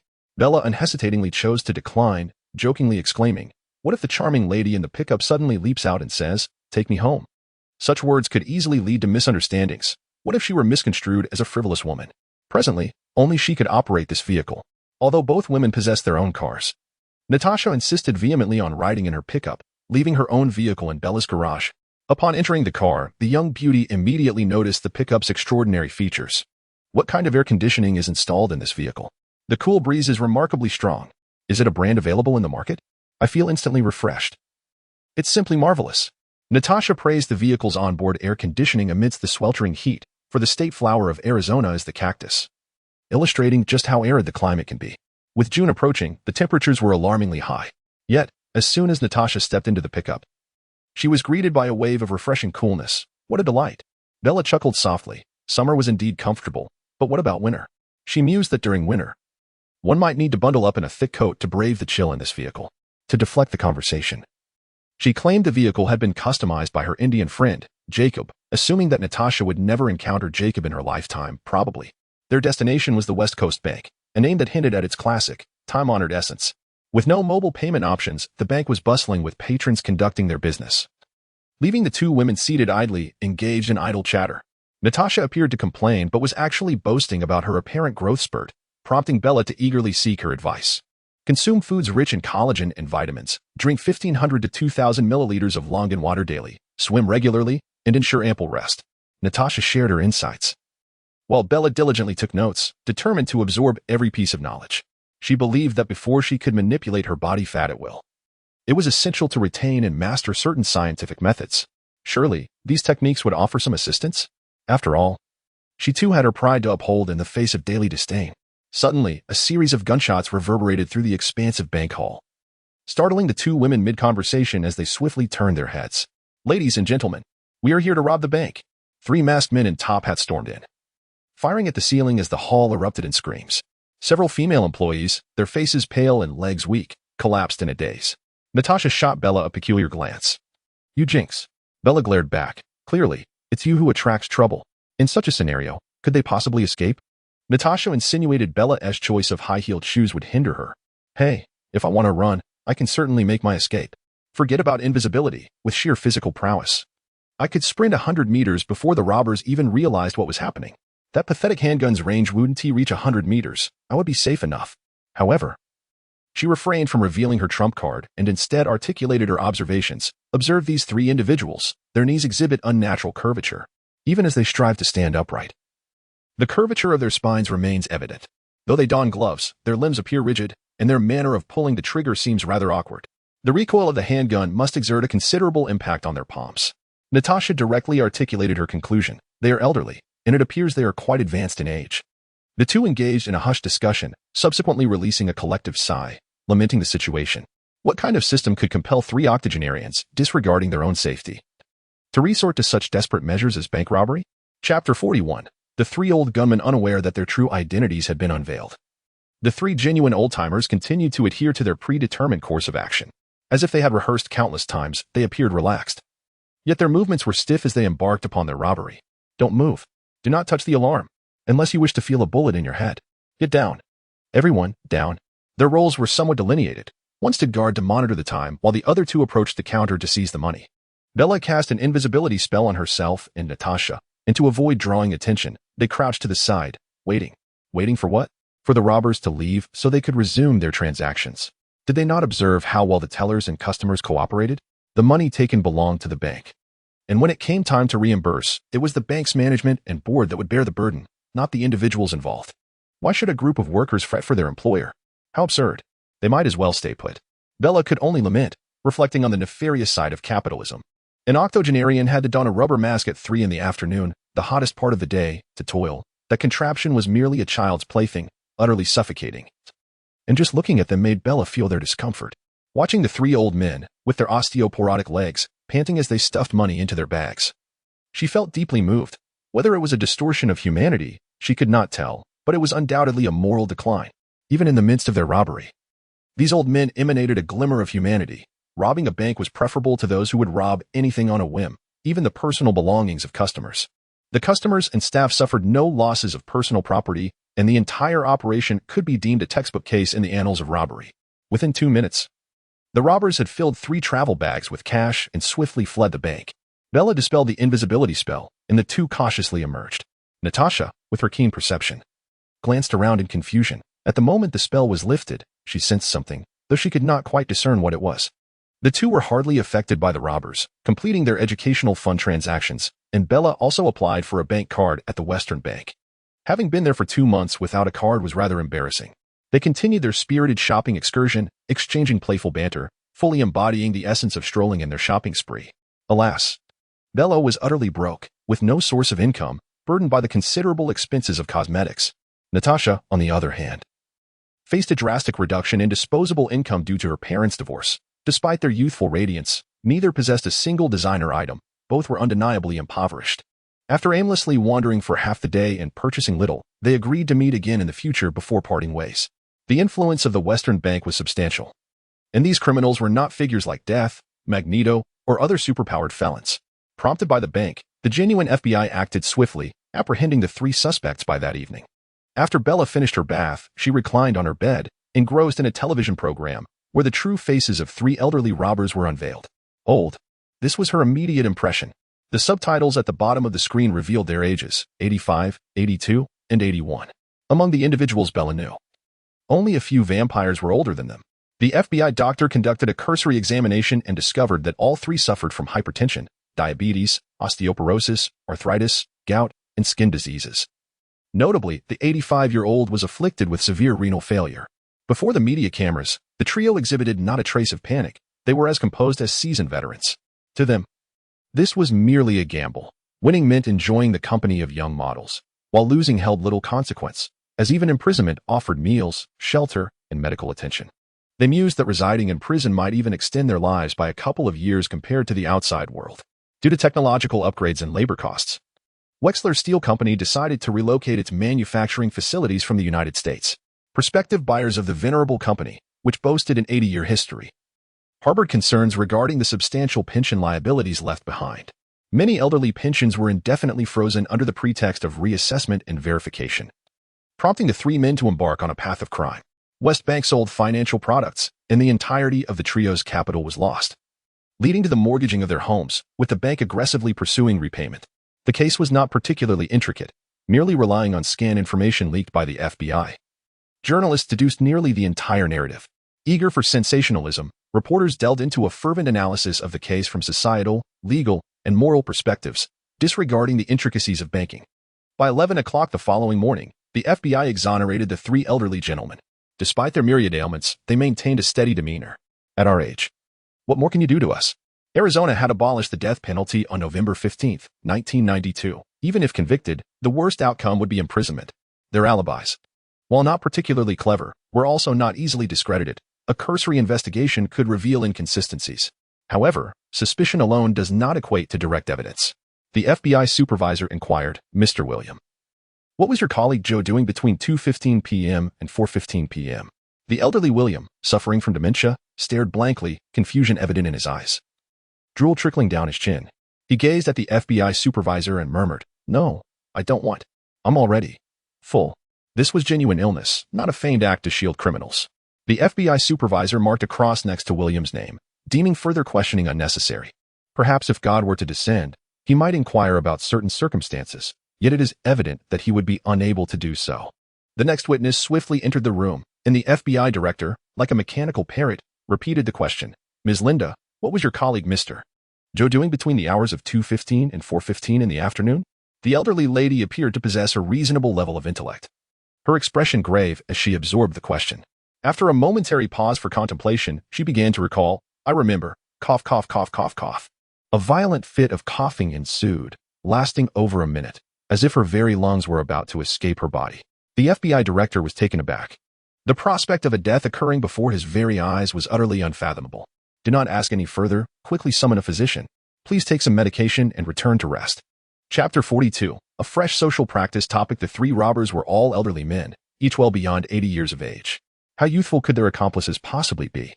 Among them were those suffering from dementia, others afflicted with severe illnesses, and one who collapsed just as he reached the FBI's doorstep. The hospital expressed profound dissatisfaction, and the FBI found themselves in a difficult position, observing the three old men with an air of resignation as if they were destined to languish on their doles. The supervisor waved his hand dismissively, declaring, "We shall no longer assist. The evidence is insufficient. Release them." The bank voiced its concerns, but the matter was left for the bank to investigate on its own. The following afternoon, Bella encountered a news report confirming the insufficiency of evidence, resulting in the trio's acquittal.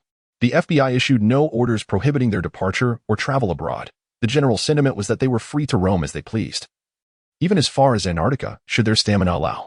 As Bella remained indifferent to the unfolding events, it was not until 2 days later, when Natasha sought her out, that she realized just how un-American she had been.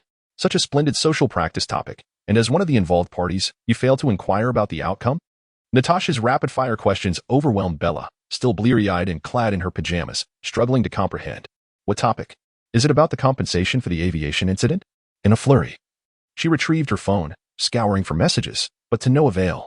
She opened her computer to search her email, finding no correspondence regarding any monetary retrieval, and eventually dashed to the mailbox outside her home, only to discover it was empty. Natasha regarded her with confusion. "What are you doing?" "I'm looking for a letter." "Didn't you mention it?" The practice, whatever it was. Bella stood in the living room, her hair a tangled mess akin to a bird's nest. her plaid pajamas wrinkled, and her expression one of perplexity. After 5 minutes of explanation, Natasha clarified that there was no compensation, no letter, and that for the upcoming social practice activities, they would need to invest both time and money. Upon hearing this, Bella completely lost interest.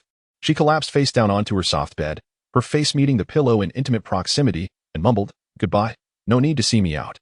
Just remember to close the door on your way out."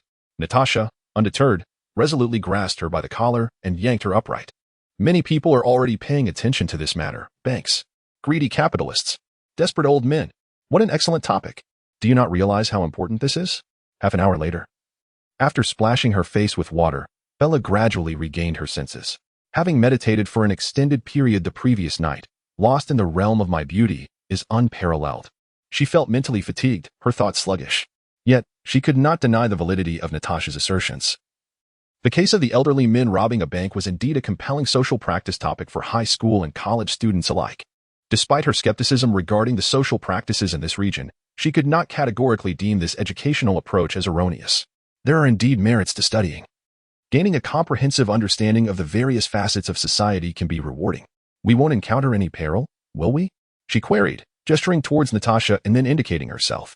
With such a visage engaging in social investigations, particularly in impoverished locales, it hardly seems prudent. "I practice karate. I can protect you," the petite girl proclaimed, confidently patting her chest to assure safety. Black Widow's karate? Bella pondered. In her recollection, Black Widow had never been bested by superheroes or notorious villains. Yet dispatching a few henchmen should pose no issue. Moreover, she would be present. How much combat prowess could 3 octogenarians possibly possess? Novices, or rather, aging novices. Onward they went. This time, Bella donned a frilled short top paired with denim jeans, her feet clad in commonplace canvas shoes, topped off with a baseball cap and a generous application of sunscreen. After a prolonged preparation, it was already afternoon by the time they stepped outside. Locating the homes of the 3 elderly robbers proved to be an uncomplicated task. Those as oblivious as Bella were indeed a rarity, currently. Half of Phoenix's students and journalists were mobilized, eager to unearth first-hand accounts and seize the opportunity to gain notoriety. Each one buzzing with excitement like they had been invigorated with adrenaline. Bella's concerns about safety were entirely unfounded. The sheer number of investigators present was overwhelming. As Bella and Natasha traversed through the area, the sights they encountered were nothing short of shocking. Dilapidated houses and crumbling roads prevailed. Not a single automobile from the 1990s could be seen. Many elderly individuals wore t-shirts emblazoned with the logo of a nearby amusement park, which had been distributed as work uniforms, now regarded as their finest attire. Manufacturers and their acquirers devised clever pretexts to freeze the pensions of the elderly, under the guise of needing to audit and verify accounts. Their intentions were transparent to even the dimmest of minds: to stall. Until when? After all, the elderly workers were all in their 80s, lacking funds for medical care or medication. How long could they possibly survive? Just long enough to delay until death. Once deceased, their pensions would naturally cease to be a liability.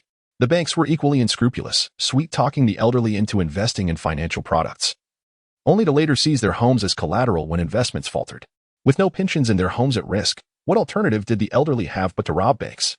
After learning the background of these events, Bella felt an intense anger rise within her. Could the affluent capitalists acquiring the steel mill truly be lacking in the pensions of the elderly? No, they were not deficient. They were simply habitually miserly. Did the banks genuinely need the elderly to purchase those financial products? No, they did not. They merely sought to maximize their profits as a matter of habit. Which corporation is acquiring the steel mill? She inquired. It seems to be Stark Industries. Let me check, Natasha replied, rifling through the documents.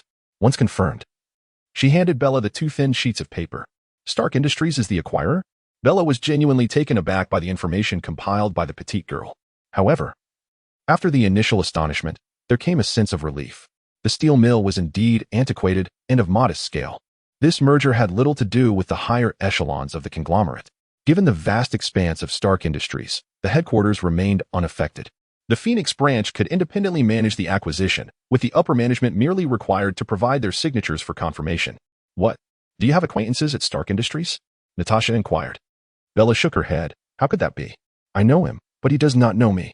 During the investigation of the 180 air disaster, I happened to meet several lawyers. We gathered evidence, and subsequently we shall represent the elders of the steel mill in a lawsuit against Stark Industries. She rubbed her hands together, brimming with excitement. This social practice class was bound to yield substantial results. Chapter 43. Persuasion, the three elderly robbers resolutely declined any form of interview or assistance, firmly shutting their doors. This left numerous visitors, who had hoped for social engagement and sensational news, utterly disheartened, compelling them to shift their focus toward the remaining workers in search of fresh stories.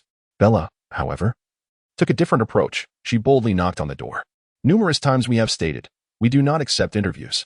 A middle-aged woman, visibly irate, yanked the door open. Her expression far from welcoming. I am the most beautiful. I am your friend. Look into my sincere eyes. Bella's countenance radiated an infectious brilliance, an outward manifestation of her gradually awakened spiritual energy. She fervently signaled to the middle-aged woman and the little girl beside her, who appeared to be merely a decade old. I am your ally. Gradually, their defenses lowered. Distrust morphed into bewilderment, and indignation transformed into guilt. A flicker of regret stirred within the middle-aged woman. Were her earlier words perhaps overly harsh? Here stood this lovely young lady at her doorstep. Should she not invite her in for a brief respite? The little girl, too, perceived their demeanor as benevolent, resembling just and virtuous friends, and gently tugged at her mother-esque sleeve. We wish to learn more about the suspension of pensions and banking financial products. The impact of words can differ vastly depending on their speaker. The middle-aged woman felt Bella's words resonate deeply within her heart. They sounded so warm, so compelling. Without further ado, she exclaimed, "Come in." In that instant of invitation, Natasha was taken aback. She had visited this place before, and had not received such treatment. She scrutinized Bella with suspicion, pondering if this individual possessed such a magnetic allure to strangers. Their initial choice of target was the 82-year-old Joe, an elderly gentleman who, in his youth, had seemingly held a minor leadership role in the factory, endowed with a certain organizational and social prowess.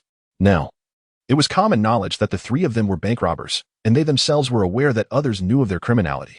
Yet, lacking concrete evidence to prove their guilt, everyone feigned ignorance of their true identities, while the three pretended not to notice that the world had already branded them as thieves. Joe was somewhat taken aback by their visit. He had long told his daughter that they would not entertain any guests at this time, nor would they answer any inquiries. Having secured their funds, he believed it prudent to remain low-key for a spell, waiting for the storm to pass. There was no need for unnecessary actions at this juncture. However, as these guests were introduced by his daughter and granddaughter, he reluctantly rose, offering a polite greeting. Bella's high charisma, however, had little effect on the elderly gentleman. At 82, his vision was failing, rendering everyone before him a mere blur, a mosaic of shifting shapes. No matter how celestial Bella appeared, he could hardly discern her features. Nevertheless, Natasha possessed an adeptness in conversation. She skillfully steered the dialogue towards substantial matters before the other party could dismiss them. Bella insinuated, "The pursuit of the FBI cannot be underestimated. Those fellows are akin to wolves. Once targeted, one might as well resign to a lifetime of vigilance." She aimed to shatter the old man's false sense of security, candidly informing him that ill-gotten gains are ultimately just that, ill-gotten. You wish to utilize them normally? Dream on. The old man feigned indifference, responding, "Perhaps they have their own methods." Methods? Bella chuckled lightly. It merely entails laundering the money through the underworld. Even a common student like myself is aware of such tactics. Do you think the FBI is oblivious to this? Aren't they monitoring the few heads of the city? Or do you presume those three robbers can transport the money to Mexico? The old man immediately became flustered. If after all their efforts the money were reclaimed, their toil would be in vain. At their age, they had trained tirelessly for a month for those 2 minutes of the heist. Was it not a monumental endeavor? Natasha, perceiving the old man's agitation, played the role of a supportive foil, inquiring of Bella, "It is indeed quite terrifying. If they labor exhaustively only to end up with nothing, that would be disastrous. Do you possess any viable solutions?" Bella replied earnestly, "If those three robbers are sufficiently astute, they ought to donate the money entirely. Then, through legitimate legal channels, they could uphold their rights. This time, it is not merely for personal gain, nor for the three of them, but for everyone, advocating for the rights and compensations of all the elderly workers." Old Joe pondered for a moment before asking ambiguously, "Are you two here today for?" Each woman produced a small notebook, adopting a serious demeanor akin to that of a journalist, ready to take notes. "Mr. Joe, could you elucidate the reasons behind Wexler Steel Company's freeze on pensions?" They deliberately refrained from mentioning the robbery, focusing solely on the contentious issues of the frozen pensions and bank financial products. The old man, indeed, found himself drawn into the conversation. He yearned for an outlet for his frustrations. With such pent-up anguish, he feared it might consume him. Trembling, he began that Stark Industries is intent on relocating Wexler Steel to Vietnam, claiming that labor costs are cheaper there. Wicked capitalists. During the war, we toiled day and night to produce steel for the front lines, working without rest or sleep, all to supply them with tanks, planes, and artillery. Why was there no talk of moving to Vietnam back then? His tone grew fervent, his lips quivering. The young men in the factory are utterly devastated. Vietnam? My God, they have never set foot outside of Arizona. What awaits them is unemployment, and perhaps even a lack of severance pay. Natasha and Bella offered him continuous reassurances, suggesting that these matters could be negotiated with the acquirers. The old man's demeanor softened. They requested all details regarding pension expenditures, saying they wanted to. The old man deliberated for a long time, struggling to recall the term. Natasha gently prompted him, asset restructuring? Property liquidation? After a few attempts at terminology that seemed incorrect, the old man shook his head, indicating that he could no longer remember the jargon used by the management at that time. Bella was increasingly focused on the actual figures. Well, what is your annual pension? The elderly man recalled the figure with remarkable clarity. $45,000. He gestured towards his home, saying, "Look at my situation. My daughter has divorced. Her husband is a scoundrel. She is raising her child with me, and we have no source of income. My granddaughter is still in school, and the expenses of our household rely solely on my pension. Those ruffians, those parasites make my life unbearable." As the old man grew more agitated, it seemed he was on the verge of revealing the details of his bank robbery. Bella quickly cleared her throat, interrupting his lamentations. Chapter 44. The lawyer. Old Joe's daughter listened intently, unable to stifle her tears upon hearing her father's lament of unemployment and lack of income. Herein lies a stark cultural contrast between East and West. In Eastern societies, the possession of a job and the attainment of economic independence are regarded as mainstream values for women. Conversely, in the West, the prevalence of housewives is a common phenomenon, one that is often unimaginable in Eastern cultures. The notion of joyful education aside, it is not uncommon for women, even those endowed with higher education from prestigious universities, to choose domesticity after marriage, opting to become homemakers. The traditional division of labor, wherein men earn a living while women manage household affairs and care for children, seems to be an accepted norm here. Presently, we find this octogenarian resorting to robbery, while a middle-aged woman, healthy and capable, remains at home engaged in daily chores, a situation that is all too typical. Bella held no position to cast judgment. She was not inclined to delve into the complexities of feminism, as that discourse could easily spiral into a protracted debate. Instead, she sought to console old Joe, urging him to remain calm, for anger would not resolve the issues at hand. "We can pursue legal recourse," she suggested, "and I intend to consult a lawyer regarding the pension matter shortly. Now, let us discuss the financial products that the bank has encouraged you to purchase." This topic piqued the old man's interest, and he began to recount in vivid detail how the bank's representatives had coaxed him into investing in these products, ultimately leading to the loss of his principal investment and the threat of forfeiting his home. His voice quivered with emotion, and Bella felt a pang of discomfort. The practices of the steel factory and Stark Industries are nothing short of unscrupulous, clinging to your pension and dragging their feet, he lamented. The bank, with its convoluted jargon, bewildered me into purchasing financial products that even their own staff would hesitate to buy. In this culture, the habit of saving is virtually non-existent. 30% of people lack even a mere $1,000 in savings. Old Joe's entire family relies on his pension for survival. What savings could he possibly have? The assurances of safety, high returns, and government support presented by the bank seemed too good to be true, and at 80 years of age, he found himself out of touch with the realities of the modern world, lacking the discernment to see through the ruse. Many of his comrades had similarly mortgaged their homes to acquire these dubious financial products. After leaving old Joe's home, Bella and Natasha sighed as they made their way to the residence of 85-year-old Old Willie. Upon arrival, they discovered that the elderly gentleman had been hospitalized due to kidney failure and was currently on a ventilator. The remaining elderly gentleman, 81-year-old Old Jarl, proved to be quite talkative, albeit under pressure from his girlfriend to leave. After a brief 10-minute conversation, he excused himself. 81 years old and still with a girlfriend? Bella was taken aback to witness a silver-haired lady, seemingly in her 70s, affectionately holding Old Jarl's hand. Natasha raised 3 fingers, wearing an expression that conveyed surprise. What's so unusual about that? Old Jarl has often proclaimed that every morning, he engages with his girlfriend 3 times.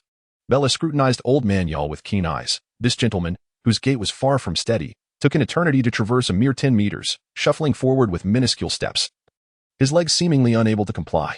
How could such a frail body endure 3 endeavors in a single morning? The ways of elderly Americans elude my understanding. You are indeed benevolent souls. May God bless you. Good children, individuals with your fervent hearts are exceedingly rare these days.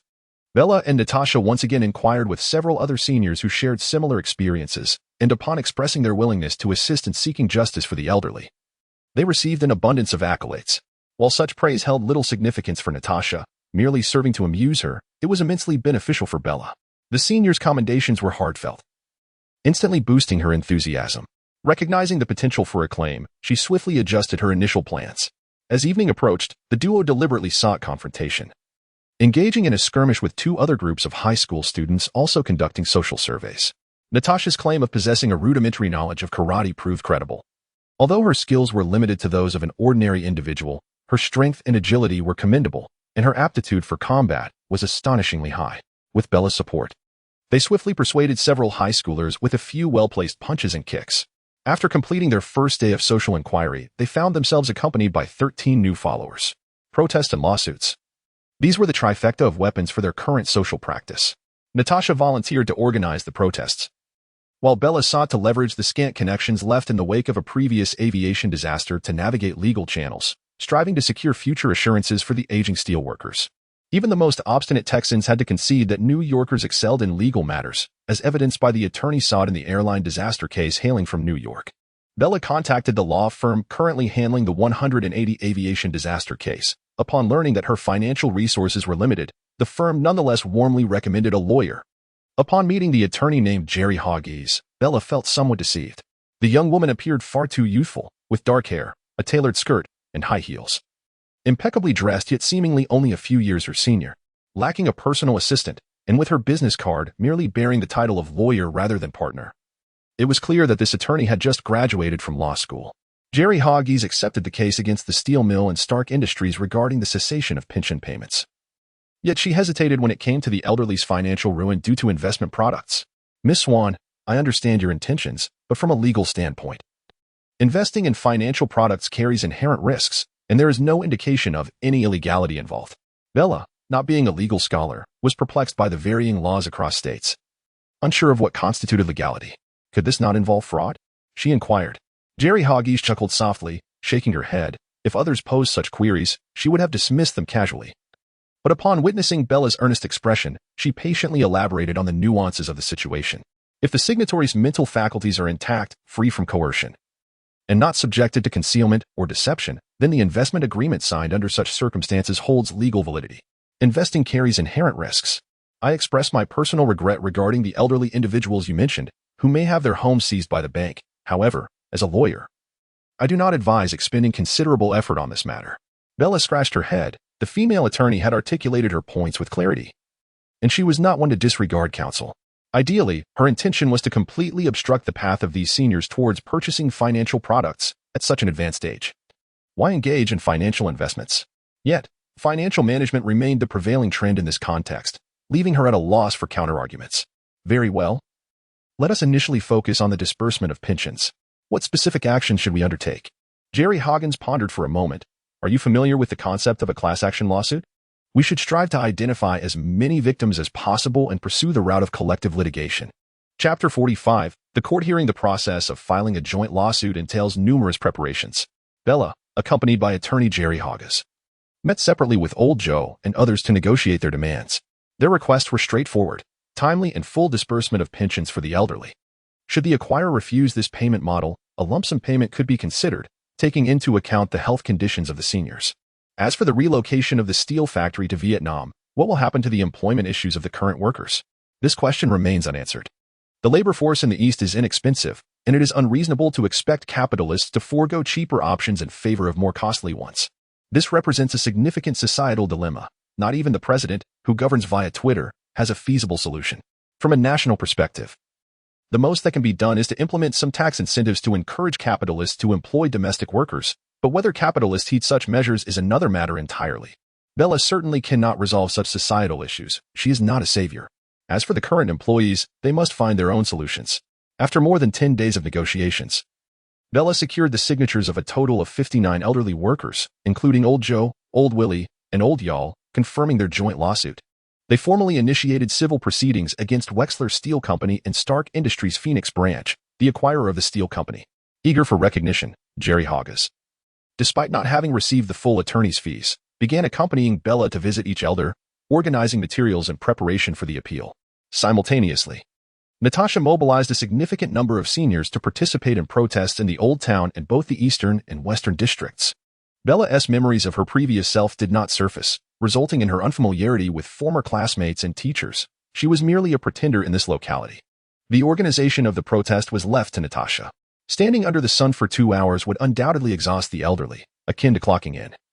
It sufficed for them to stroll around each morning. Among the protesters were local young students, as well as the sons, daughters, grandsons, and granddaughters of the workers. Slogans demanding bread and jobs were inappropriate. At 80 years old, it would be tantamount to cruelty to expect them to work.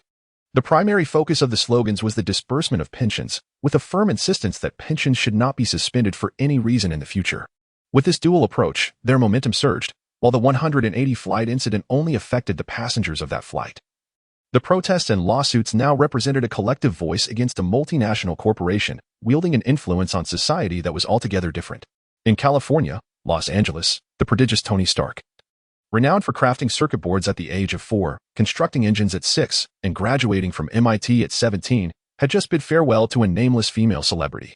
He has always been the darling of the media, surrounded by inquiries about his romantic affiliations, opinions on certain policies, perspectives on New York and Los Angeles legislators, and which sports teams he supports. A myriad of trivial questions would envelop him upon his exit from the villa. It is entirely normal for such inquiries to be directed at a figure of his stature. It would indeed be peculiar if journalists did not pose questions to him. If a female reporter possesses beauty and an alluring figure, Tony Stark might deign to offer a couple of responses. Otherwise, he would dismiss her entirely. However, today's inquiries introduced a few novel elements. Mr. Stark, what is your stance on the siphoning of pensions from the elderly? Or have these pensions been redirected? You leave the elderly homeless while you indulge in the highest echelons of societal resources. Do you not feel a twinge of guilt? Such disordered questions abound. What opinions can I possibly hold? These inquiries are utterly meaningless to Tony Stark, as the multitude of critics is overwhelming. Without a second thought, he swung open the car door and sped away from his villa. He dismissed the situation due to the distance involved. Yet, as events slowly spread from Arizona to California, countless industrial workers found themselves stirred. Retired workers feared the cessation of their pensions, while those still employed worried about their futures. The thought of retiring only to find their pensions vanished was unbearable. The concerns of the workers did not garner sufficient attention from the management, as the number of lawsuits against Stark Industries was simply too vast. If every group were to address each complaint with grandiosity, the management would have no time left for their duties. Someone is suing us? Fine, hand it over to the legal department, let them handle it. While Stark Industries remained indifferent, their competitors reveled in the turmoil. Protests in California, Nevada, New Mexico, and Colorado were all influenced by these rival entities. Even Bella received an anonymous check for $10,000, presumably as an encouragement for her to take action. In the Phoenix court, Bella, clad in formal attire, sat serenely behind the plaintiff's table, accompanied by her attorney, Jerry Hoggies. Representatives and lawyers from the steel mill and Stark Industries Phoenix branch occupied the defendant's side. In the back, Old Joe and his companions observed. To the side of the judge and clerk sat 12 jurors. The bearded judge announced the commencement of proceedings, and attorney Hoggies began his incisive statement. I represent 59 elderly individuals, formally accusing Wexler Steel Company and Stark Industries. History must not be forgotten.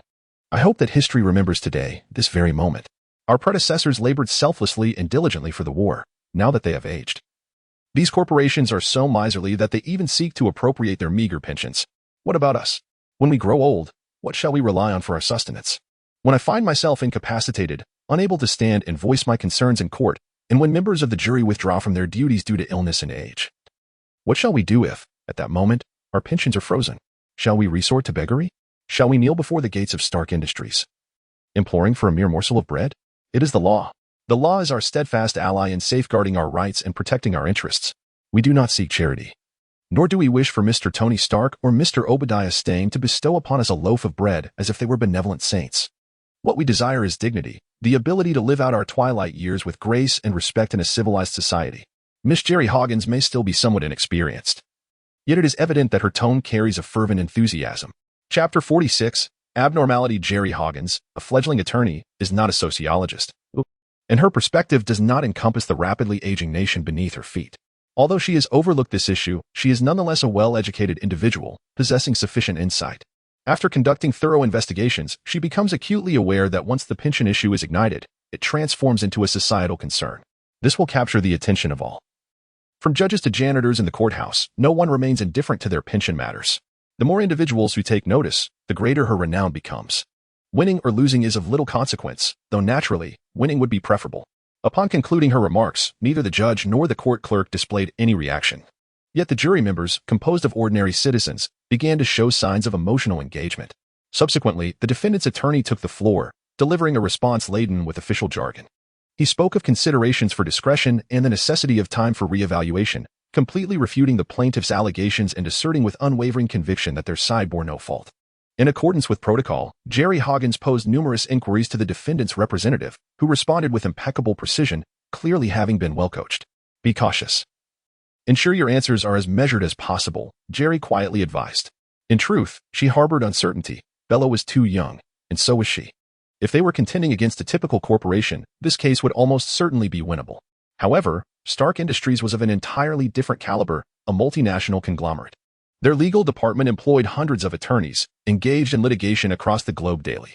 Even several law professors known to Jerry were providing legal counsel to Stark Industries, adept at twisting the truth to their advantage, making their argumentative prowess formidable. Jerry felt apprehensive about Bella's adaptability, yet at this moment, she could only await the defendant's move. The defendant's attorney was tall and slender, exuding an air of poise, dressed impeccably, embodying the visage of a white elite. He had fought similar battles countless times and regarded the combination of Bella and Hoggins as inconsequential, confident that a few simple verbal traps would ensnare his opponents. Adjusting his cufflinks, he rose and approached the plaintiff's side. I wish to pose a few questions to the plaintiff's representative, he stated. He was met by a pair of dazzling eyes, brimming with emotions he could hardly delineate. In that fleeting moment, he fancied he had glimpsed divinity. Everything appeared so sacred. With such a righteous gaze, how could he dare to cast unfounded aspersions? Words faltered at his lips, and after a prolonged pause, he stammered. You didn't lie, did you? Bella responded with remarkable composure. I did not lie. The judge, nearly throwing his gavel in disbelief, thought to himself, what nonsense. A question like that wouldn't elicit an honest answer from a 3-year-old. The jury members were equally bewildered. Such an earnest defense attorney was indeed a rarity. The defendant's attorney was acutely aware that he had posed a foolish question. He fervently reminded himself to remain calm and composed, striving to regain his composure. Though his mind brimmed with inquiries, his lips betrayed him. What is your age? 17. Ah, such youth, how delightful. He hesitated. You did not receive any compensation during your accusation, did you? Of course not, not a single cent. It was entirely out of altruism. How admirable, truly admirable. He continued, and you were not influenced or incited by anyone, correct? Bella, exuding integrity, declared, certainly not. This line of questioning left the bearded judge and the two clerks utterly astonished. In all their years of practice, they had never witnessed such harmony between a defendant's attorney and a plaintiff's representative. What was this? A triumph of the rule of law, a manifestation of human virtue. Meanwhile, the defendant's representative wore a look of utter disbelief. Where was the expected mudslinging? Questions about corruption, collusion, or financial exchanges should have been posed. They should have muddied the waters and pinned the opposition to the pillar of moral shame. Caught up in the moment, the defendant's representative could no longer restrain himself and shouted, Your Honor, I object. The bearded judge wiped the sweat from his brow, relieved that an objection had been raised. Had it not been, he would have had the bailiff escort the attorney from the courtroom. What sort of absurd inquiries were these? Questions about meals, happiness in school, and future university aspirations. Were these truly appropriate for the court? Having long surpassed the age where the law was deemed sacred and inviolable, the bearded judge had witnessed countless events and individuals within these walls. Today's proceedings felt peculiar yet still within the realm of comprehension. His gaze shifted between Bella and Ms. Hoggins. Bella's eyes sparkled with an indefinable brilliance, indicative of a person of integrity and selflessness. In contrast, Ms. Hoggins, while not unattractive, bore a fierce intensity in her brow and an obstinate curve to her lips, suggesting a formidable tenacity, willing to employ any means to achieve her ends. The judge concluded that this female attorney possessed an impressive ruthlessness. She must have clandestinely uncovered some incriminating evidence against her opposing counsel, thus orchestrating the farcical scene before him. The embarrassment or potential job loss of the defendant's attorney was of no concern to him. Maintaining courtroom decorum was paramount. He rapped his gavel twice, signaling the defendant's attorney to return to his seat. Mechanically returning to his place, the defendant's attorney suddenly froze. Good heavens. What was I just doing? Where am I? Who am I?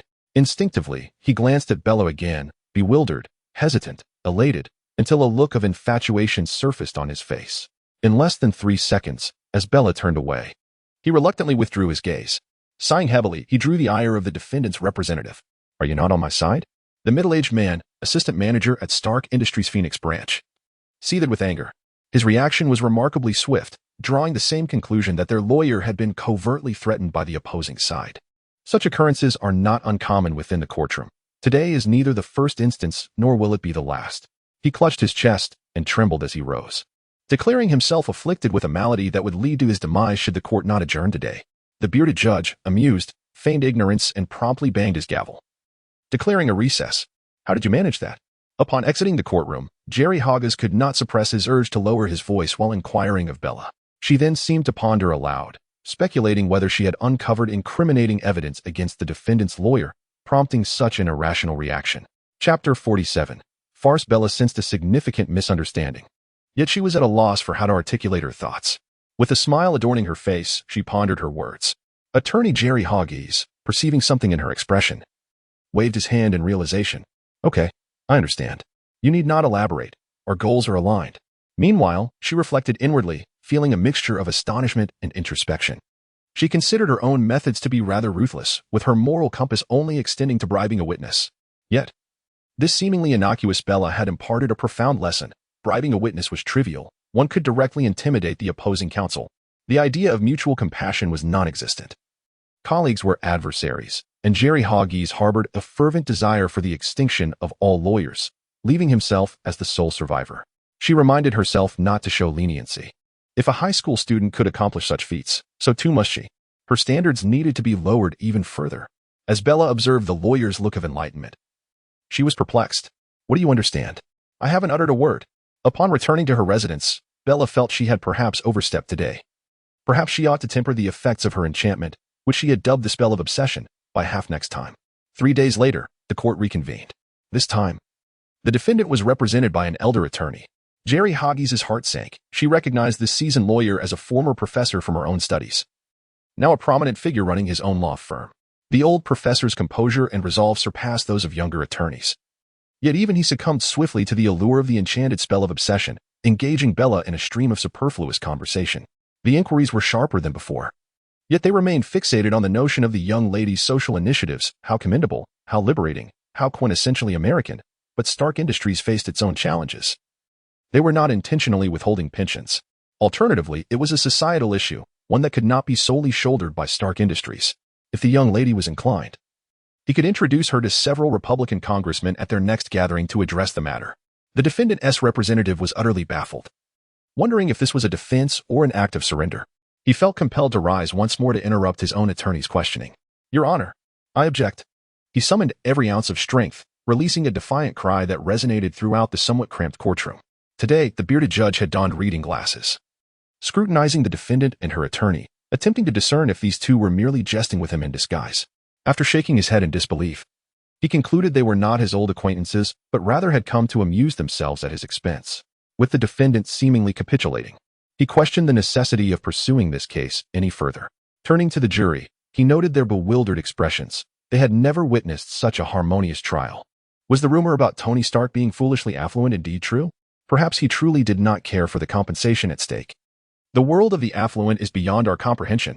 As the jury seemed poised to speak, the defendant's representative was drenched in sweat, desperate and disregarding courtroom decorum.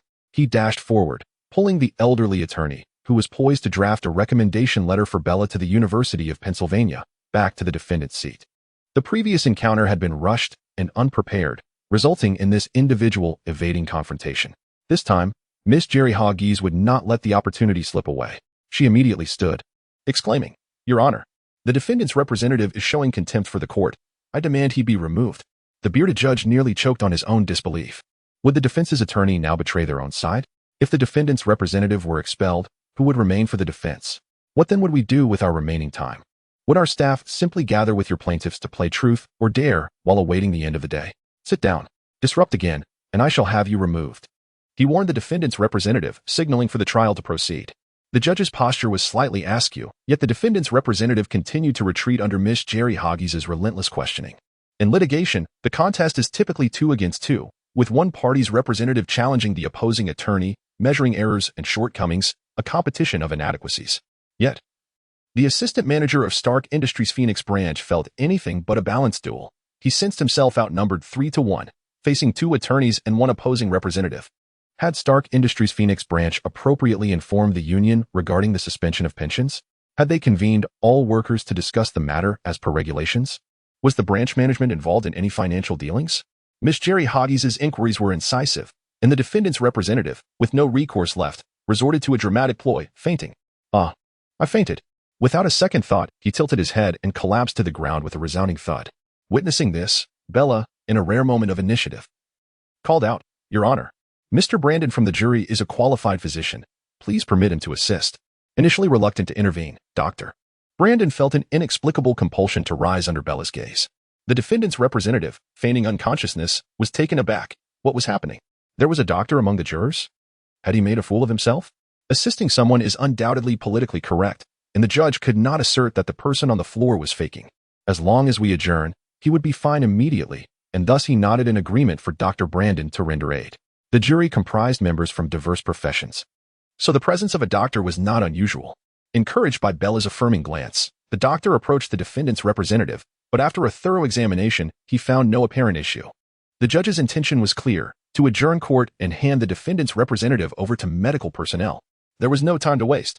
The patient required immediate on-site emergency care, Dr. Brandon shouted, and with that, a milliliter of adrenaline was administered intravenously. As the patient remained unresponsive, the doctor swiftly commenced chest compressions. He exerted tremendous strength, yet the patient was somewhat corpulent, with layers of flesh enveloping the chest. After an extended period, he had yet to detect a heartbeat, compelling him to summon every ounce of his energy and press down forcefully. The sternum emitted a series of cracking sounds. Am I doomed? What if the sternum fractures? The assistant manager of Stark Industries' Phoenix branch found himself pondering this dilemma. Could this be classified as a workplace injury? Earning a meager salary, was it truly worth risking everything for the company? As he observed the physician preparing to administer artificial respiration, the adrenaline coursing through his veins urged him to revive himself. Chapter 48. Compensation. The members of the jury, along with Old Joe and the audience, erupted into applause, while Bella and Lawyer Hoggies clapped with a sense of compassionate joy. Observing his two clerks applauding, the bearded judge, who had secretly pocketed a considerable sum from Stark Industries, could only manage a few half-hearted claps. The defendant's client was in tears, gripping the doctor's hand in an attempt to buy some time. "Oh God, Dr. Brandon, thank you for saving me." "You're welcome. It is a physician's duty." "No, please, allow me to express my gratitude." The adrenaline was surging, and the defendant's client was so exhilarated he could barely refrain from doing somersaults. The doctor helped him to his feet, glancing at him with evident satisfaction in his life-saving skills, marveling at how he had managed to revive a patient who had previously seemed so gravely ill. With a tone of pride, he said, "Let us resume the trial." "You want me to perish?" The defendant's client reluctantly returned to his seat, bracing himself for more probing from Jerry Hawkes. A complete rout. The defendant's representative was left utterly defeated, while his attorney had only posed a few inconsequential questions. After a brief recess, at 2 o'clock in the afternoon, the jury rendered an informal verdict, finding Stark Industries and Wexler Steel Company in breach of contract. The judge, respecting the jury's opinion, subsequently issued a final ruling in accordance with Arizona law. Stark Industries and Wexler Steel Company were mandated to pay the retired workers of the steel company their full pensions within 90 days. Bella and Old Joe had deliberated and concluded that the previous method of disbursing pensions monthly and annually was entirely unreliable. They now demanded that the acquiring party and the steel mill pay the entire sum in one go, using 100 years as a benchmark for the elders' lifespan. They calculated the difference between 100 and their current ages, multiplying it by the actual annual pension amount owed. If they lived past a century, it would be considered a loss for the elderly. Any depreciation of currency would also be a risk they must bear. The reality was that after a lifetime in the steel mill, no one truly believed they would reach 100. Living to 90 was already seen as a divine blessing. The prospect of receiving a larger sum of money brought joy to everyone. Even if the currency devalued, they accepted it. Stark Industries and the steel mill were undoubtedly displeased. Not all pensions amounted to $45,000 annually, but Old Joe's pension was among the highest. Even so, according to their calculations, the total pensions for 59 workers exceeded $50 million. How could a struggling steel mill, on top of the regular acquisition expenses, be expected to pay out $50 million? Anyone in their position would be discontented. Bella anticipated their reluctance and foresaw that appeals and delays would be inevitable, which is why the protests continued unabated, despite the apparent wrongdoing in the previous bank robbery at her behest. The three elderly individuals donated the majority of the ill-gotten gains beyond their essential living expenses. In the present day, the court's ruling stands firm and just. Whether it involves marching in front of Stark Industries subsidiary or garnering sympathy from the media, the elderly have ascended to the pinnacle of moral authority. The elderly, inherently a vulnerable demographic, are not defined by their race or gender. They signify a universal stage of life that awaits us all. Today it is them Tomorrow it could be you. Their plight is indeed deserving of compassion, and now, bolstered by a favorable judicial decision, Bella and Natasha have rallied numerous students, voicing their concerns across various online platforms. Meanwhile, competitors of Stark Industries are subtly amplifying their efforts, resulting in significant public attention towards the elderly's demonstrations. Legislators, political figures from various parties, and media reporters are all keenly following this topic, further complicating Stark Industries' position at the eye of the storm. Everyone ages. Today it may be old Joe and old Willie, but tomorrow it could be us. Perhaps Mr. Tony Stark possesses sufficient wealth to disregard concerns of retirement. Yet we cannot afford such luxury. I believe that Mr. Obadiah Stane, the CEO of Stark Industries, also needs to contemplate this reality, for he is, after all, merely an employee, and 99% of this nation must grapple with this issue. As an ordinary individual, I can only muster my modest efforts to urge everyone to stand united and declare no to those capitalists who seek to indiscriminately consume our pensions. Obadiah, watching Bella articulate her thoughts before the CNN cameras, felt an overwhelming urge to smash his computer in frustration. Here he was, 70 years old and still working. After years of toil, without any substantial savings? I do not require a pension. The rapid progression of events had taken him by surprise. The matter at hand was no longer simply about Bella and a handful of elderly workers from that dilapidated steel mill. The situation had escalated nationwide, with numerous employees of Stark Industries expressing varying degrees of concern. This demographic spanned from Obadiah's close aides to the cleaning ladies responsible for maintaining the company restrooms. All were preoccupied with the question, what about our pensions? Will they too be suspended? The relationship between the parties involved is one of employer and employee, not master and slave. If remuneration halts, who will continue to labor for you? The entire organization was engulfed in turmoil, as Obadiah convened daily meetings to reassure his subordinates. He is a formidable leader, possessing considerable decisiveness. When his team prepared to continue legal proceedings against Bella, he swiftly intervened, opting instead to placate the instigator first. A request for $50 million in pension payments was evidently extortionate. Stark Industries could not entertain such demands. As the sum was far too substantial, who among us will live to 100? Let us establish an age limit of 90, and thereafter allocate a portion of pensions based on this criterion. A week later, the elderly received pension payments from Stark Industries, totaling $15 million. Specifically, this amounted to considerable sums for 59 elderly individuals, with some receiving as much as $300,000, while others obtained tens of thousands. The financial gaps could largely be filled, preventing the loss of their homes and leaving a substantial amount for future family expenses. The children, neighbors, and friends of the elderly faced pressures of various kinds, persuasion, threats, and inducements. After receiving their compensation, they subtly conveyed to Bella their desire to bring matters to a close. Very well, I respect your decision. Bella and Natasha departed from old Joe's home, the elderly man feeling somewhat embarrassed as he personally escorted them to the door. It was only after they drove away that he returned home, moving slowly. Natasha felt a tinge of disappointment, believing that the situation had not reached its ideal resolution. Conversely, Bella felt a sense of satisfaction. The developments had progressed to a commendable extent. It cannot be said that Tony Stark is a virtuous man, nor that every individual within Stark Industries embodies goodness. Presently, everyone adheres to the rules of the game, yet should they be pushed to their limits? Acts of hired murder and kidnapping are certainly plausible. Bella's lack of fear does not imply that others share her fortitude. She has acquired the fame and accolades she sought, and the elderly have received their fair share of monetary compensation. Thus, this matter can be considered concluded. Chapter 49. Unexpected events. Bella wished to cease her involvement, yet others were unwilling to let the matter rest.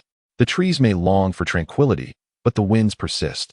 Often, one's declaration to disengage does not guarantee an end to the game.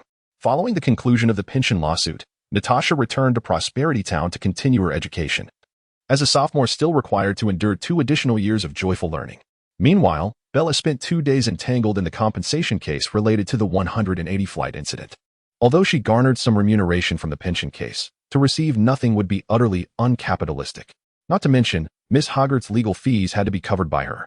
A few elderly clients provided a portion of cash, supplemented by several anonymous checks. After deducting various expenses, she was left with less than $5,000. In sharing the spoils with the lovely Natasha, they each took home $2,000. This sum dissipated quickly. After indulging in food and shopping, little remained. Bella was more concerned about the flight compensation, as that was where the substantial sums lay. After another day of court hearings, she ventured to a convenience store to purchase an array of provisions. Drawing from Natasha's experience, she knew that to nourish herself adequately, considerable sustenance was necessary. prompting her extensive shopping spree. As she approached the checkout, a somewhat portly middle-aged man suddenly emerged from behind a nearby shelf, brandishing a firearm aimed directly at Bella. "Do you remember me, Miss Swan? Why aren't you smiling anymore? Weren't you quite cheerful before?" The man, a representative from the absurdly clownish defense in the pension case, now wore a menacing expression, his hand trembling slightly around the weapon as he fixated on Bella. This rampant gun culture filled Bella with profound disdain. How could anyone, regardless of their character, wield such a weapon? The distance between them was 5 meters, and she could muster enough strength to evade before he pulled the trigger. A handgun could not inflict harm upon her. However, the current environment was unfavorable. Before her stood a somewhat scruffy middle-aged cashier, and behind her were 2 female customers waiting to pay, leaving little room for escape. "Stay calm. Let us resolve this between us. Please, allow the innocent to leave," Bella implored, aware that her charm would bear no fruit against such hostility. She could only persuade him with words to clear the area. The portly man chuckled, though it was a hollow sound. "Do you truly believe I would spare you? I have been dismissed, the bank has seized my house and car, and my wife and children have departed from my life. In my misfortune, why not take a few more with me? Understand this. No one is to move. Anyone who stirs will meet their end." As his expression grew increasingly grotesque, several men in black suits burst through the convenience store entrance, led by a stout figure. "Mr. Todd, Stark Industries will provide you with ample severance pay. Please, calm yourself and lower the weapon," the leader bellowed, while the others positioned themselves in a semicircle, appearing ready to subdue the man named Todd. "Step back, everyone. I dedicated so much to this company, and what did I receive in return? Derision, cold insults, and dismissal. What exactly did I do wrong? Have you not disgraced the company's reputation and yet claim no wrongdoing?" At this juncture, Obadiah and Tony Stark maintain a close uncle-nephew relationship. As Tony Stark's trusted confidant, the rotund bodyguard Happy Hogan and a senior executive from the corporation have been assigned to manage affairs in Phoenix. The overt responsibilities, such as elucidating the situation to the media and distributing pensions to the elderly, fall under the purview of the headquarters executives. Meanwhile, the rotund bodyguard is tasked with less savory matters, one of which involves forcibly removing the current individual at hand. However, despite meticulous planning, unforeseen complications arise. The corpulent protector proves to be ill-suited for negotiations, persistently urging the other party to remain calm. A middle-aged man named Todd can no longer suppress his pent-up dissatisfaction. With wealth, honor, and reputation slipping away from him, he has nothing left to lose. Gritting his teeth, he fires 3 shots in Bella's direction. Bella, momentarily taken aback, disregards the shock and pushes aside 2 female patrons to her side. With her left hand, she deftly maneuvers to observe the trajectory of the bullets, remaining stationary below while making subtle evasive movements with her upper body. The 3 bullets whizzed past her ephemeral form, striking the middle-aged cashier behind her, whose face is adorned with stubble. Bella is utterly astonished. Earlier, through conversation and positioning, she had adjusted Todd's shooting angle, theoretically ensuring that no one should be behind her at that moment. Wasn't the victim originally to her right? She had even attempted to push him away, only to find herself grasping at thin air. What on earth has transpired? A cacophony of gunfire erupts as Stark Industries bodyguards retaliate, mercilessly gunning down the loathsome yet pitiable Todd. Happy Hogan is acutely aware of Bella's identity, yet his focus had been solely on Todd, rendering him oblivious to her agile evasion of the bullets. He swiftly strides before her, seemingly concerned for her safety, while the remaining bodyguards disperse the panicked crowd, one of them already on the phone contacting the company's legal department. "Quick, assist the innocent." An innocent? Or is it? Where has he gone? Bella pushes aside the protective embrace of the rotund bodyguard, intent on urging them to aid the recently shot cashier. Yet, upon turning around, she is met with nothing but a pool of blood on the ground. A living being has inexplicably vanished. What sorcery is this? Are Americans truly that resilient? To endure 3 gunshots and escape amidst the chaos? This individual evidently harbors secrets. Even a mere passerby is cloaked in enigma, leaving her at a loss for words. "Miss Swan, we believe there may be a misunderstanding regarding Stark Industries." The rotund bodyguard rummages through his thoughts, seemingly pondering how to persuade her not to pursue the matter further. Bella, feeling increasingly agitated, never intended to cause harm. She has never wished to hurt anyone. Yet, Todd's unfortunate circumstances are inextricably linked to her, and she is reluctant to be cast as an adversary to Stark. With a hint of impatience, she interjects, "This is not a personal vendetta. I could dismiss today's events entirely, but what about the police?" The stout bodyguard repeatedly assured, "There will be no issues at the police station. You may leave at once." He then handed Bella an unsigned check for $50,000. Bella accepted the check, examining it with a hint of disappointment in her tone. "Is this the severance pay you intended for Mr. Todd? Is it meant to silence me?" She sighed. This sum holds little significance for me and will not lead to fortune. If you are uncertain about its proper allocation, perhaps it would be better suited for Mr. Todd's family. With that, she returned the check to the stout bodyguard, left $50 at the cash register, and, after gathering her handbag along with a considerable amount of food, sighed once more and departed from the convenience store.